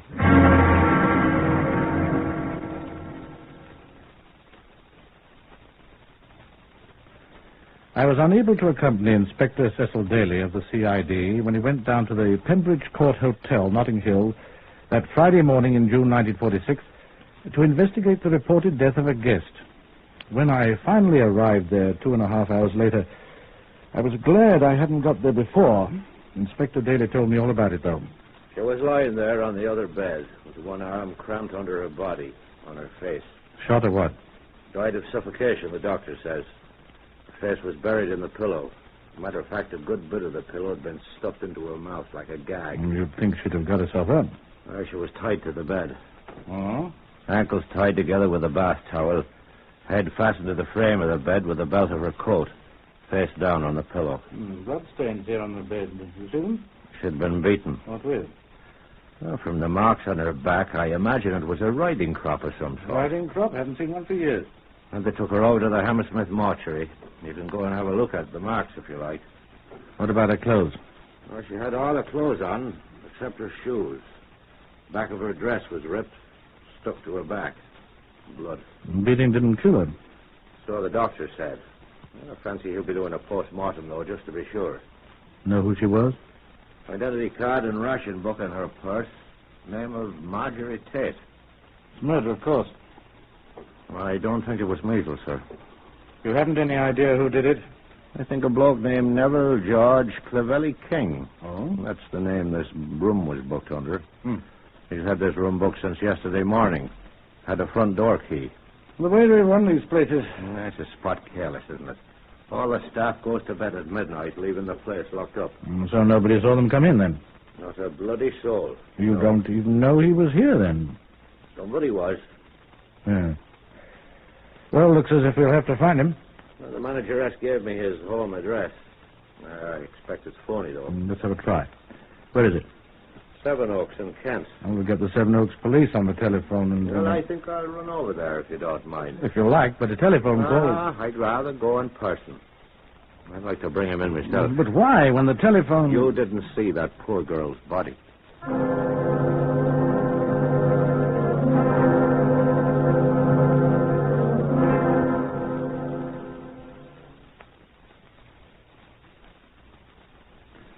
Inspector Daly was a little surprised to find that the address was correct. Nobody, however, was much surprised to find Neville George Clevelly King gone from there. Daly brought back a photograph of the man, which showed him as a remarkably good-looking young man of about 30, dressed in the uniform of a flight sergeant of the Royal Air Force. We contacted them. You do hear of him, Squadron Leader? Will you please let us hear from you at once, then? Uh-huh. Inspector Daly. That's right. Scotland Yard. Thank you, sir. What about him? Snafu, as the Americans say, sir. What? Posted as a deserter 3 months ago. I knew it looked too easy. As a matter of fact, it didn't look quite so difficult as Inspector Meredith seemed to think. The pressmen had got hold of the story, and every newspaper in London, as well as a great many in the rest of the country, were carrying lurid stories about the sadistic murderer and his victim, for one thing. Another thing, the photograph of the young Air Force sergeant had been given general circulation amongst all the police stations in England. And with the RAF looking for him as a deserter, it seemed certain to me that he'd be found at once. But he wasn't. He did communicate with Scotland Yard, with me, rather. That was on Monday the 24th, 3 days after the battered body of Marjorie Tate had been discovered. Well, true, my name was in all the papers, but he didn't have to demote me to the rank of inspector. Dear Inspector Meredith, he wrote, I feel it to be my duty to inform you of certain facts in connection with the death of Mrs. Marjorie Tate at Notting Hill Gate. Kind of him. Quite. I looked in at the hotel last Sunday, but not with Mrs. Tate, whom I met for the first time last week. She had asked me if she could use my hotel room on Sunday night, and I gave her my keys, asking her to leave the door open when she left. She said she would be leaving the room about 2 a.m. It must have been about 3 a.m. when I returned to the hotel and found her in the condition of which you are aware. Delicate way to put it. She had told me that she was to meet a man there whom I have seen. I will give you a description of him. Aged about 30, dark hair, black, with small moustache, height about 5 feet 9 inches, slim build. His name is Jack. And I gather he was a friend of Mrs. Tate's of long standing. Does he say why you left the place? I realized I was in an invidious position when I found the body, and rather than notify the police, I packed my belongings and left N.G.C. King. The man think we're idiots. Oh, here's a postscript. I'm in possession of the instrument with which Mrs. Tate was beaten, and am forwarding it to you today. You will probably find my fingerprints on it, but you should also find others as well. N.G.C.K. What are you daydreaming about, Daly? I'm just wondering why he killed her, sir. You think he did? Sir, I'm not an idiot.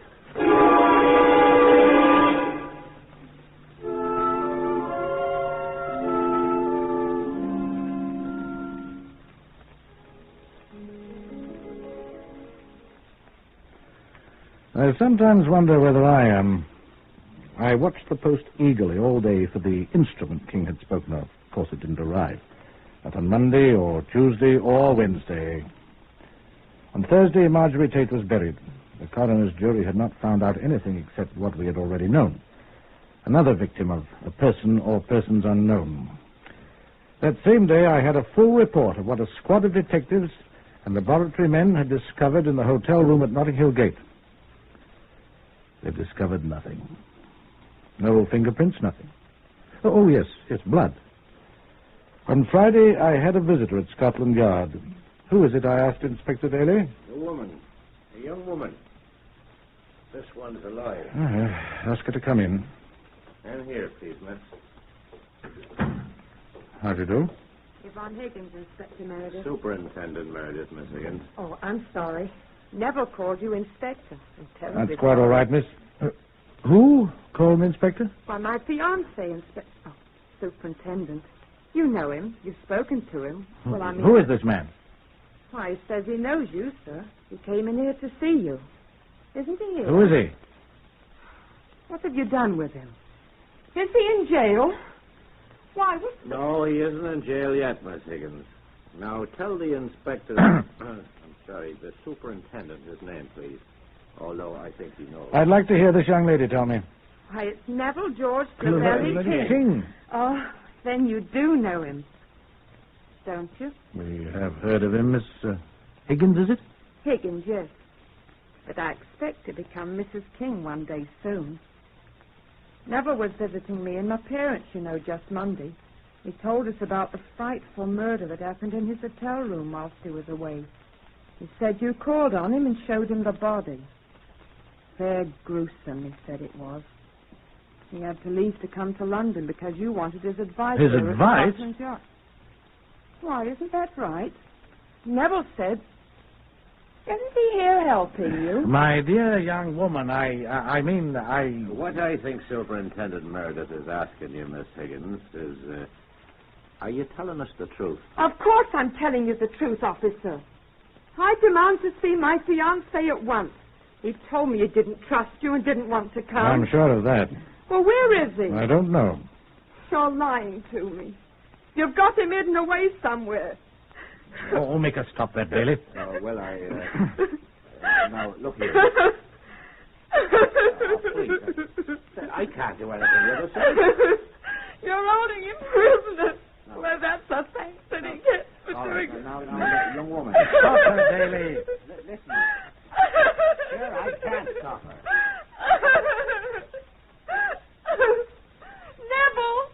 Neville, where have they got you? You see? I want Neville. Now, wait a second. Now, wait a second.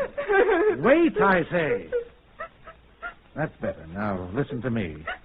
No, look here, I'm old enough to be your father. Will you believe me? Yes, sir. Well, then, now, listen.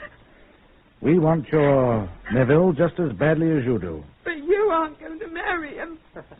No, I think I can assure you that we're not. What we want is to ask him a few questions about the murder of Mrs. Tate. He had nothing to do with it. You asked his advice. Madam, I have never seen the man in my life. He said you knew him well. I do not. Neither do I. But he said you asked his advice. He lied if he said that. Oh, I don't understand. How long have you known this man? Well, a month. Are you aware that he is a deserter from the RAF? He's a lieutenant colonel in the Air Force. There aren't any lieutenant colonels in the Air Force, miss. Oh. I was going to marry him. Do you still want to? Did he? He didn't murder that woman, did he? Did he, mister? We think he knows who did, miss. That's why we want to find him. What am I going to do? How old are you?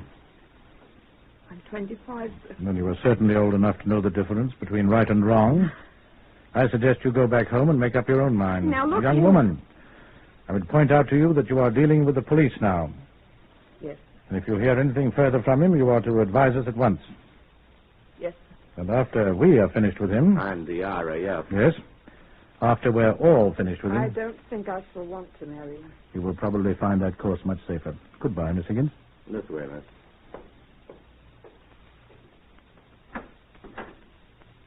I hope you do find him.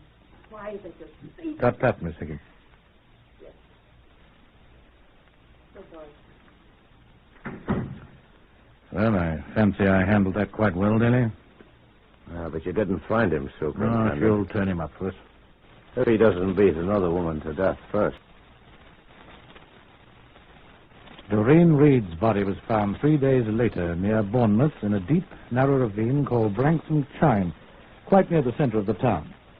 The Chief Constable of Southampton, who had the authority, called Scotland Yard at once, and it was quite natural that Daly and I were sent down to Bournemouth. Quite a group was assembled at the Bournemouth police station when we arrived. Detective Constable Ted Allardyce of Bournemouth. We've got the body in the mortuary if you'd like to see it, Superintendent. You go and look at it, Daly. Yes, sir.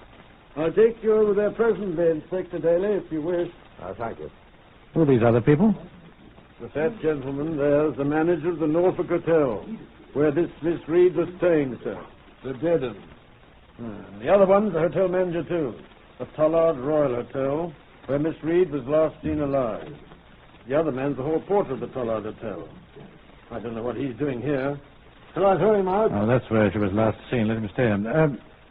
I say, Daly, you go over to the mortuary with Constable Allardyce. Yes, I'll have a talk with these fellows. Yes, sir. Did one of them find her? No, sir. It was an elderly lady found the body. She's at home. Shock was too much for her. Well, you pop along to the mortuary, Inspector, and come back as soon as you can. Yes, sir. I'll talk to the fat one, the one where she lived. Right, sir. Come over here, please, Mr. Golden. Come along, Inspector, if you please. It isn't far, sir. We'll be back directly. All right. Here? This gentleman? I'm Superintendent Meredith of Scotland Yard, sir. Eli Golden, sir. Managing Director of the Norfolk Hotel here. How do you do? How do you do? I understand Miss Reed lived at your hotel, sir. That is correct. A most charming young woman. She's been ill. Influenza, I believe. Bournemouth is an excellent place to recuperate, as you know, Superintendent. Yes, sir. I was very fond of the young lady. When did you last see her, Mr. Golden? On Friday afternoon, the 5th. She was starting out for a walk. I remember I said to her, "Don't get lost, Miss Reed." Did Miss Reed have any visitors during her stay at your hotel, sir? No, sir. Not that I know of. Oh, yes. Her father did call her on last Sunday, the 30th of June, but he returned at once to his station. He's a major in the Guards' Armored Brigade, I believe. Do you know about his daughter's death? That the body was found only last night, sir.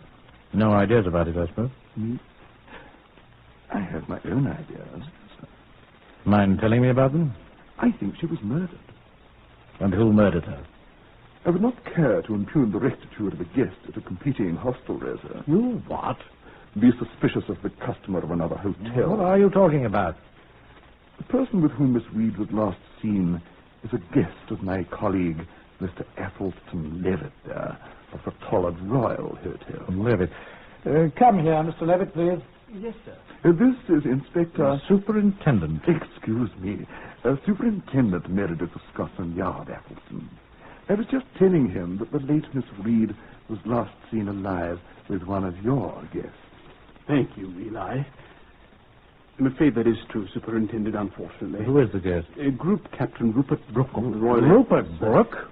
I'm under the impression that he's a relation of the late lamented poet, sir. Is he still staying at your place? He's still a guest at the Tollard Royal, yes, sir. I'd like to see him. Surely you don't suspect Group Captain Brooke, sir. He is a guest. I'd like to see him. I shall ask him to come down here, sir. Please. By the way, did you see Miss Reed the day she disappeared? I saw her with Group Captain Brooke in the lounge that afternoon and evening, sir, yes. You saw Brooke start to accompany Miss Reed to her home, the Norfolk Hotel, sir, where she never arrived. I did not. You said you did, Atchison. I said I saw him start away with her, but he came back and she walked home alone. Or started to. Did they quarrel? I don't think so. Tell the superintendent the rest of your story, Atchison. Will you please stop prompting me, Eli? If you please, gentlemen. Go on, Atchison, go on. Eli. All right, Superintendent. Group Captain Brooke had a drink in the lounge. I think he drank a pink gin. A gin and it, you said, Atchison. What does it matter what he drank? A gin and... Gentlemen, please. Whatever he drank, he presently went out through the front door alone, looked around a few seconds. Atchison always watches his guests so closely. I learned the art from watching you, my dear Eli. Where was I? Your guest was looking around. Oh, yes, he went for a stroll. In the dark. Be quiet. Did he follow Miss Reed? No. Well, at least I don't remember. Well, what happened? He didn't come back, Superintendent. Who didn't, you? No, I came back, but, well, it was rather unusual. Group Captain Brooke came back to his room through a window. Why? He told Mr. Levitt here that he was playing a joke on the hall porter. Peter Lynn over there. What sort of a joke? He told me he knew Peter'd be on duty all night, and he'd think he hadn't come in. Who? Group Captain Brooke, sir. So he took a ladder the builders had been using and stuck it up against his window and popped in the hotel that way, and when he hadn't been seen coming in, he'd been there in the morning, and, Peter wouldn't know it. Very funny, Superintendent. Yes. I want to see this group captain at once, Mr. Levin. Yes, sir. Oh, Superintendent Meredith. Huh? Oh, hello, Daly. I've seen her. Yeah? I'd like to speak to the superintendent privately, if you please, gentlemen. Get that fella down here, Levitt. Oh, here's Constable Allardyce. Allardyce, go to this gentleman's hotel with him and bring that Group Captain Lord Tennyson, or whatever his name is. Group Captain bring him Group back here at once. I want to see him. Yes, sir. Now, Mr. Levitt, sir. What's up, Daly? I saw it. No, talk to her. And in my present opinion, it's the same man. Same fellow that killed the other one, didn't he? No, she's been beaten, too. The marks look like the ones on the woman at Notting Hill Gate. Like a riding crop, you said then. I take my oath that this was a riding crop, too. She was suffocated, too. One of her stockings had been rammed down her throat. Oh, her face was quite blue. Does look like the same bloke. Yeah, there's only one thing was different. What? He cut this one's throat, too, after he'd beaten her. Something else different, too. Sir? It was an Air Force sergeant that was mixed up in the other affair. Looks as if he got promoted. There's a group captain mixed up in this one.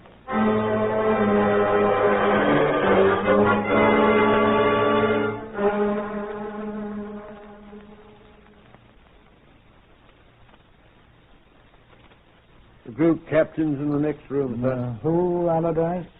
Well, that fellow from the Tollard Royal, sir. Have you been there and back? Well, sir, that's Mr. Levitt. He didn't want me to go into the hotel. But everyone knows I'm a police officer. So he fetched him down himself while I waited here. Did I or did I not give you a direct order, Constable Allardyce? You did, sir? Which you didn't obey. Oh, I'm sorry, sir. I'll deal with you later, my lad. Come along, Daly. Yes, sir. So, and you, Constable, you stay outside this door here and wait until I call you. Do you understand that? See that you do. In here? Yes, sir. I brought Group Captain Brooke down here, sir, as you You may step outside, Mr. Levitt. You too, Mr. Golden. Outside, both of you. And, please wait. Come on now.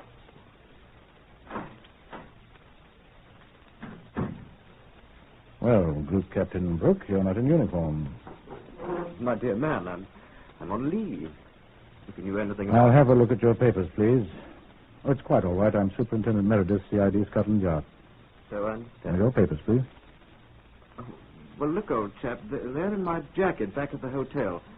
Good Mr. Levitt rushed me down here in such a hurry. Levitt, Yes, sir. get this man's jacket from his room down here at once. Yes, sir.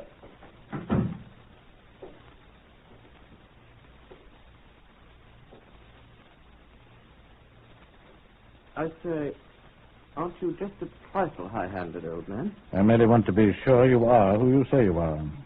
Well, I'm sure my papers will prove who I am. I hope so. Now, you knew Miss Doreen Reed.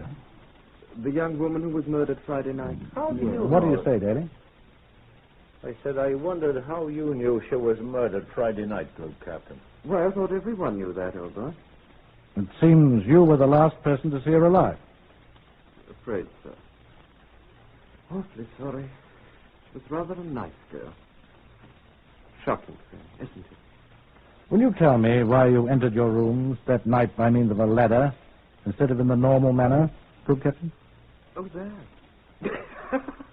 I'll never tell you about that. I told him, you know. A big joke on Peter, the hall porter. We're always ragging each other. He was a leading aircraftsman in the early days of the war. Dropped a 100-pound bomb on his foot. Oh, it was a dummy one.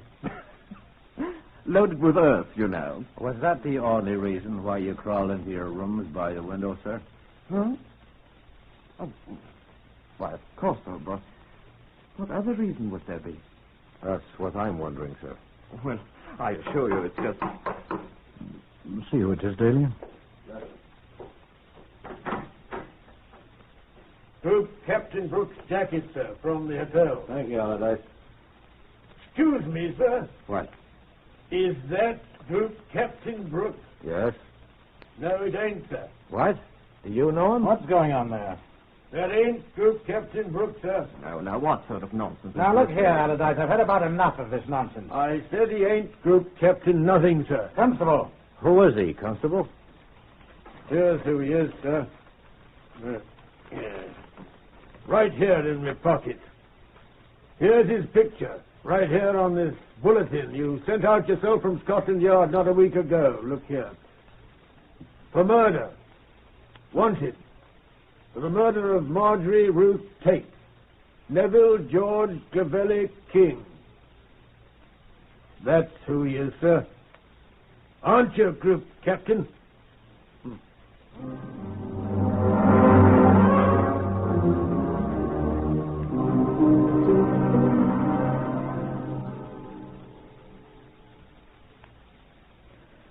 In the pocket of the jacket, we found no papers at all, only a cloakroom ticket from the Bournemouth West Railway Station for a suitcase. Allardyce went and fetched it, and we opened it up. Group Captain Brooke watched us with his pleasant smile. Inside the suitcase was the name of the owner, Flight Sergeant NGC King, RAF. Inside it, too, were several other things. 1, an old-fashioned riding crop stained with blood. 2, a blue foulard scarf, also slightly stained with blood. 3, a single artificial pearl, broken apparently from a necklace. Miss Reed had been wearing an artificial pearl necklace when last seen. 47 pearls were found alongside the body. There are 48 in a necklace of this type. The blood on the scarf was his. There was a small scratch on his neck. Blood of the same type and bits of skin corresponding to his was found under the dead girl's fingernails. Blood type OA, Marjorie Tate's type, and blood type B, Doreen Reed's type, were found on the riding crop. A blood stain on the clothing of Doreen Reed corresponded exactly with the pattern of the plaiting of the riding crop shaft. And Flight Sergeant Neville George Clovelly King, who had tried being a group captain, made a statement. I do not hate women at all, in general. But I'm afraid that I have a very short temper where women are concerned. Marjorie Tate was a bad woman. She needed to be punished, and I punished her. It's quite easy. So when Doreen Reed refused my company, I decided to punish her. But when one gets the habit, it's so easy to go a little too far, isn't it? I must say that Yvonne Higgins, whom I intended to marry, was always quite nice to me. It was as well for Miss Higgins. A jury found Neville King guilty of murder at Old Bailey, and he was added to the casualty lists of the Royal Air Force at Wandsworth on the 26th of October, 1946. Death by process of law is the last entry in his record.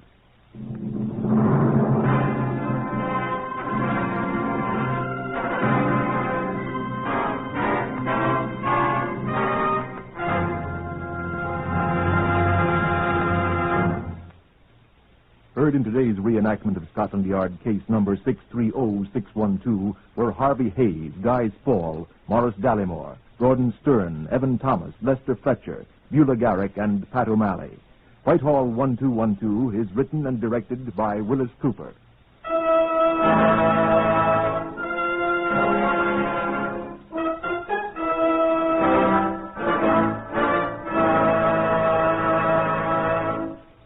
In these uncertain times, it's pretty hard to plan for the future. But more and more American girls are discovering a career that offers both opportunity and security. And that career is in modern nursing. There are new and greater opportunities in this job now than ever before. And the demand for nurses is continually increasing.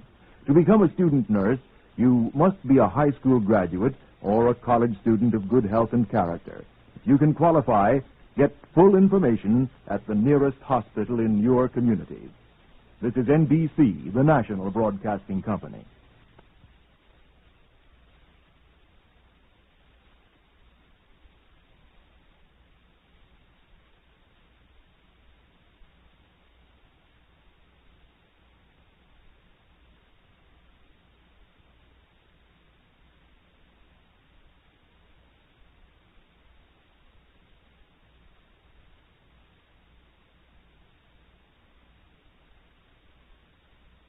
Whitehall, 1212.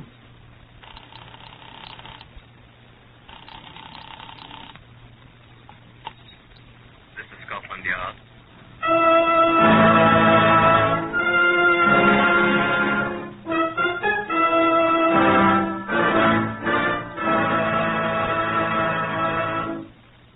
For the first time in its history, Scotland Yard opens its official files to bring you the true stories of some of its most baffling cases. These are the true stories, the plain, unvarnished facts just as they occurred, reenacted for you by an all-British cast. Only the names of obvious reasons, been changed. The broadcasts are presented with the full cooperation of Scotland Yard. Research for Whitehall 1212 is from Percy Hoskins, Chief Crime Reporter of the London Daily Express. The stories for radio are written and directed by Willis Cooper. Here is Chief Superintendent John Davidson of Scotland Yard, custodian of the famous Black Museum. The exhibit I have to show you today from our Black Museum files is neither more nor less unusual than anything I have shown you. But, like many other of these intrinsically unusual objects, it has acquired a certain interest because of its association. Now, you've seen thousands of these. It's a string of varicolored plastic beads made by cutting plastic tubes of various colors into short lengths and stringing them together to form a woman's necklace. The string has been broken, but it's been retied, you see. The man who tied it together is here beside me. He was in charge of the case number 696966. This is Detective Inspector Herbert Case of the CID. Herbert? This case is one of the few in which the press was able to be of considerable assistance to us. Not, I assure you, by usurping the functions of the police, as so many fictional newspaper men do so fictionally successfully, but by passing on to us with remarkable celerity everything they discovered, and leaving the dirty work to us whose job that is. I applaud such pressmen, as does every good policeman. On the 9th of August last year, the Criminal Investigation Department of Nottingham received a trunk telephone call from London. The call was routed to me. The caller identified himself. John Marchbank speaking. Inspector Case here, Mr. Marchbank. Oh, yes, yes. Look here, old fellow. I've had a telephone call from Nottingham that I suspect wants investigating. Yes, sir? A man's just called to tell me that he is willing to sell me, for a considerable sum of money, the exclusive first-hand story of a murder. May I ask who you are, sir? Oh, sorry. Yes, I'm editor of the News of the World in London. We've the largest circulation in the know. I've seen your papers. Yes. Well, this chap told me that he had the story. Says you chaps don't know anything at all about it yet. So I thought I'd better notify you. Oh, that's very good of you, sir. Did the man give his name? Yes. I told him I'd have to consult my superiors, and I ring him back at 12:25. He's at the telephone kiosk there, and the number's 633191. And his name? Brown. George Brown, is it? Although I suspect that rather too easy, isn't it? Probably his nom de plume. You're going to talk to him at that number, sir? At 12:25, I told him. Yes. Thank you, sir. We'll be there with him. Goodbye. Good luck. And don't forget the News of the World, Inspector.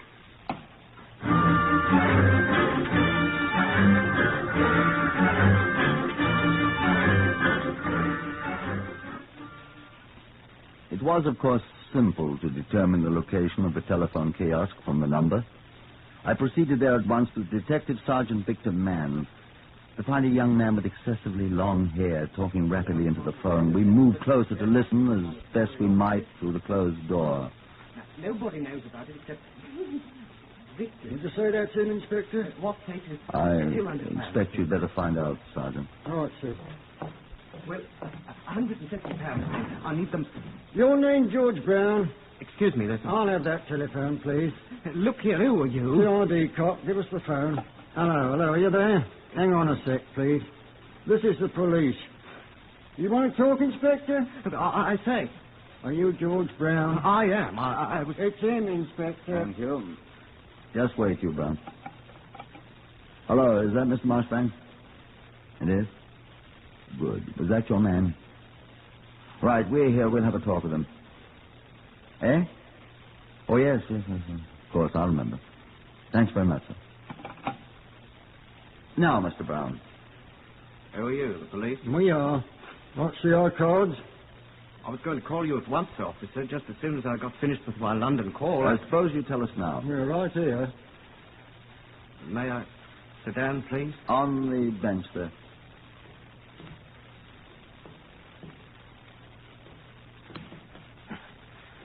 Leg feels better when I sit down. What's the matter with your leg? Always been that way. Sit down, Sergeant. Now, What's this, Brown, about the murder you know about? Well, I don't know if it's a murder or not, sir. You told the editor of the News of the World it's a murder. Well, I think it's a murder. Where? It's in an old derelict orchard about half a mile from here, sir. It's a woman, you told the editor? Yes, sir, a woman. Is the body still there? Yes, sir. I'm sure nobody'd find it. Why hasn't it been reported to the police? Well, I found it just yesterday, you see, and I thought I'd try to make some money out of it before I told you chaps. Can't blame me for that, you know. Well, can't we? Do you want to take us there? Well, under the circumstances, sir, I suppose there's really no choice, is there? There is not. Come along. Come on my leg, will you great oaf? I felt sorry for young George Brown as he limped along with us in the direction of his derelict orchard.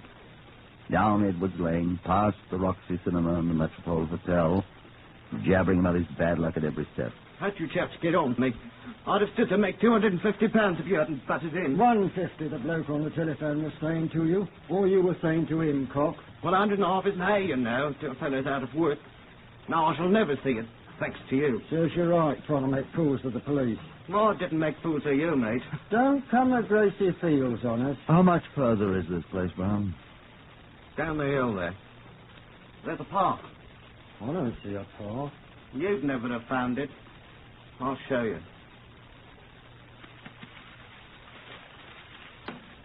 Here, see? It's all grown over, but there's your path. Where's this body? See down there, at the bottom?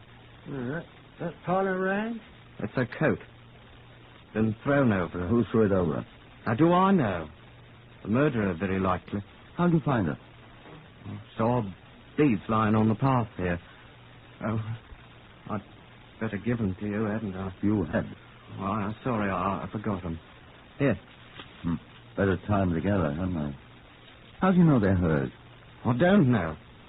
Seems probable, though, don't it? Well, see. Well, come. Oh, I'm not going down there again. I've seen her. Now, come on, pal. No, I won't do it. It was tough enough climbing up and down yesterday with my leg. I'll stay here. You go on. Too right, you'll stay here. Shall I climb down, sir? I'll go. You stay here with the prisoner. Prisoner? I'm not arrested, am I? You are now. I arrest you on charge of willfully concealing evidence of a violent death, and I warn you that anything you say will be taken on in writing and may be used in evidence. That is for you, Cook. What are you going to do with me?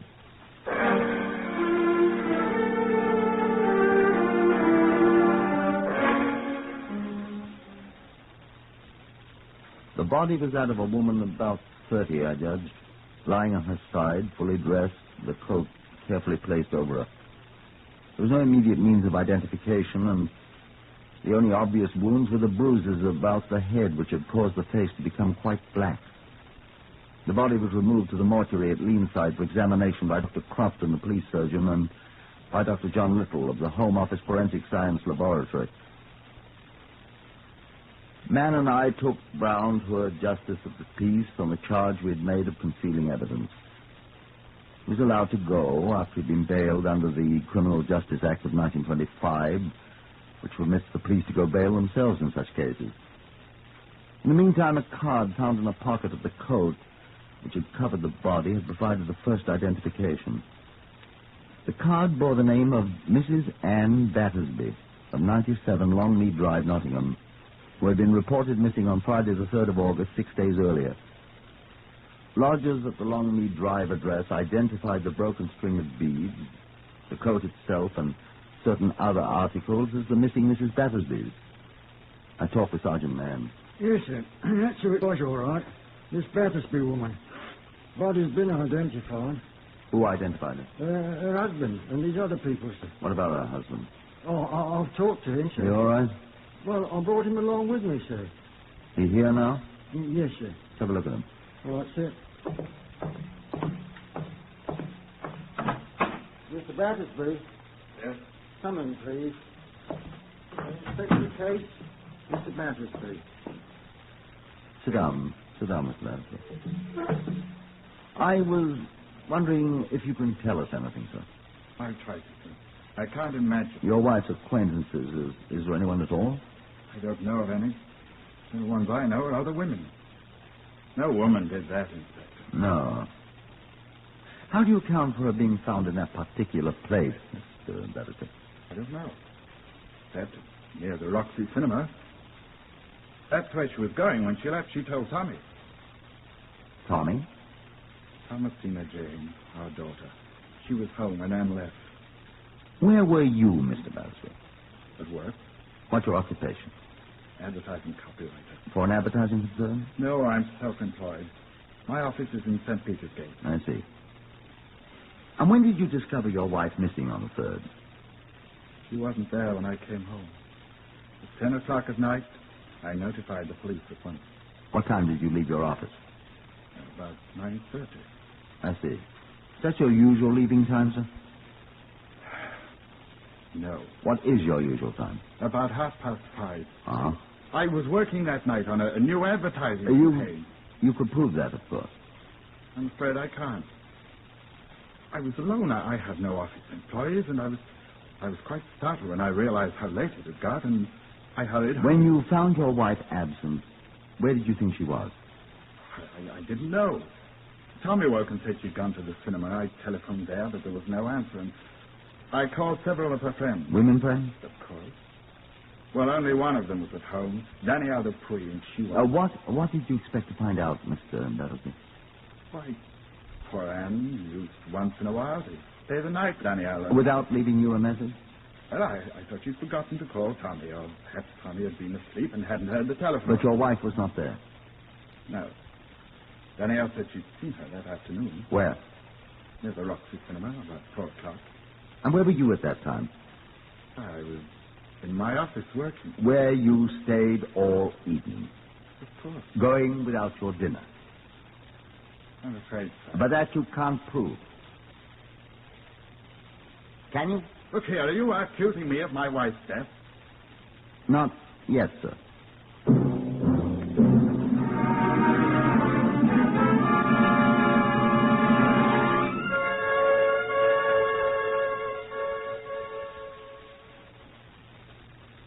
Now, let me tell you what Dr. Little, the Home Office pathologist, said to me. I called on him the next morning, the 9th, at his laboratory, where the body had been taken for a more complete examination. He'd been working most of the night, and he was tired. Oh. Well, I've discovered several things, Herbert. Any progress? I let you decide. First, she's been dead for about a week. That, with the bruises on her face, which I think were made by someone's fist, accounts for the dark color of her skin. Almost black. Yes. She was murdered about the time she disappeared, then? I think I can say so. How quickly did the discoloration set in? Almost at once. A day or so, let's say. Oh, I can hardly keep my eyes open. I'm sorry. It's my job. Second, she died of strangulation, suffocation. I think, remembering the bruises, it was manual strangulation. Yeah. By the condition of the stomach contents, she died about 4 hours after her last meal. Ah. If we can discover when she ate last, then we'll know almost the exact time of her death. The day and the time. I'll try to find that out. All right. Now, we used my little laboratory vacuum cleaner on her clothes. What did you find? Nothing much. Except these hairs. Longish. Black? Yes. Recognize them? They're not her husband's. He's almost bald-headed. What hair he has is sandy. Traces of grease on this. Can it be identified, you suppose? I doubt it. But we can compare it with samples of Brill cream and other messes people put on their hair and identify it that far. Will you do that? Of course. Probably the murderers. I'm sure. Well, here.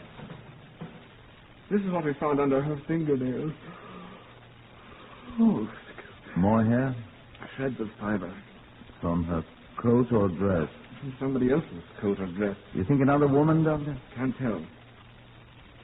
Bring me the garment she clawed these bits from, and I'll prove that's what they're from. How? Comparison microscope, my boy. Ah. I'd like to see those beads you were talking about, too. Sorry. What for? I want to see if they fit into these marks in her neck. Marks? I think the boil strangled her with her own beads. So do you mind clearing out and letting me get a few winks of sleep like a good man? You going to sleep here? Oh, the lady won't snore.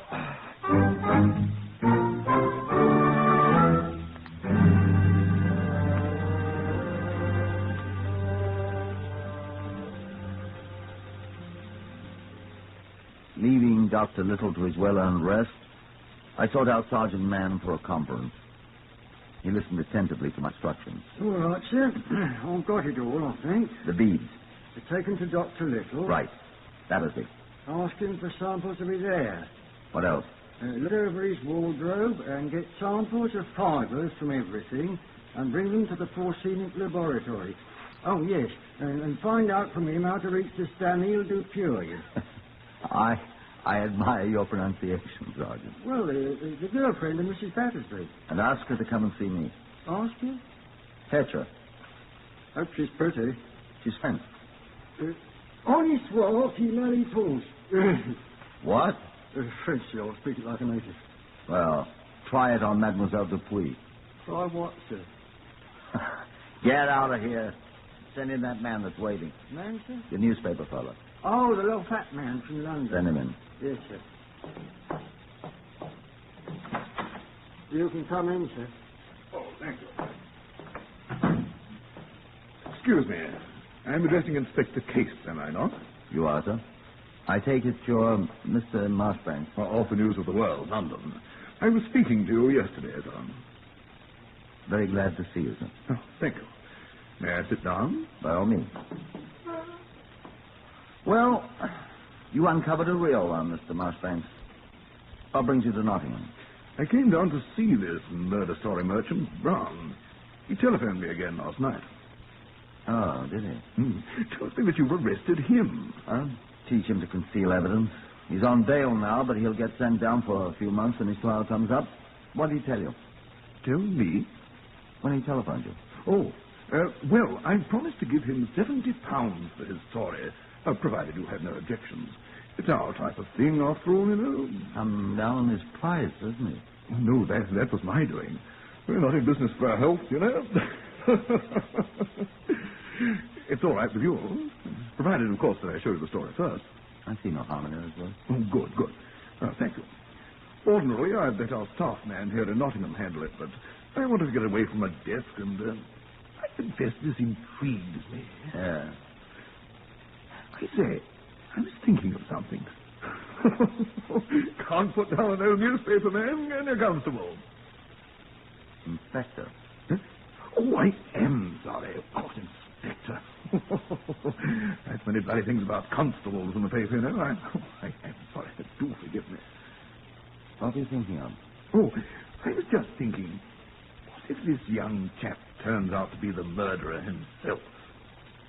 Wouldn't that be jolly? Would be quite interesting, Mr. Marshbanks. I know what I should do. What? I should give him an extra £50. But only if his story is exclusive, sir. Only if it's exclusive, mind you. You're very generous, sir. It'll be worth it. Oh, it'll be worth it. Well, sir, if I allow you to leave me upon your lawful occasions now, I trust you will leave me to mine. Huh? I shall see you again before the day's over, sir. Oh, with my exclusive story, I promise you, sir. Good morning.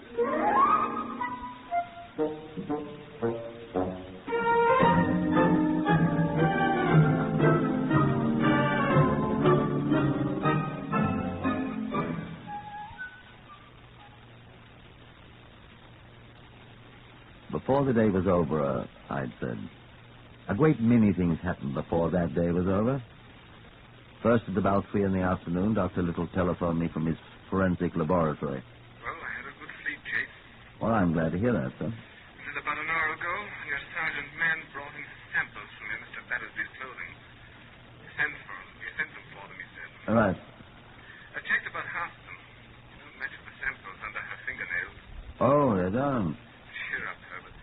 I've still got quite a lot to look at and compare. Oh, and hair doesn't match either. Sergeant Mann brought a sample of that. More like it. Well, I expected as much. Just thought I'd let you know we're working on that wide awake. Well, I mean, I'm wide awake and we're working is better. Well, I'll ring you if I find anything. Good, thank you. I'll be here. As I sat down the telephone, there was a knock on the door. Yes? Come in. Thank you, Sergeant. It is the Inspector Case, n'est-ce pas? I am the Inspector Case, yes, sir. This is Mademoiselle Dupuy, sir. Danielle Dupuy. Oh. I'd like to ask you a few questions, please, Miss Dupuy. The sergeant man. Man? No, he has already asked me questions, monsieur. What have you been asking her, ma'am? Oh, not about the case, sir. He asked me, do I know Anne Battersby? Yes, I say, and I do not. She is dead. Oh, hélas, ma pauvre Annie. You saw her on the day she disappeared. Oh, I see her 2 times. Twice? I see her twice, oui. Twice? Once, when she is about to leave for the cinema. The Roxy to see Une lettre pour 3 épouses. Letter for 3 wives. But I am making luncheon for me and my friend. And I am desolate I cannot go with her. Oh! What's the matter? Oh! I just think if I go with her, I am dead too. Oh, well, cheer up, Mr. Puey. You didn't go with us. Excuse me, sir. So what did you do then, please, Mr. Dupuy? I give her my lunch with my friend. Haricots verts. She means green beans. At what time? Hein? 15 hours. Pourquoi? Wait just a second. Put me through to Dr. Little at the forensic laboratory. Doctor. Who is it? Another case.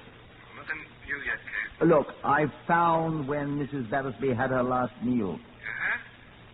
When? At 3 o'clock on the 3rd. You know what she ate? Green beans, for one thing. Good. That's what the report says. At Chesterton, she was killed between 6 and 7 o'clock on the 3rd. That all? For now, thank you. Bye. And when was the other time you saw Mrs. Battersby that day, Miss Dupuy? It was about just before 5 minutes to 6. Where, Mr. Dupuy? Hold it, Sergeant. Are you sure of the time, Miss Dupuy? I am always sure, Monsieur the Inspector, and it was on Edward's Lane, only just past the Roxy Cinema. And of that I am also certain. Did you talk to her? I did not. How am I to know who is this man she is talking with? Man? She is walking down the street, Edward's Lane, towards the old orchard, with a man, and he is talking to her. Would you recognize this man again, Miss Dupuy? Oh, I am not sure I would know his face for sure. Did he have a lame leg? How do you know that? Did he? Wait. I wish you had asked Mrs. Battersby to go with you. But I could not, monsieur. I had a very important appointment. Why do you wish so? Because I think you saw the man who murdered her about half an hour later.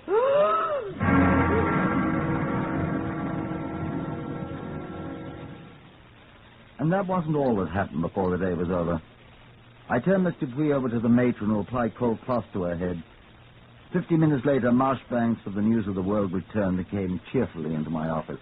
It's wonderful. What's wonderful? The story. Brown story? Is it written already? I've got the first paragraph here, and as soon as we've looked it over, we're going over to the Black Boy Hotel. I have a room there, and he's going to finish it on my portable typewriter. Never travel without the portable. Made in Switzerland, you know. Used by correspondents everywhere. May I see the story? Of course. Wonderful idea. He calls it I Saw Something White. Isn't that a ripping title? What's it mean? Well, let me read it. As I slowly walked up the rustic path in the derelict orchard, I saw something white on the path before me. What could this be? Raced through my mind. I hurried forward and bent over the white object, and my heart almost stopped. It was the white face of a dead woman. That's enough. Don't you want to hear the rest of it? No, I want to hear the rest of it from Brown. Oh, how fortunate. I asked him to wait for me in the anteroom. Isn't it? Just a second. Sergeant Man, get Miss Dupuy and ask her to come to the anteroom at once. Fetch her if she has any objections. Yes, sir. Miss Dupuy? I think Mr. Brown has met her. Oh, French, eh? Come on, let's find Brown. Oh, do you happen to have an extra £50 on you, Mr. Mustang? £50? I think you're going to owe it to Mr. Brown. Eh? Your proposition, you remember. Come on.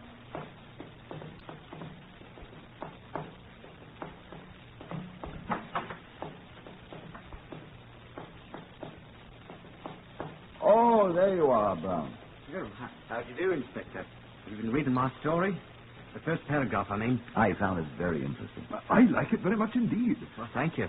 You said you saw her white face. Oh, I thought that was rather a good touch. It was if you'd seen her face within an hour or two after you killed her. What are you saying? The combination of the blows she had received in the face and the strangling with her beads and the hot weather. Her face has been that ghastly black color since a few hours after she died. Mr. George Brown. Black, that's what I meant. Much black. Oh, here you are, Mr. Queen. Have you ever seen this man before? Oh! It is he! It is the man with the limp.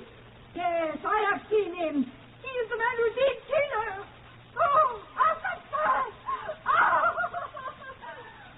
And this time the warning was a trifle different from the first time.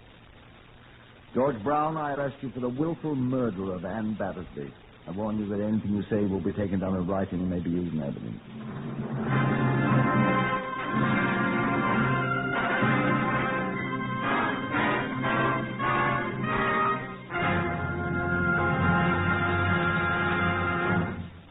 This is a little of the testimony of George Brown, but not the sizes when he was tried for murder.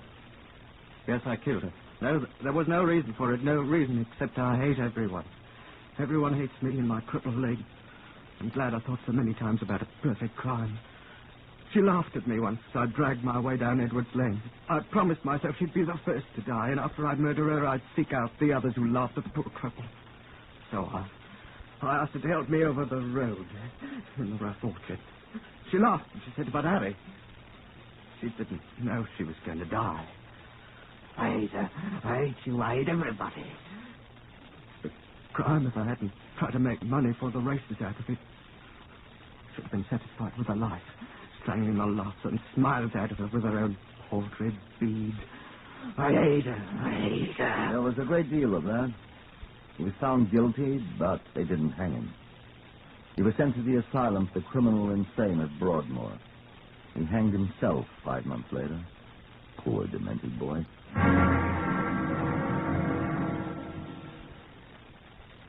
Heard on Whitehall 1212 today, Horace Braham as Inspector Case.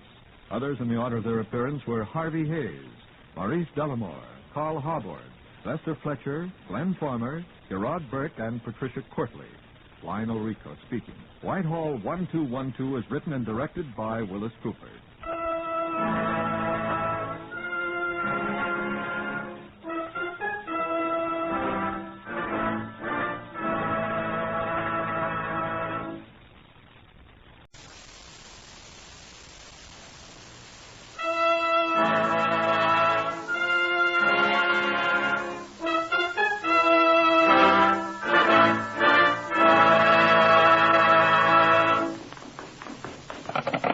Whitehall 1212.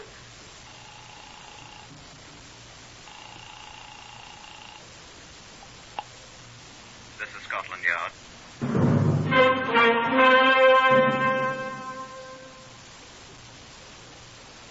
For the first time in its history, Scotland Yard opens its official files to bring you the true stories of some of its most celebrated cases.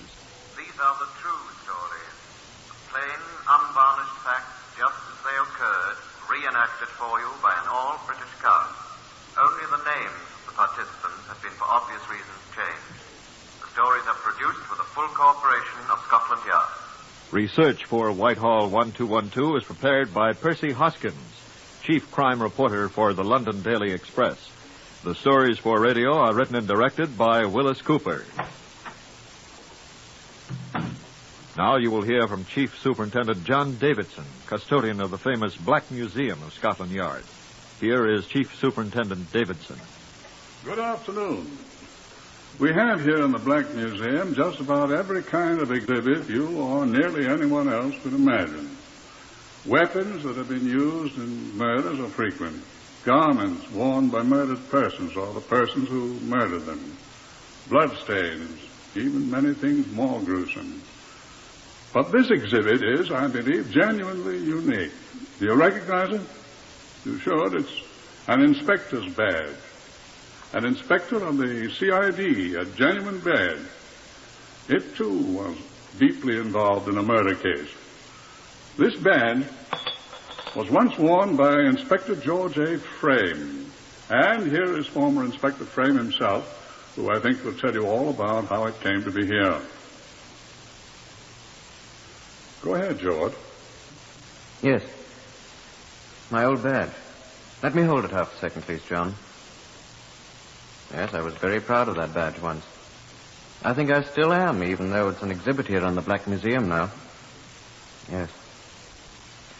I think I'd been moderately successful as a police officer when Sir Lewis called me, had I, John? Of course.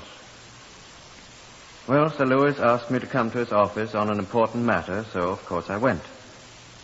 A very impressive man, Sir Lewis.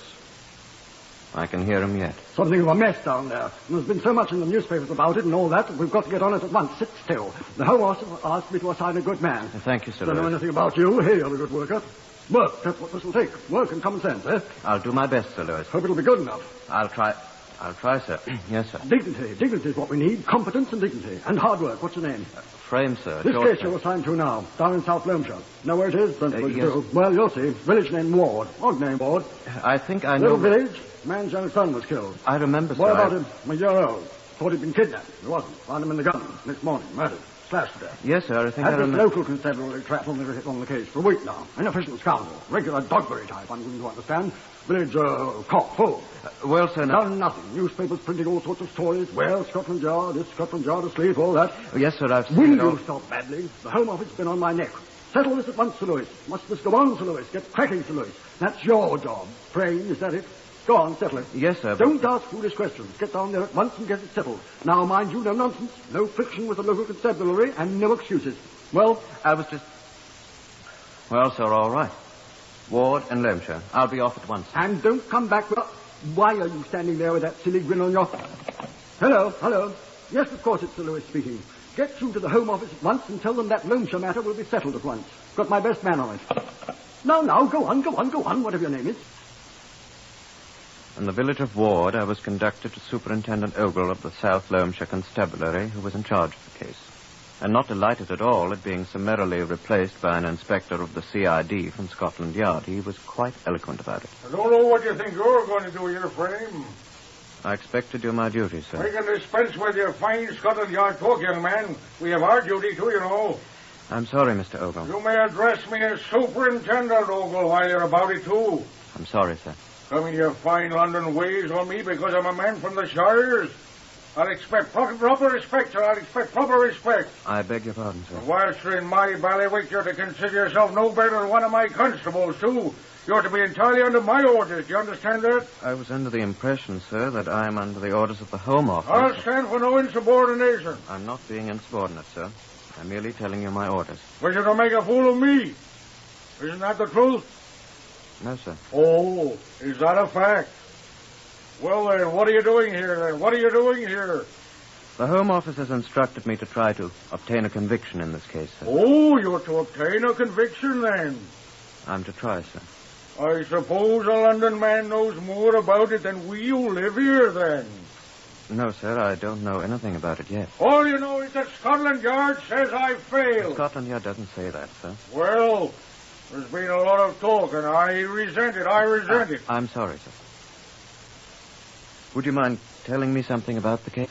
Don't you know anything about it? Well, very little, sir. Oh, what? Only that a child has been found dead, sir.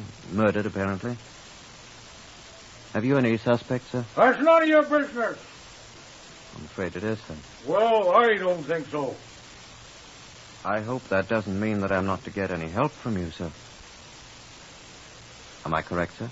I'll give you what help we can. What help I have to give you. Well, go ahead, sir. What do you expect me to do? Solve this case for you and then let Scotland Yard take all the credit? I've heard about enough. Scotland Yard needs no credit, sir. Well... But the case must be solved, sir. Are you accusing me of inefficiency? Not accusing you, sir. But I'm sorry I've been sent down here by the Home Office. Do you think you're welcome here? You haven't told me what's been accomplished so far, sir. Look here now. Yes, sir. I've made an arrest today. Oh, have you, sir? I most certainly have. May I ask whom, sir? I arrested Elizabeth Wright, Who is Elizabeth Wright? the nursemaid at Madden's house. Madden? Oh, that was the boy's name, yes. Didn't you even know that much? No, sir, I didn't. I expect to know a great deal more by the time I get back to London. And what about this woman, sir, Elizabeth Wright? What did... They released her. Who did? The magistrate. Oh? And do you know what they said to me? The magistrate, sir? They said I didn't have one scrap of evidence against her. But you did, of course, sir. Well, sir? I didn't have much. Oh? She was visiting her sister when it happened. Where, sir? In Edinburgh. But you suspected her, sir. Well... What? Well, a man's bound to arrest somebody. Oh. And now they send me a Scotland Yard man. I never have any luck.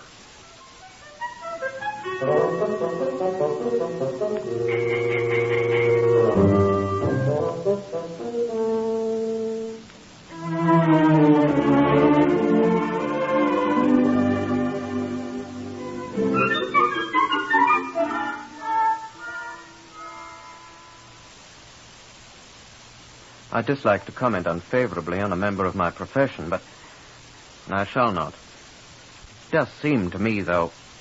Sorry. I never in all my life saw such a... In 2 days, going about the village of Ward, I discovered several facts. One, there had been 2 children in the Madden family. The dead boy and a sister. Her name was Bridie Madden, and she was the daughter of Madden's first wife, who was dead. The boy was by his second wife. 2, there were several servants, including the nursemaid who had been arrested, a sweet, gentle, shy girl by all reports. 3, I learned that the father, Jerry Madden, was suspected by some of the villagers of having murdered his little son, although no one advanced any reasons why they thought so. 4th, according to some of the schoolmates of Bridie Madden, she was in considerable fear of her stepmother's uncontrollable temper. 5thly, that somebody unspecified would have to hang for the murder of the little boy, a conclusion with which I was fully in agreement. And 6thly, that I was the most unpopular person in the village of Ward. I was from London, and the villagers were fervent adherents of the happily disappearing maxim, here's a foreigner, let's heave a brick at him. I was not encouraged, especially since Superintendent Ogle made no secret of his antipathy toward me. A little discouraging. I thought of returning to London, but I remembered Sir Lewis was there and stayed on. I visited the Madden household. Mrs. Madden was confined in a nursing home at the edge of the village. She had not recovered from the tragic death of her little son. The daughter Bridie was at school. Elizabeth Wright, the maid whom our village policeman had arrested, had gone back to her sister's home in Edinburgh. I was received by Ellen Perry, another servant who was not the happiest of mortals, but who talked freely. Horrible, sir. Just plain horrible. It's all I can say. Poor little fellow. I suppose you have no ideas on the matter, have you, Ellen? Oh, Lord love a duck, no, sir, not I. You never did suspect Elizabeth Wright, I suppose. Oh, that fool. You shouldn't speak that way of the poor girl, Ellen. I'm speaking of Gumshoe Ogle. Excuse me. I mean... Policeman indeed, the great oaf. He couldn't detect a change in the weather, that one couldn't. No, sir, I don't suspect anybody. Though Lord knows I wish I did. What about Miss Bridie? Oh, not Miss Bridie, sir. Oh, I'm sorry. I hope you don't think I suspect Miss Bridie, Ellen. I meant, what does she think? Oh, well, I'm sure she doesn't suspect anybody, sir. Not Miss Bridie, the poor child. Ellen, how do you and Mrs. Madden get along? The finest woman that e'er drew breath, sir. The finest, dearest woman. Poor dear, she's only got one tiny fault. Her temper. Her what, sir? Her temper? Why, Lord love a duck, sir, Mrs. Madden ain't got no temper. That's what I was saying. She lets everybody walk over her. She's got no more temper than a mangle wurzel. Well, I was told she has a very violent temper. Oh, not her, sir. Someone's been pulling your leg. Oh, Excuse me, sir. Well, but why should... No, sir. I've lived in this house ever since she married Mr. Madden, and I've never seen her raise her voice, even when she fell down the well and near drowned. The well there, sir. I must be mistaken, then. Oh, you are that, sir. That sweeter woman ne'er drew breath, sir. Poor woman. Well, I'm sorry to have thought so. I mean... No, sir. Temper me eye. Not Mrs. Madden, sir. Well, I'm sorry. I'm going to tell her, sir. She'll die laughing. Oh, no, please. Please don't say anything to her about it, Ellen. Please don't. I'll keep your secret, sir. Well, thank you, Ellen. That's a good girl. Who told you that, sir? Why, you know, I really don't remember, Ellen. Curious, sir. Oh, now, who would... Yes, sir. Temper. Oh, blimey. Excuse me, sir. I went to call on Superintendent Ogle. Though it was near enough to high noon, I found the gentleman still in bed and in no very good humor at being awakened. What do you want now? I wanted to ask you a question, Superintendent. Well, ask it. I'm sorry to wake you, sir. I'm awake now. What do you want to know? Just hand me my trousers there, will you? Yes, sir. Thank you. You're getting them on backwards, sir, I think. Other way around, sir, I think. Right. What do you want? I was wondering whether you collected any tangible evidence at all, sir. Tangible? Anything I could see? No. There wasn't anything? Nothing I consider important. I'd have told you. Nothing at all, sir? Give me my shirt. Thank you. What did you find, sir? Nothing of any importance.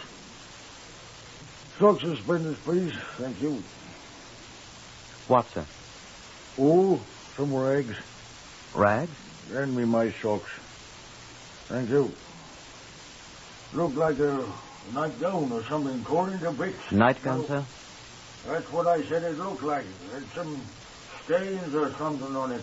Paint, I expect. Someone been using it to clean paintbrushes. What color paint, sir? Huh? Toss me my shoes.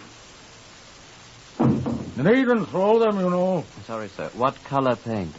Sort of dark, wet. Oh, look, I bust my shoelace. Getting a man up in the middle of the night. Oh, running in. No. What did you do with the nightgown? Sure, it was a nightgown, sir. Well, looks something like one. What? Where is it now, sir? What I know. Eh?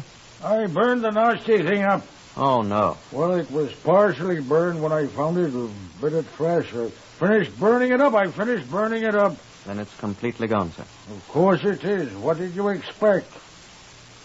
I didn't expect anything, sir. Hand me my necktie, will you? I'm afraid I don't understand a man with even the rudiments of a police education who could consciously make such a stupid error. Who knows that, good heavens, there were reddish-brown stains on the discarded garment, if it was a garment, in the very middle of a case of atrocious murder in which the victim had bled freely and he thought they were paint. And the thing had been wantonly destroyed.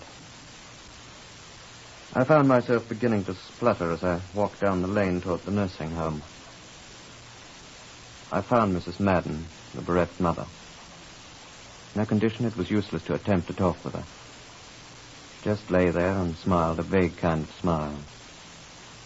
A man who identified himself as the proprietor of the nursing home deigned to talk with me. Yes, sir. She's been like that all the time, ever since they brought her here after the poor youngster was murdered. She was such a happy woman. Now Has she been quiet all the time? Never opened her mouth except to cry out for her baby, sir. Nothing more? Well, what would you expect her to do, sir? Why, I understood she has a very violent temper. What? Violent temper? You're mistaken, sir, if you think so. I've known this girl since she was in swaddling clothes, and she... Oh. What? You've got her mixed up with Jerry Madden's first wife. Well, I don't know. This girl wouldn't hurt her. Yes, You're thinking about the first wife, Bridie's mother. What about her? Bridie? The girl's named after her mother. What about her? Why, she had a very violent temper, sir. Oh, she did. Didn't you know, sir, that she died in the insane asylum? No. Raving and screaming like a lunatic? She was a lunatic, sir. And an idea crossed my mind. As a matter of fact, then, not to be telling lies, but after all, you're a policeman, you won't tell anybody. She was a lunatic. And so was her mother before her. I didn't know the grandmother.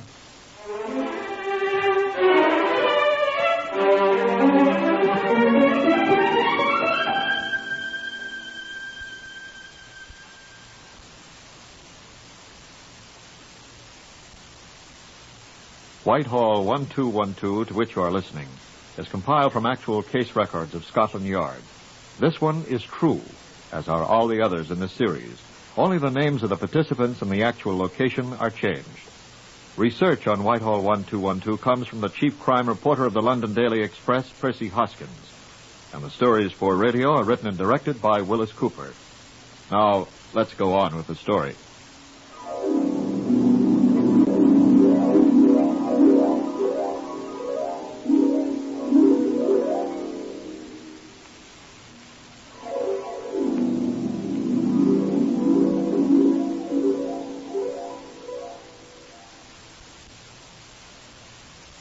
I passed Superintendent Ogle as I trudged down the road to the Madden home. He didn't answer my greeting. I walked on and, deep in thought, presently arrived.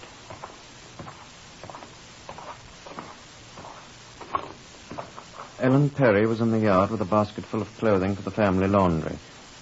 Afternoon, Ellen, I said. Afternoon, sir. Did you find out anything, sir? I went to the nursing home. You were right, apparently. I told you so. Did you know the first Mrs. Madden, Ellen? Bridie? Bridie's mother? Yes. Oh, yes, I remember her. A crazy woman. That must be the one you were thinking of when you talked about Miss Madden's temper, sir. Yes. Yes, I'm afraid you're right. She died, you know, when Bridie was just a little girl. Yes, I know. Well, now, will you excuse me, sir, while I get on with preparing the washing for tomorrow? Go on, Ellen. Thank you, sir. And so I had time to think a moment alone.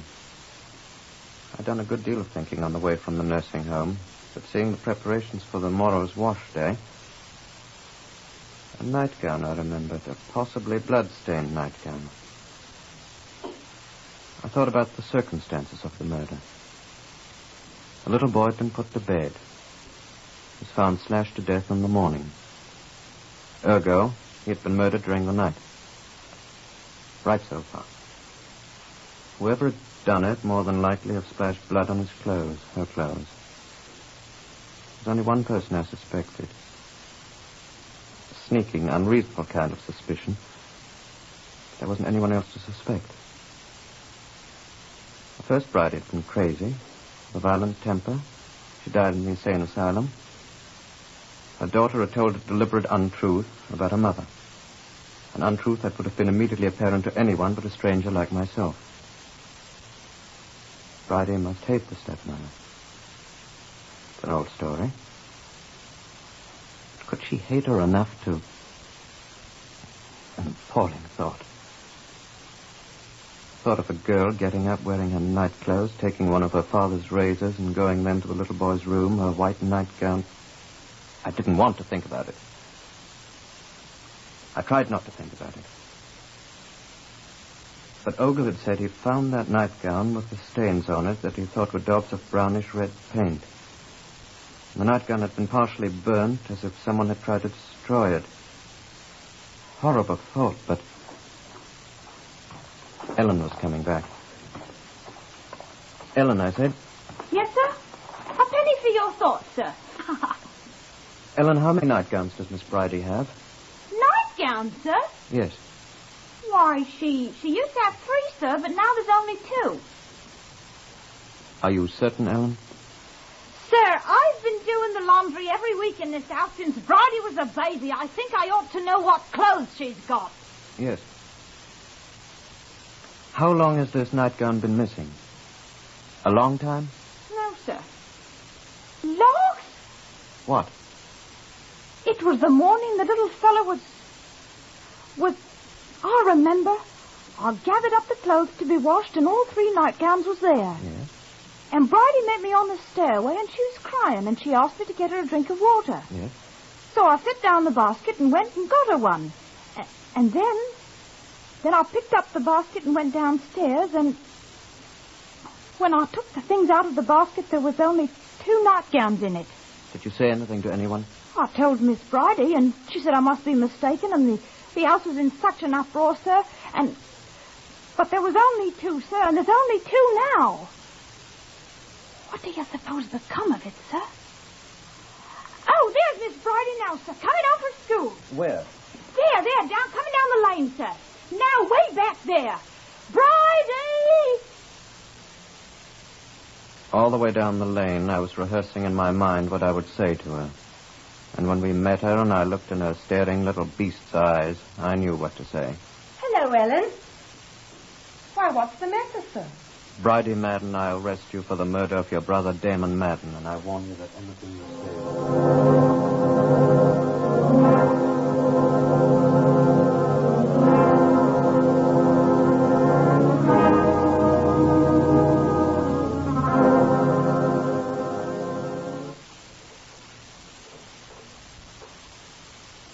I took her to the magistrates to be heard.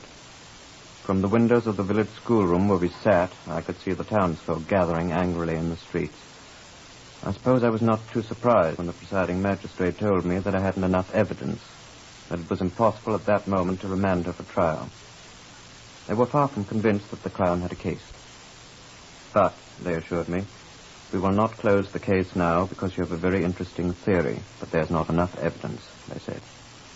We wouldn't dare to act on such incomplete evidence at this time. We'll not write it off as closed, they told me. If you find any additional evidence, well, we'll keep the case open. And so I came away to London, with Superintendent Ogle of the Loamshire Constabulary marching beside me to the train to protect me from the consequences of my foolishness, he said pompously. I could hear the villagers' boos and catcalls from the train with the compartment window closed. I'd done my best, but I can still see Ogle standing there with upraised hand against the populace, and Bridie Madden standing alone, looking after me as if she'd like to murder me too.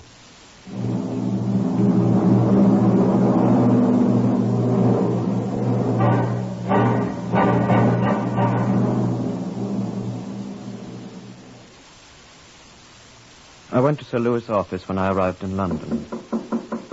Come in. Oh, so you're back? Yes, sir.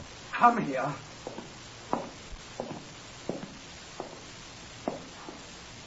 Yes, sir? Well. I did my best, Sir Louis. And a fine monumental mess you made of things. Well, sir... I told you to get a conviction. I was sure I had one, sir. Rubbish. I'm sorry, Don't sir. talk sorry to me, my man. You're as big a fool as that old stolen Loamshire. Sir, that's... There's a bigger row raging now than ever before. Scotland Yard and the Home Office have been made fools of. I'm sorry, sir. Questions have been asked in Parliament, sir. What do you say to that? I'm sorry, sir. I still think we can get a conviction. I know I can turn up more evidence. That girl's as guilty... You'll turn up no more evidence. Why not, sir? Because you've done enough to disgrace us all, and I'll have no more of your blundering. I demand your resignation, Inspector Frey.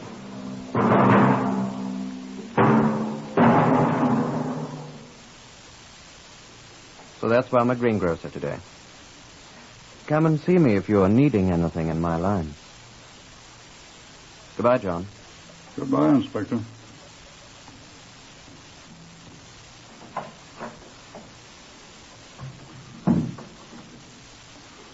George Frame didn't tell you the end of the story. This all happened several years ago.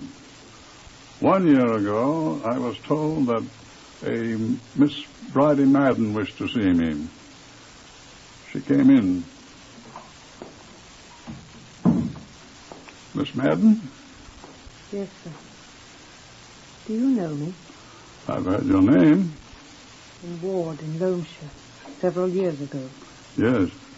Yes. I'm graduated from school now. And lately I've fallen in love with a young man. He's a clergyman, an Anglican priest, a man of God. Yes. We were to be married. Yes?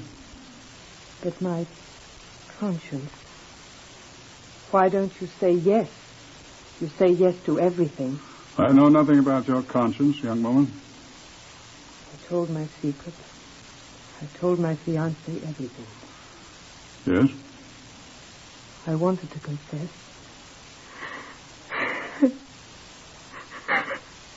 I thought a man of God, the man I was going to marry.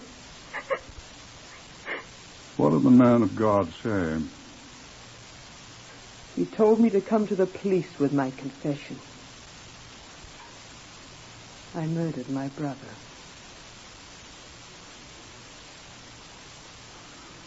And so we took her back to the magistrates with her confession, which she freely made. She'd never been tried. The case was still in abeyance. So Bridie Madden was at last brought to trial. She was found guilty and sentenced to be hanged. The sentence was afterward changed to life imprisonment, and justice was done. But George Frame is still a greengrocer. He handles an excellent line of Brussels sprouts. This is the badge he used to wear.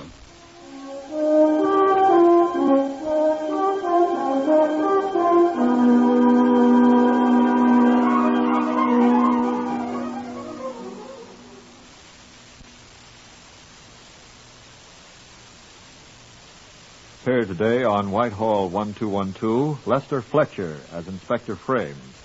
Others in the order of their appearance were Harvey Hayes, Carl Harbord, Guy Spall, Patricia Courtley, Evan Thomas, and Beulah Garrick. Lionel Rico speaking. Whitehall 1212 is written and directed by Willis Cooper.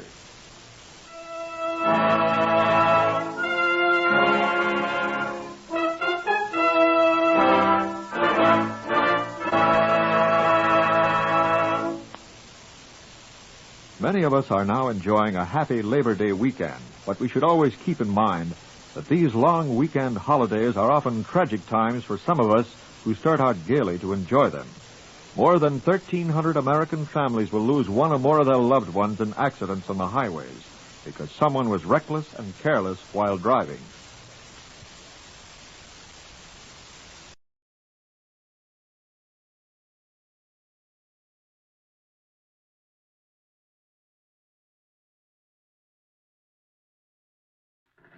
Whitehall 1212.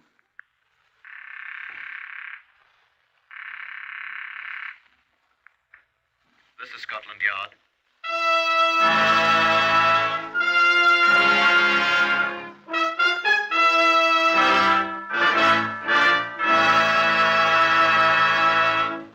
For the first time in history, Scotland Yard opens its official files to bring you the authentic, true stories of some of its most baffling cases. These are the true stories, the unvarnished facts, just as they occurred, reenacted for you by an all-British cast. Only the names of the participants have for obvious reasons been changed.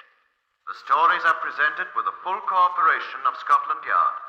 Research on Whitehall 1212 is from Percy Hoskins, chief crime reporter of the London Daily Express. The stories for radio are written and directed by Willis Cooper. Now, here is Chief Superintendent John Davidson of Scotland Yard, the curator of the famous Black Museum, to brief you on case number 330220. If you're planning murder, which I sincerely hope you're not, a visit to the Black Museum here will most certainly, I believe, serve as a deterrent. Here we have a large collection of murder weapons, from the simplest to the most ingenious, and most of them have been used effectually. Now, here's a knife still stained with a murdered man's dried blood. Yeah, the user of that knife was hanged. And here is a revolver bullet from a man's brain. Yeah, the man who fired that shot was hanged. And the one-time possessor of this tiny phial, which at the time contained poison, thought to murder her husband. Yeah, the hangman ended her career, too. And this carpenter's mallet here, the wielder of that one drew a trip to the execution shed for the unorthodox use of it. You know, most murderers are caught, and they die more ignominiously than their victims. And here in the Black Museum lie the instruments that encompass two deaths, the victim's and the murderer's own. This innocent tool once fell into evil hands. It's all that remains. Now, Chief Inspector Nigel Loring knows a great deal about this case, number 330220. The old heathens used to believe that their gods were the ones who inspired mortals to murder. This god has the bloodiest murder record of them all. Who was that, Nigel? Mars, the god of war? No, John. His name is Cupid. He was the god of love. When Thomas A. Becket Appleby married Alma Virginia Farnestock in Canada, he was 70 years old. Alma Virginia was 39. They had both been married before. Her first husband was dead, and Thomas Appleby had divorced his first wife to marry the attractive middle-aged widow. The affair had been a 9-day scandal in their Canadian home, and they had shortly removed to Bournemouth near Southampton to take up what might be called life anew. When I was first assigned to the case, I asked Uncle Tom Cobley, the village ancient of Bournemouth, to describe the Applebys to me. Appleby? Why, he be a bitter old man. Oh, he's a good score of years younger than I be. Never pays no attention to nobody excepting his money and his bottle. Forgot everything but that that wife of his even, mister. And Mrs. Alma Appleby? Eh? Mrs. Alma Appleby. Oh, she's pretty, even if she ain't no chicken. You don't pay her no mind, even if half of the men in Bournemouth be in love with her, mister, including me. And so, when Thomas A. Becket Appleby died at the age of 75 from the result of a broken skull, there was scant sympathy to be expected for him, and much indeed for Alma Virginia, his wife, until Alma Virginia opened her mouth and spoke to a sergeant of the Bournemouth police station who had been summoned by Dr. Owen Trelawney, the attending physician. I did it. Tell you I did it. Tell the coroner I did it. That's all I have to say. Madam, do you know what you're saying in the presence of witnesses? Certainly I know what I'm saying. I killed him. I hit him on the head with a mallet. Write it down. Madam, you don't know what you're saying. You're drunk.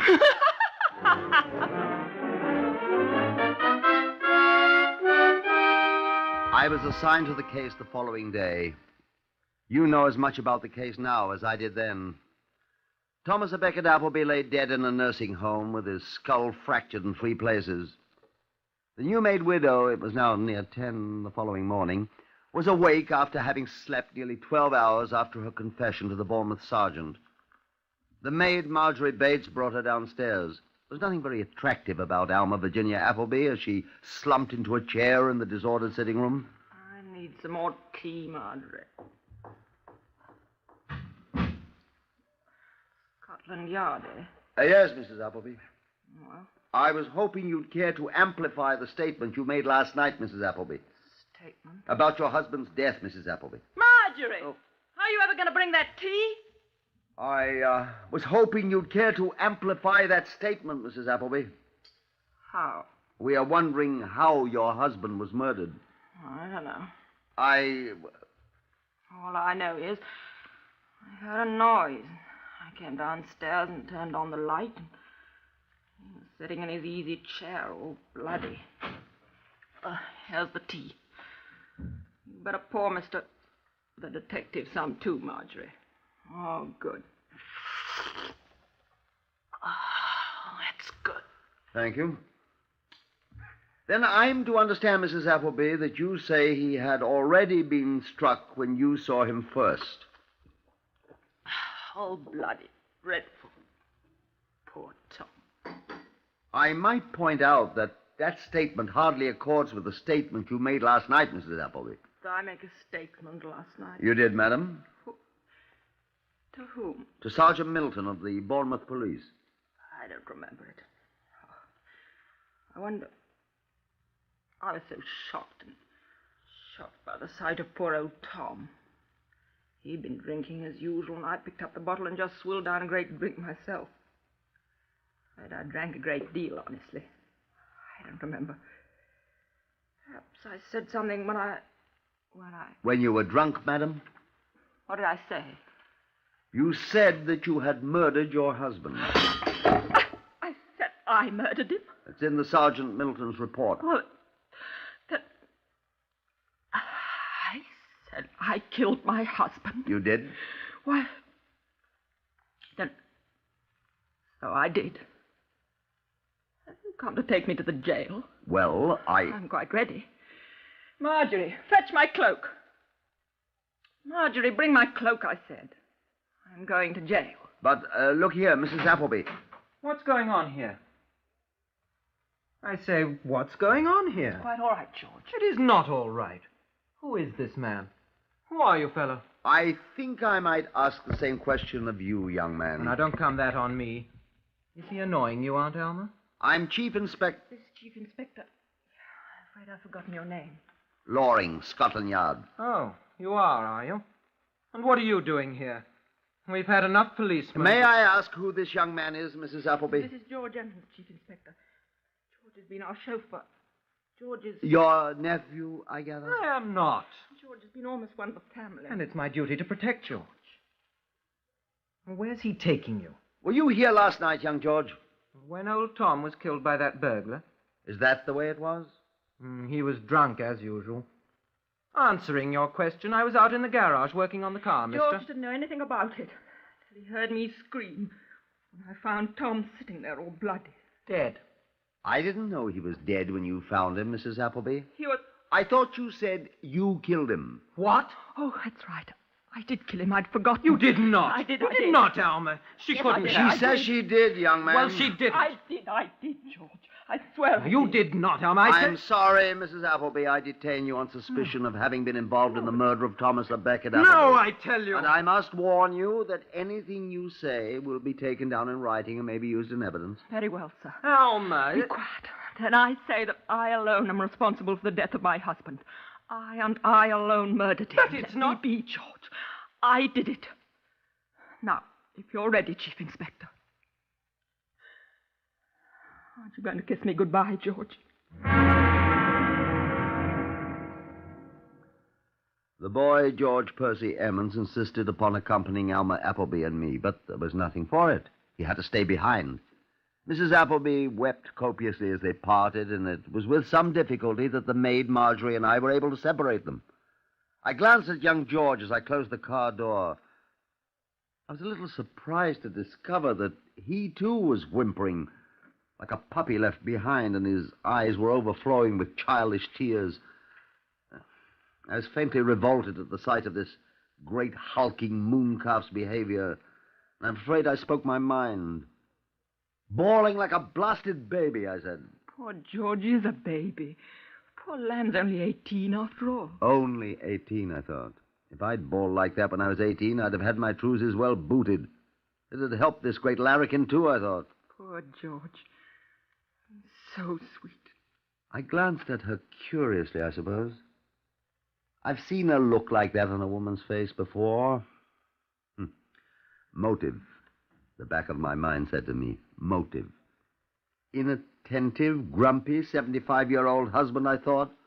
Handsome, attentive, 18-year-old boy, and then I remembered that unmanly blubbering, that squalling like a spanked baby, and I was ashamed of myself. And when she spoke again... My baby died when he was 2. I keep thinking of George as my baby boy. But the love in her eyes when she turned to me, I thought uneasily, wasn't exactly the kind of love one has for a son. According to the judge's rules, one may not ask questions of a person who has been charged, except to clarify any statements made. There was no need to ask Alma Appleby any questions. Yes, I killed him. Yes, I had a reason. Reasons, rather. Tom was old and ill. He was always in poor spirits. He worried about money. He worked hard all his life, and now his savings, he thought, were being spent. He knew he could never get any more money. He was an old man. He was afraid of dying, but he constantly talked suicide. He always sat alone in the sitting room and drank. Every night. Half a bottle every night. It's very simple. I couldn't stand it any longer. I'm not a young woman, but I'm not unattractive either, am I? I had a hard life, too. deserve another chance, don't I? Tied to an old man. A sick old man. A drunken old man. A worried old man who constantly threatened to kill himself. He'd be better off.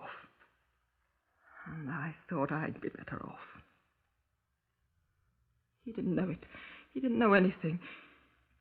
He was sitting there in his chair, drunk, like he was every night.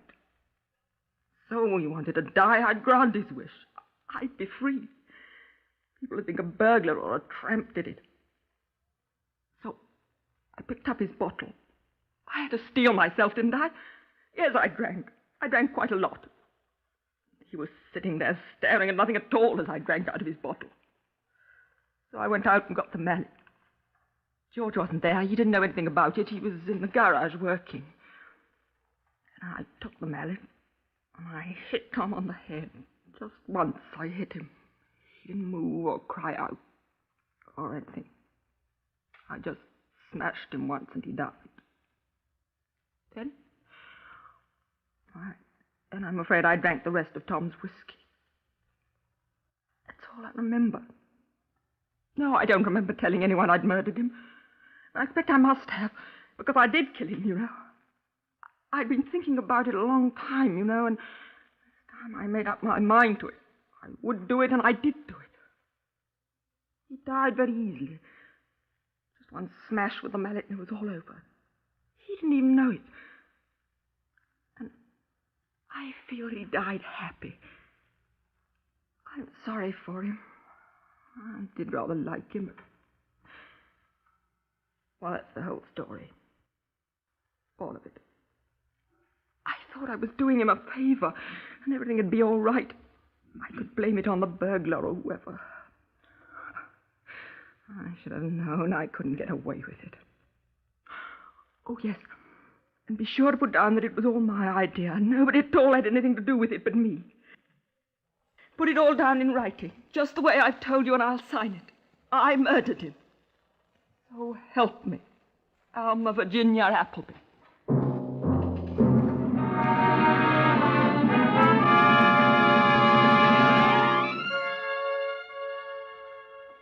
That was the gist of what she told the examining magistrate of Bournemouth, who accordingly remanded her for trial at the Southampton Assizes later in the month.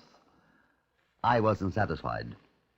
John Davidson, the Black Museum man, he was plain superintendent then, was in Bournemouth visiting his great-aunt who was afflicted with sciatica.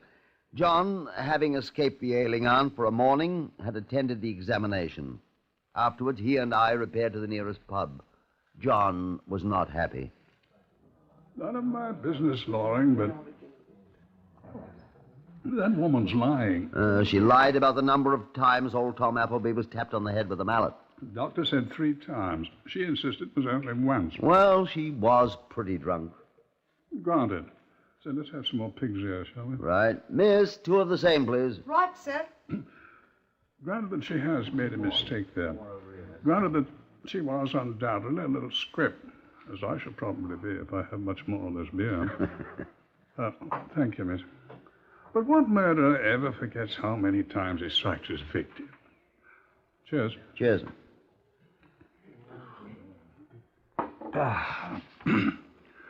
More than meets the eye, say I. Well, that's the way I feel, too.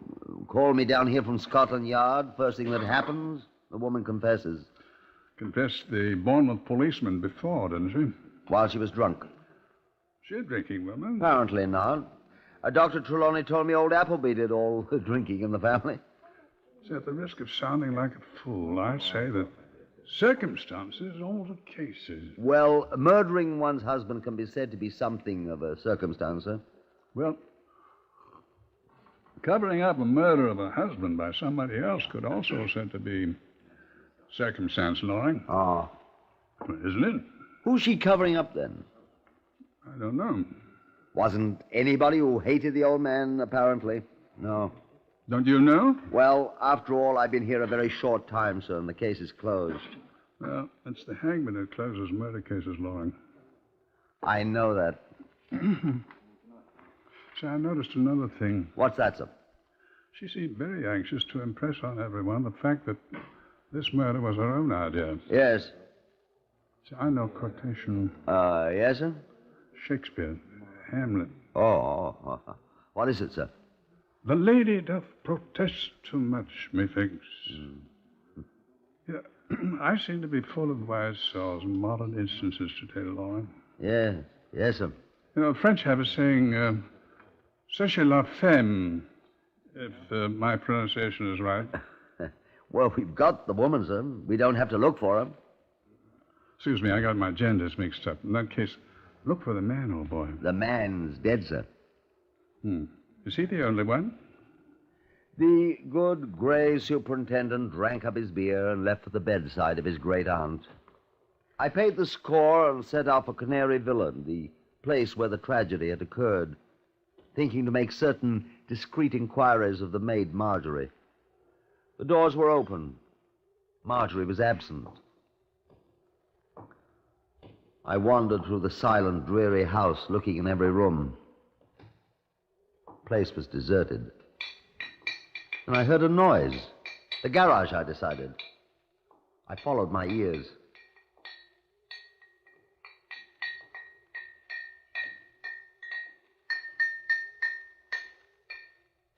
I watched young George for quite a while before he discovered me.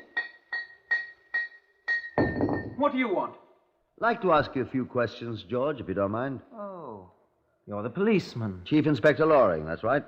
I've got nothing to say to you. You're trying to hang my Aunt Alma. No, I'm not, George. I don't think... She didn't do it. I told you she didn't do it. I know. You got any suspicions, George? Well, of course. Some thief, some tramp or something done it. Really think so? Yes. I don't think a tramp did it. Well, she didn't do it. I'm sure of that. Can you prove that, mister? Frankly, no. Look, George, I have an idea it was someone that didn't like Mr. Appleby. Who? I thought perhaps you could tell me if he had any enemies. I don't know any. Go on with your work, George. We can talk. I'm almost done. Well, I'll help you. I'm a pretty good motor mechanic. Well, I was just straightening this thing. Well, I'll give you a hand. I suppose I should feel sorry for old Tom. You don't? No. I didn't like him. He didn't like me either. You'd know, I suppose, if anybody ever indicated that he hated Mr. Appleby. Of course. I knew them both pretty well. Worked here 6 months. No, 7. She didn't hate him. Alma? Aunt Alma, you mean? No, she certainly didn't. Put up with an awful lot from him, though. Was frightful. Always grousing at her when I drove around the countryside in the car. Always drunk. She drink, too? No. Only that night, when she found him with those 3 holes in his head. Was he struck 3 times? 3 jolly great smashes. And you don't have any idea who did it? This burglar. Burglar? Well, whoever it was. Where did the mallet come from that he was killed with? Well, it was ours. Cops took it away. Well, I hope they find whoever it was. Well, if you cops are any good. We're trying. That's why I'm talking to you, George. Huh? Why? Hoped you might be able to help her. Listen, mister. I'd give my life for her. Well... I love her. She's been very nice to you, I understand. I love her. She's the sweetest, the most adorable, the most... Well... Huh? She's going to hang. No! She's not. She didn't do it. She confessed, George.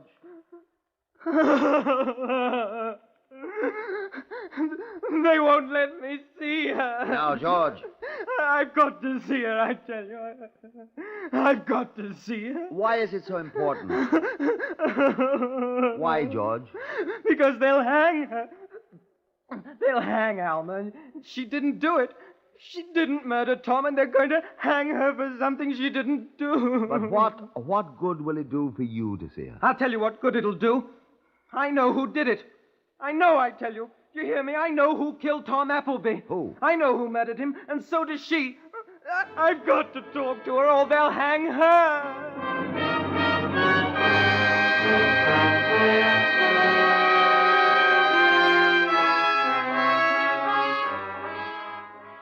Alma Virginia Appleby's life was in desperate jeopardy.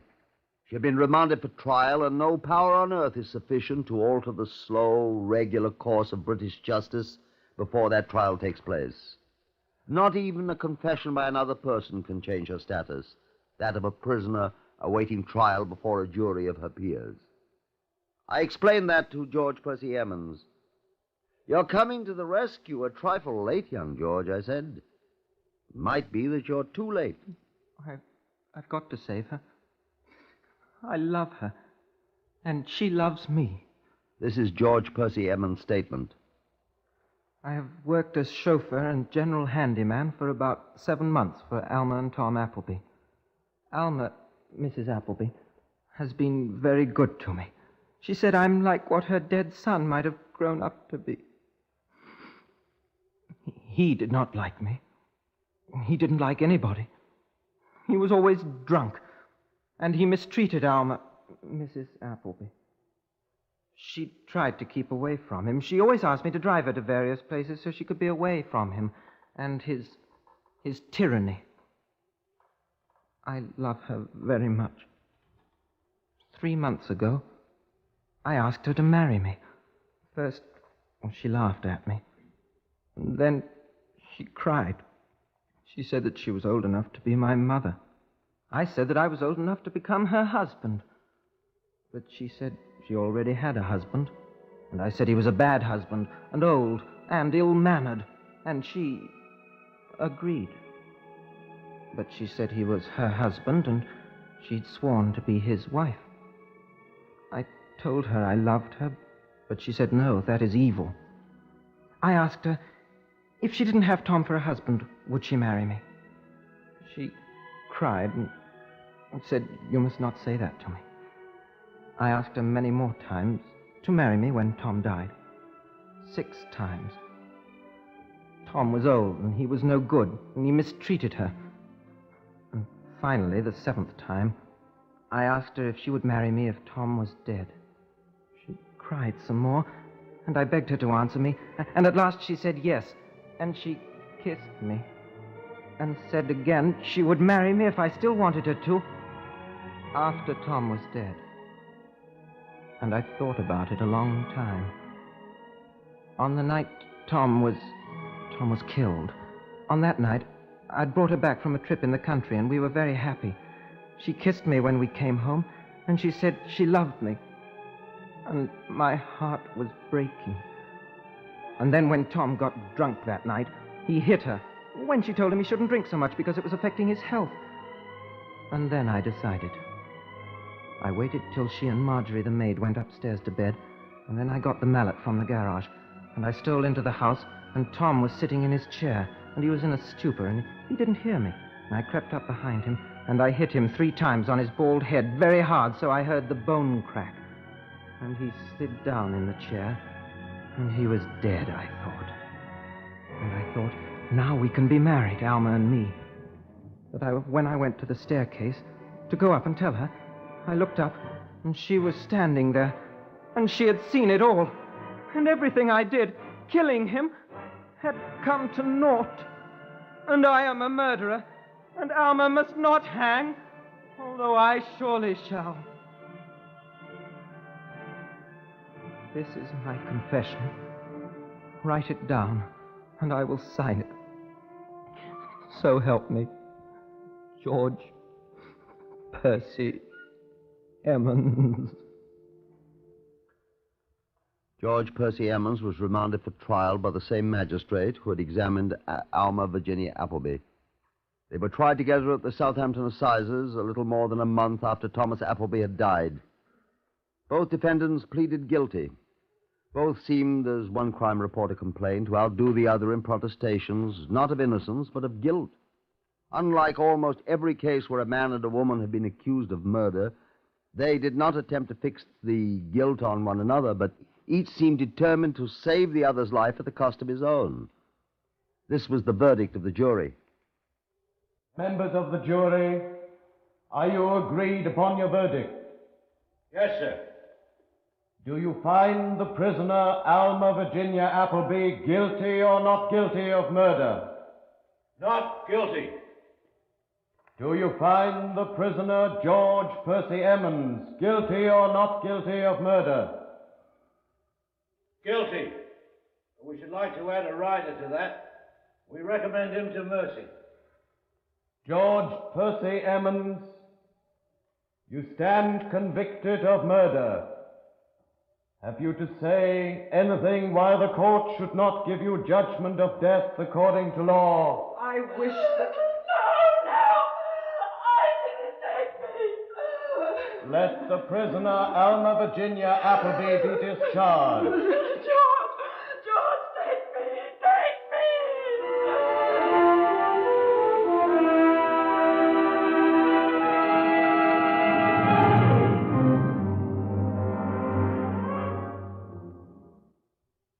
And so they hanged 18-year-old George Emmons. And on the day he was hanged, Alma, the woman who was old enough to be his mother, but young enough to have wanted to be his wife, sat down and wrote a letter. She sealed it, addressed it to the people of England. And standing in the room where Thomas à Becket Appleby had died by her lover's hand, she stabbed herself through the heart. Justice was done.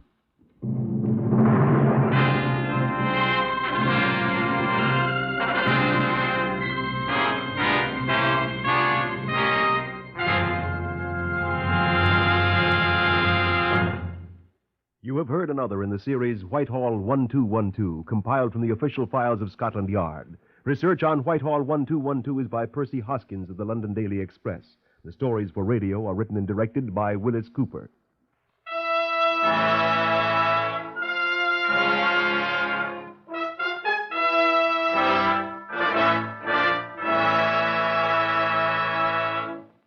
Three chimes mean good times on NBC.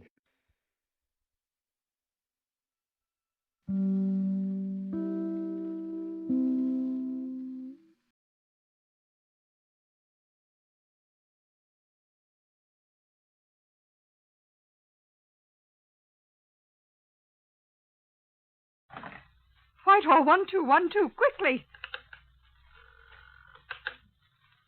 This is Scotland Yard.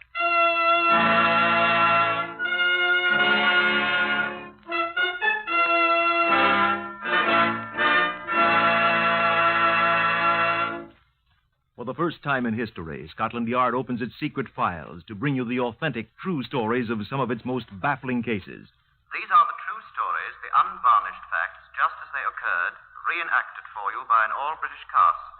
Only the names of the participants have for obvious reasons been changed.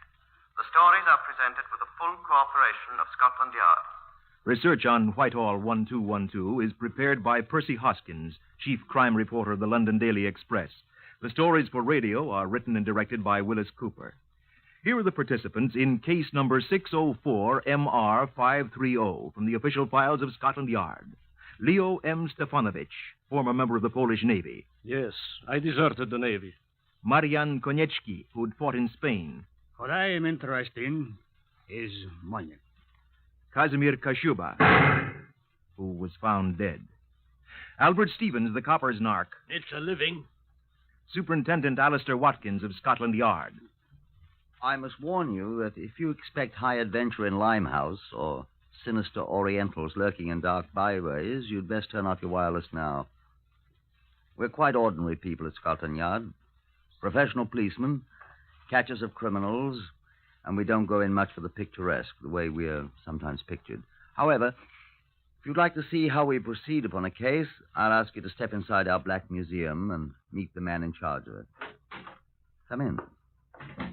This is Chief Inspector John Davidson, who's in charge here. Well, how do you do? I'm afraid that the so-called Black Museum is neither black nor a museum, nor is it the Grand Guignol. We have here a large number of guns, knives, other weapons which have been used in crimes. We have also disguises, clothing, exhibits of all sorts that have helped in solving many of these crimes. I think you ought to explain, John, why we keep these gruesome relics. Yes, indeed. They're here for a purpose quite removed from idle curiosity. They're principally for the use of the men of Scotland Yard in studying crime techniques and exemplars of crime methods. They bring to life the cold words contained in our files, and they're most useful as well as graphic. For example, in this case, Superintendent Watkins is reenacting for you. Now, this is a bullet that killed a man. It was fired from this gun, 32 caliber Waltham automatic pistol. And it was Scotland Yard's job to prove that. And this, the top of an ordinary mechanical pencil. This was a very important bit of evidence.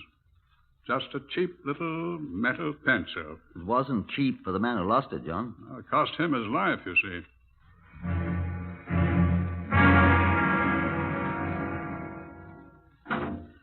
We were standing in the corner of a saloon bar in Whitechapel talking. Albert Stevens, the copper's narc, and me. I expect you don't know what a narc is. N-A-R-K. In America, I think you call him a stool pigeon. Every detective in the world has his pet narc, and Albert Stevens was mine.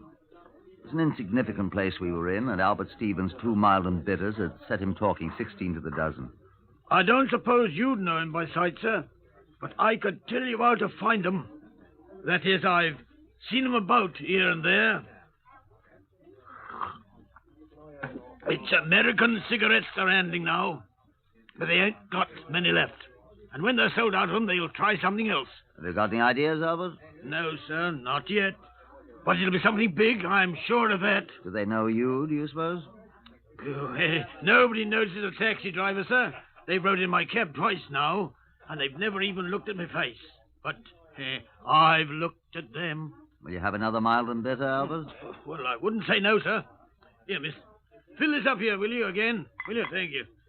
They're some kind of foreigners, sir, they are. Thank you, miss. This I know.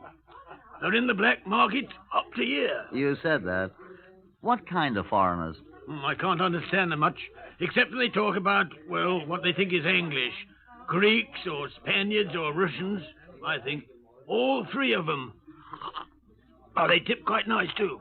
But you're sure they're in the black market? No doubt about it, sir. I hear enough about it. Don't know their names? Well, one is called Marion. Marion? And the other's name is Kashmir. Kashmir. Maybe he's an Hindu. And the other is a gentleman in some kind of navy, sir. Not ours. Some foreign navy.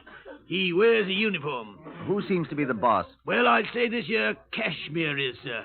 Cool. He's a hard man, he is, sir. Is that all you know about them, then? That's all I know right now, sir. Well, ain't that worth 3 pints of mild and bitter, sir? Just about, Albert. Well, I was sort of hoping you'd have a spare 10-shilling note on you, sir. I have, Albert, but not for you, my lad.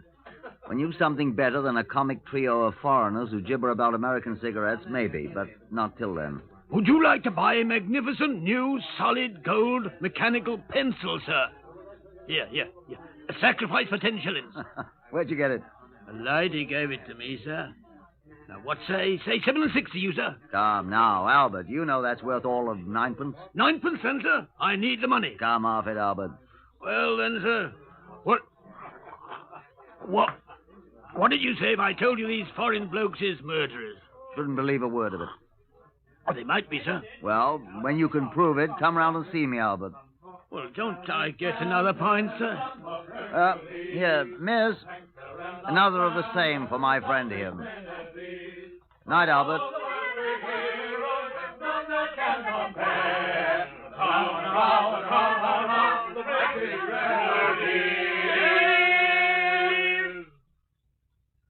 Scotland Yard next morning, I walked leisurely down the long corridor on the 2nd floor that leads to my office. A voice hailed me as I opened the door to my office, and I looked back. It was Detective Sergeant Llewellyn, a Welshman who'd been a constable at the Wardour Street Police Station when I was a sergeant. Here was a welcome face. David, I said, I've not seen you in 6 months. Longer than that, indeed, Superintendent. It's 10 months, and I'm very glad to be seeing you. Where have you been? To the Army all this time, sir. I was seconded to MI5. Yes, I heard that. It was tiresome work, but now I'm back, thanks indeed to the Lord. Taking a well-earned rest, I expect. Oh, indeed, to goodness, no. There's no rest for the wicked. I'm on a case already. Can we have dinner this evening, then? I'm not so sure, sir. What have they given you? Oh, a murder. Good bloody one? I've just seen the man. He's bloody enough indeed. They found him shot to death in his car early this morning. Where? Chepstow Place, Notting Hill. The constable who found him in his car parked beside the curb thought he was taken with drink and sound asleep. But it was a .32 caliber bullet in the back of his neck and out the front of his head. Very gory. Know who he was? A foreigner, it seems, with the name of Casimir Kasuba. Oh. Whatever's the matter, then? Do you know him? Come on in my room here. I don't know the chap, but I have an idea I know someone who does. Well, indeed, to goodness. Come on in. Come on in while I telephone. I've got his number in my book here. At least a number where I can reach him. Ah, here it is.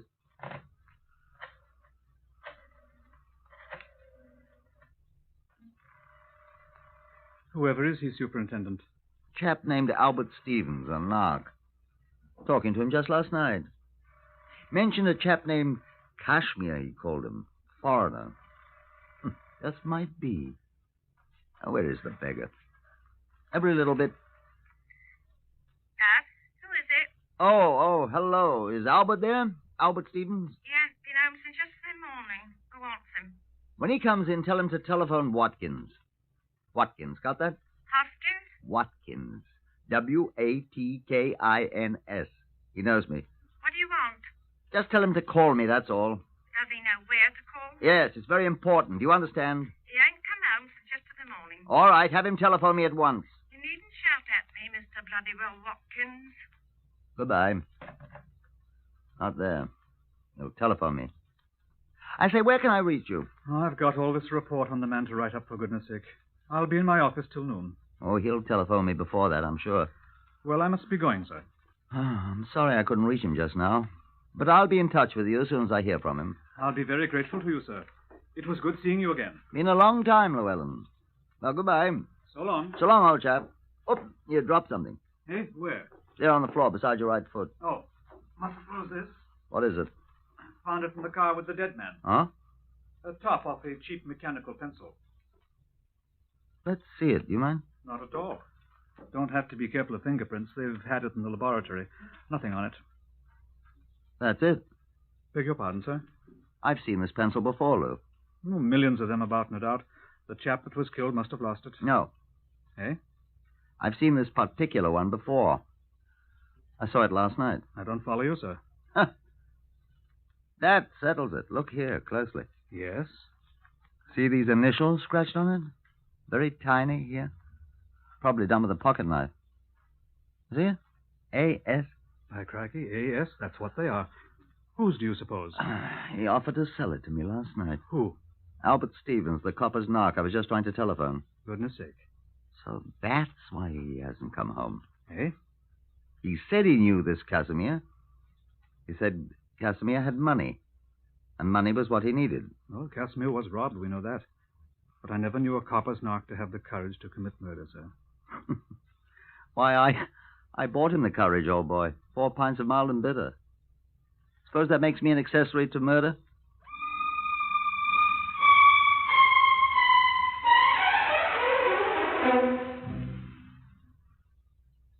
The constables who were dispatched to the home of Albert Stevens reported that he was still absent.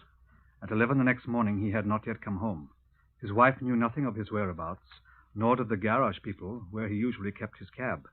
At noon, a teletype signal was sent to all metropolitan police stations giving a description of the man and the number of his cab, GLP 301. The same information was published next day in Metropolitan Informations, which goes to all police officers. There was no immediate response. Neither the man nor the cab could be found. By now, Superintendent Watkins had been officially assigned to the case, and on the morning of the 4th day, we held a strategy meeting in his office. He had some new information for me. They found the gun. Indeed, sir. They've been taking the car to pieces down at Hendon for us, you know. They found a .32 caliber Walther automatic pistol hidden in the lining of the top. Good. Our friend Casimir was killed by a .32 caliber bullet, you know. And ballistics assures me that this is the gun from which it was fired. Good. Fingerprints? What? Fingerprints. None. The ballistics say they're sure that more than one shot was fired from the gun. How could they tell that? There are 2 cartridges missing from the clip. And, seems they found too much powder fouling in the receiver and the barrel for one shot. I don't quite understand, but they're quite positive. They find more than one bullet? Only the one that went through Casimir's head was embedded in the dash of the car. Where's this other one, then? Somebody else's body, I expect. That whose, I say? Yes. Oh, blast the fun. Superintendent Watkins here. Hi, Watkins. Fletcher here, T Division. Hello, Sailor. Okay, we found your man Albert Stevens. Oh, good. Found him. Oh. Where was he? Sitting in his taxicab. Where? At the bottom of the Thames. What? Near Wapping Old Stairs. One of our boats found him. Is he dead? Twice dead, old chap. Drowned and a bullet through his heart. Well, so that's where the other bullet went.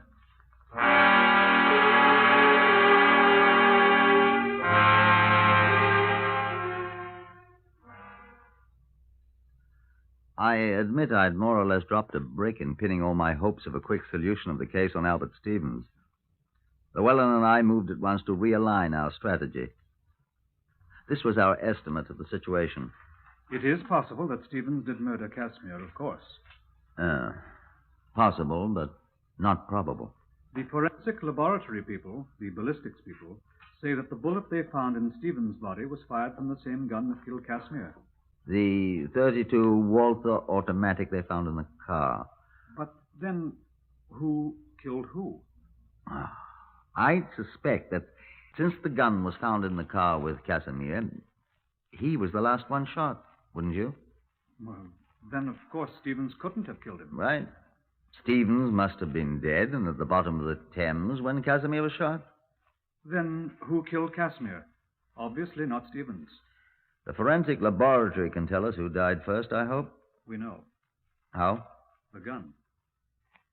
It was with Casimir, remember?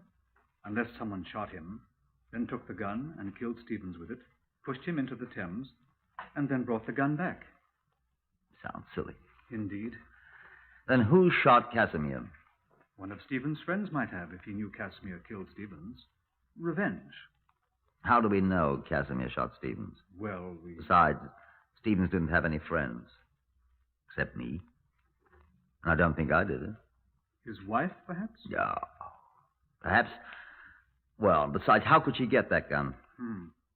No friends. None I know of. I knew Albert rather well. What?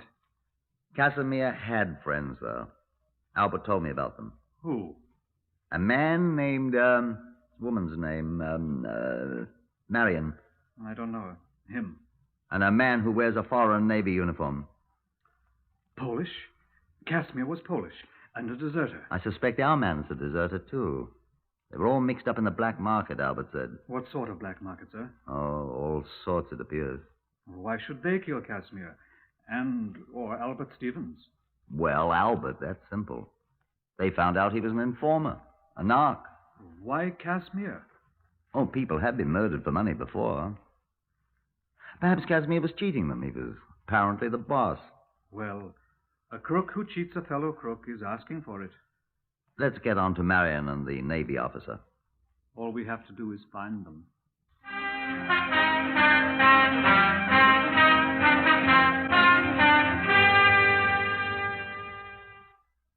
Now, allow me to digress for a moment.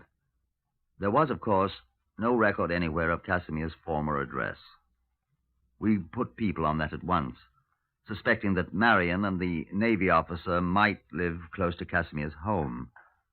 But another day dragged by without tangible result.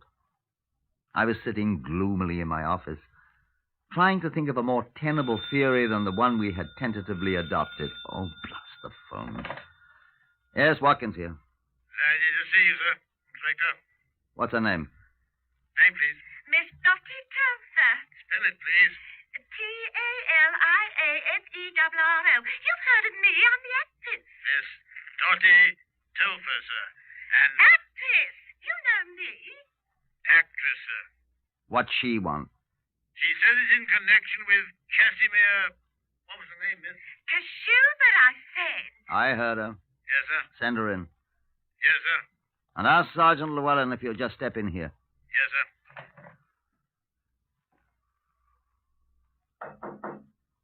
Come in. Good afternoon, madam. Are you Superintendent Watkins? I am. Sit down, madam. I thank you.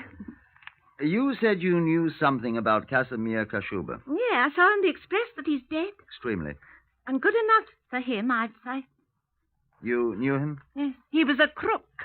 I'm afraid you're rather late in telling us that, madam. Well, I mean to say, What sort of dealings did you have with him? Why, I never had any. Well, I mean, he cheated me, and now he's dead. How am I going to get back the £17 I gave him? That's what I want to know. Why did you give him £17? Oh, excuse me, sir. Come on in, Llewellyn.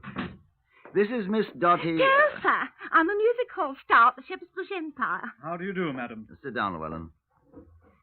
Seems Miss Telfer has given Casimir £17. Whatever for, miss? Well, I suppose it was rather silly of me, but I couldn't resist it. Resist what? Well, I was having a late supper after the show last Tuesday, and there was a man, Kashmir Kashuba it turned out to be, sitting 2 tables away from me. That's the first time you met him? Of course. Do you think that...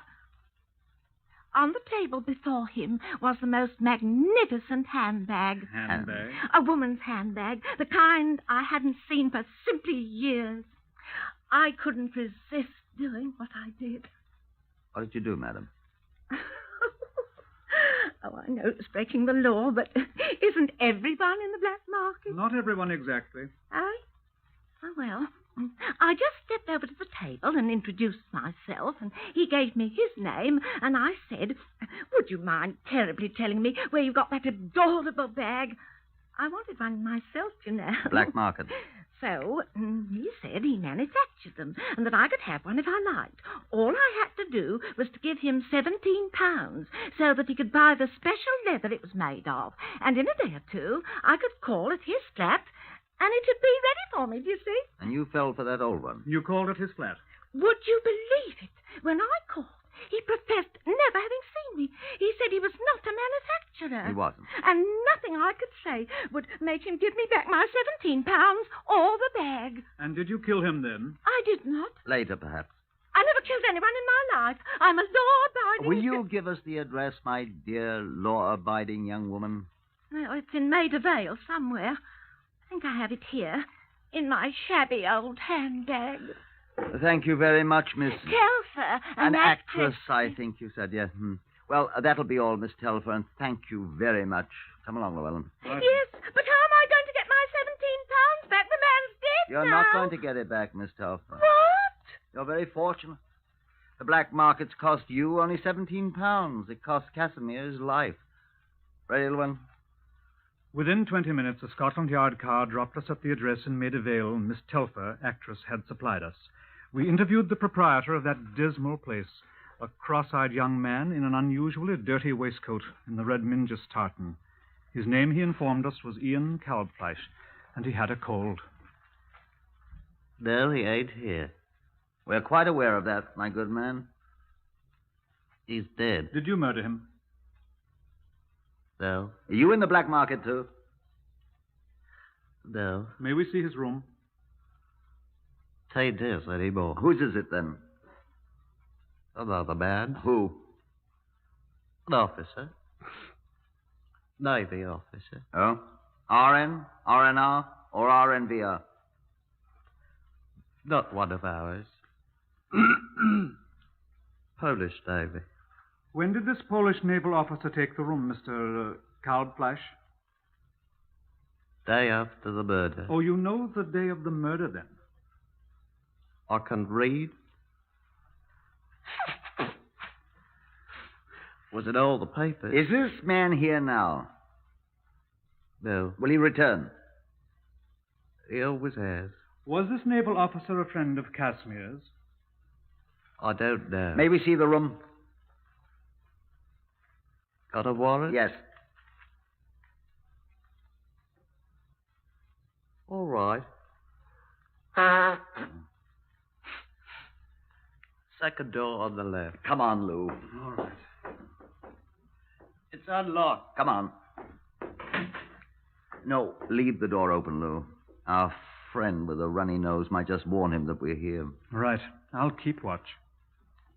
While Llewellyn kept watch from the open door, I made a quick search of the place. I found nothing at all of any apparent importance until I went through the pockets of the navy greatcoat in the closet. I was about to exhibit my findings to Llewellyn when he hissed sharply at me from the doorway. What's up? Chap coming in, wearing a navy uniform. People in your room, Commander. Who are they? Police. Scotland Yard. What do they want? If you'll come in, Commander, we'll be glad to tell you. Who are you? Sergeant Llewellyn of Scotland Yard. I think you'd best come in, sir.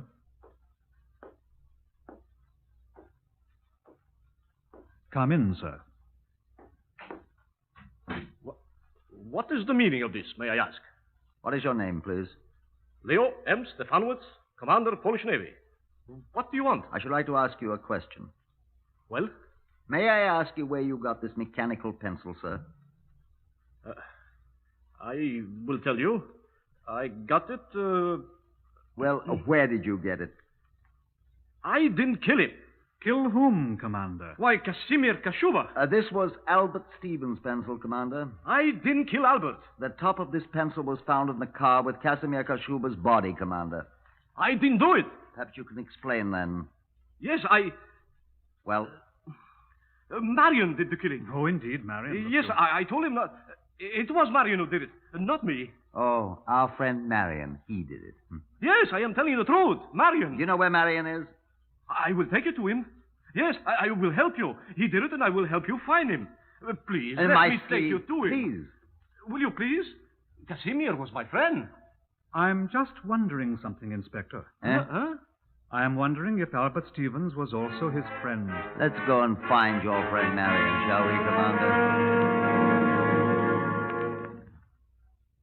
It was a quiet little hotel we drove to in the West End. Inspector Watkins and me and the commander all jammed in the police car together. The clerk nodded in a familiar way to Stefanowitz when we entered. Is my friend in? Yes, sir. Oh, don't announce us, please. We will work the lift ourselves. Get in, gentlemen. All right. Now, we shall see justice done. Indeed.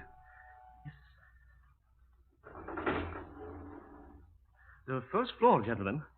The door directly opposite. Here. Who is it? Leo, Marion. Who is with you? No one.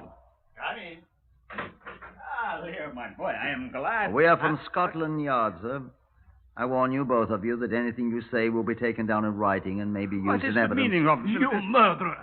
What? Yes, these gentlemen have come to arrest you for the murder of Casimir. Sacre, you traitor! You coward! Arrest him, gentlemen. He is the murderer. You look, this man. He's the one who fired shot. Huh? He's the one who did it. I see him do it. You see me? You know you did it. He is the one, gentlemen. I'm not. He should catch me from behind as I sit in front seat. I was in a front seat. He did it. Sacre! Oh, talk for yourself, Marion Konechny. You murderer, you thief, you... Gentlemen, Marion Konechny and Leo Stefanowitz, I arrest you both on suspicion of having been involved in the murder of Casimir Kashuba and of Albert Stevens. You've both been warned. Have you nothing to say?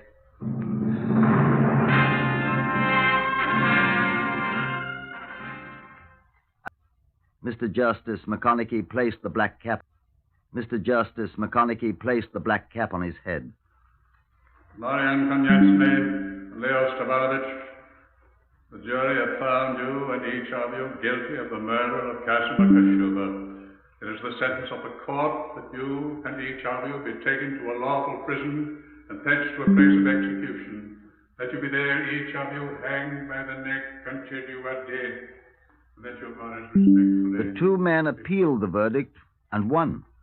They were immediately tried for the murder of Albert Stevens and again heard the fatal words.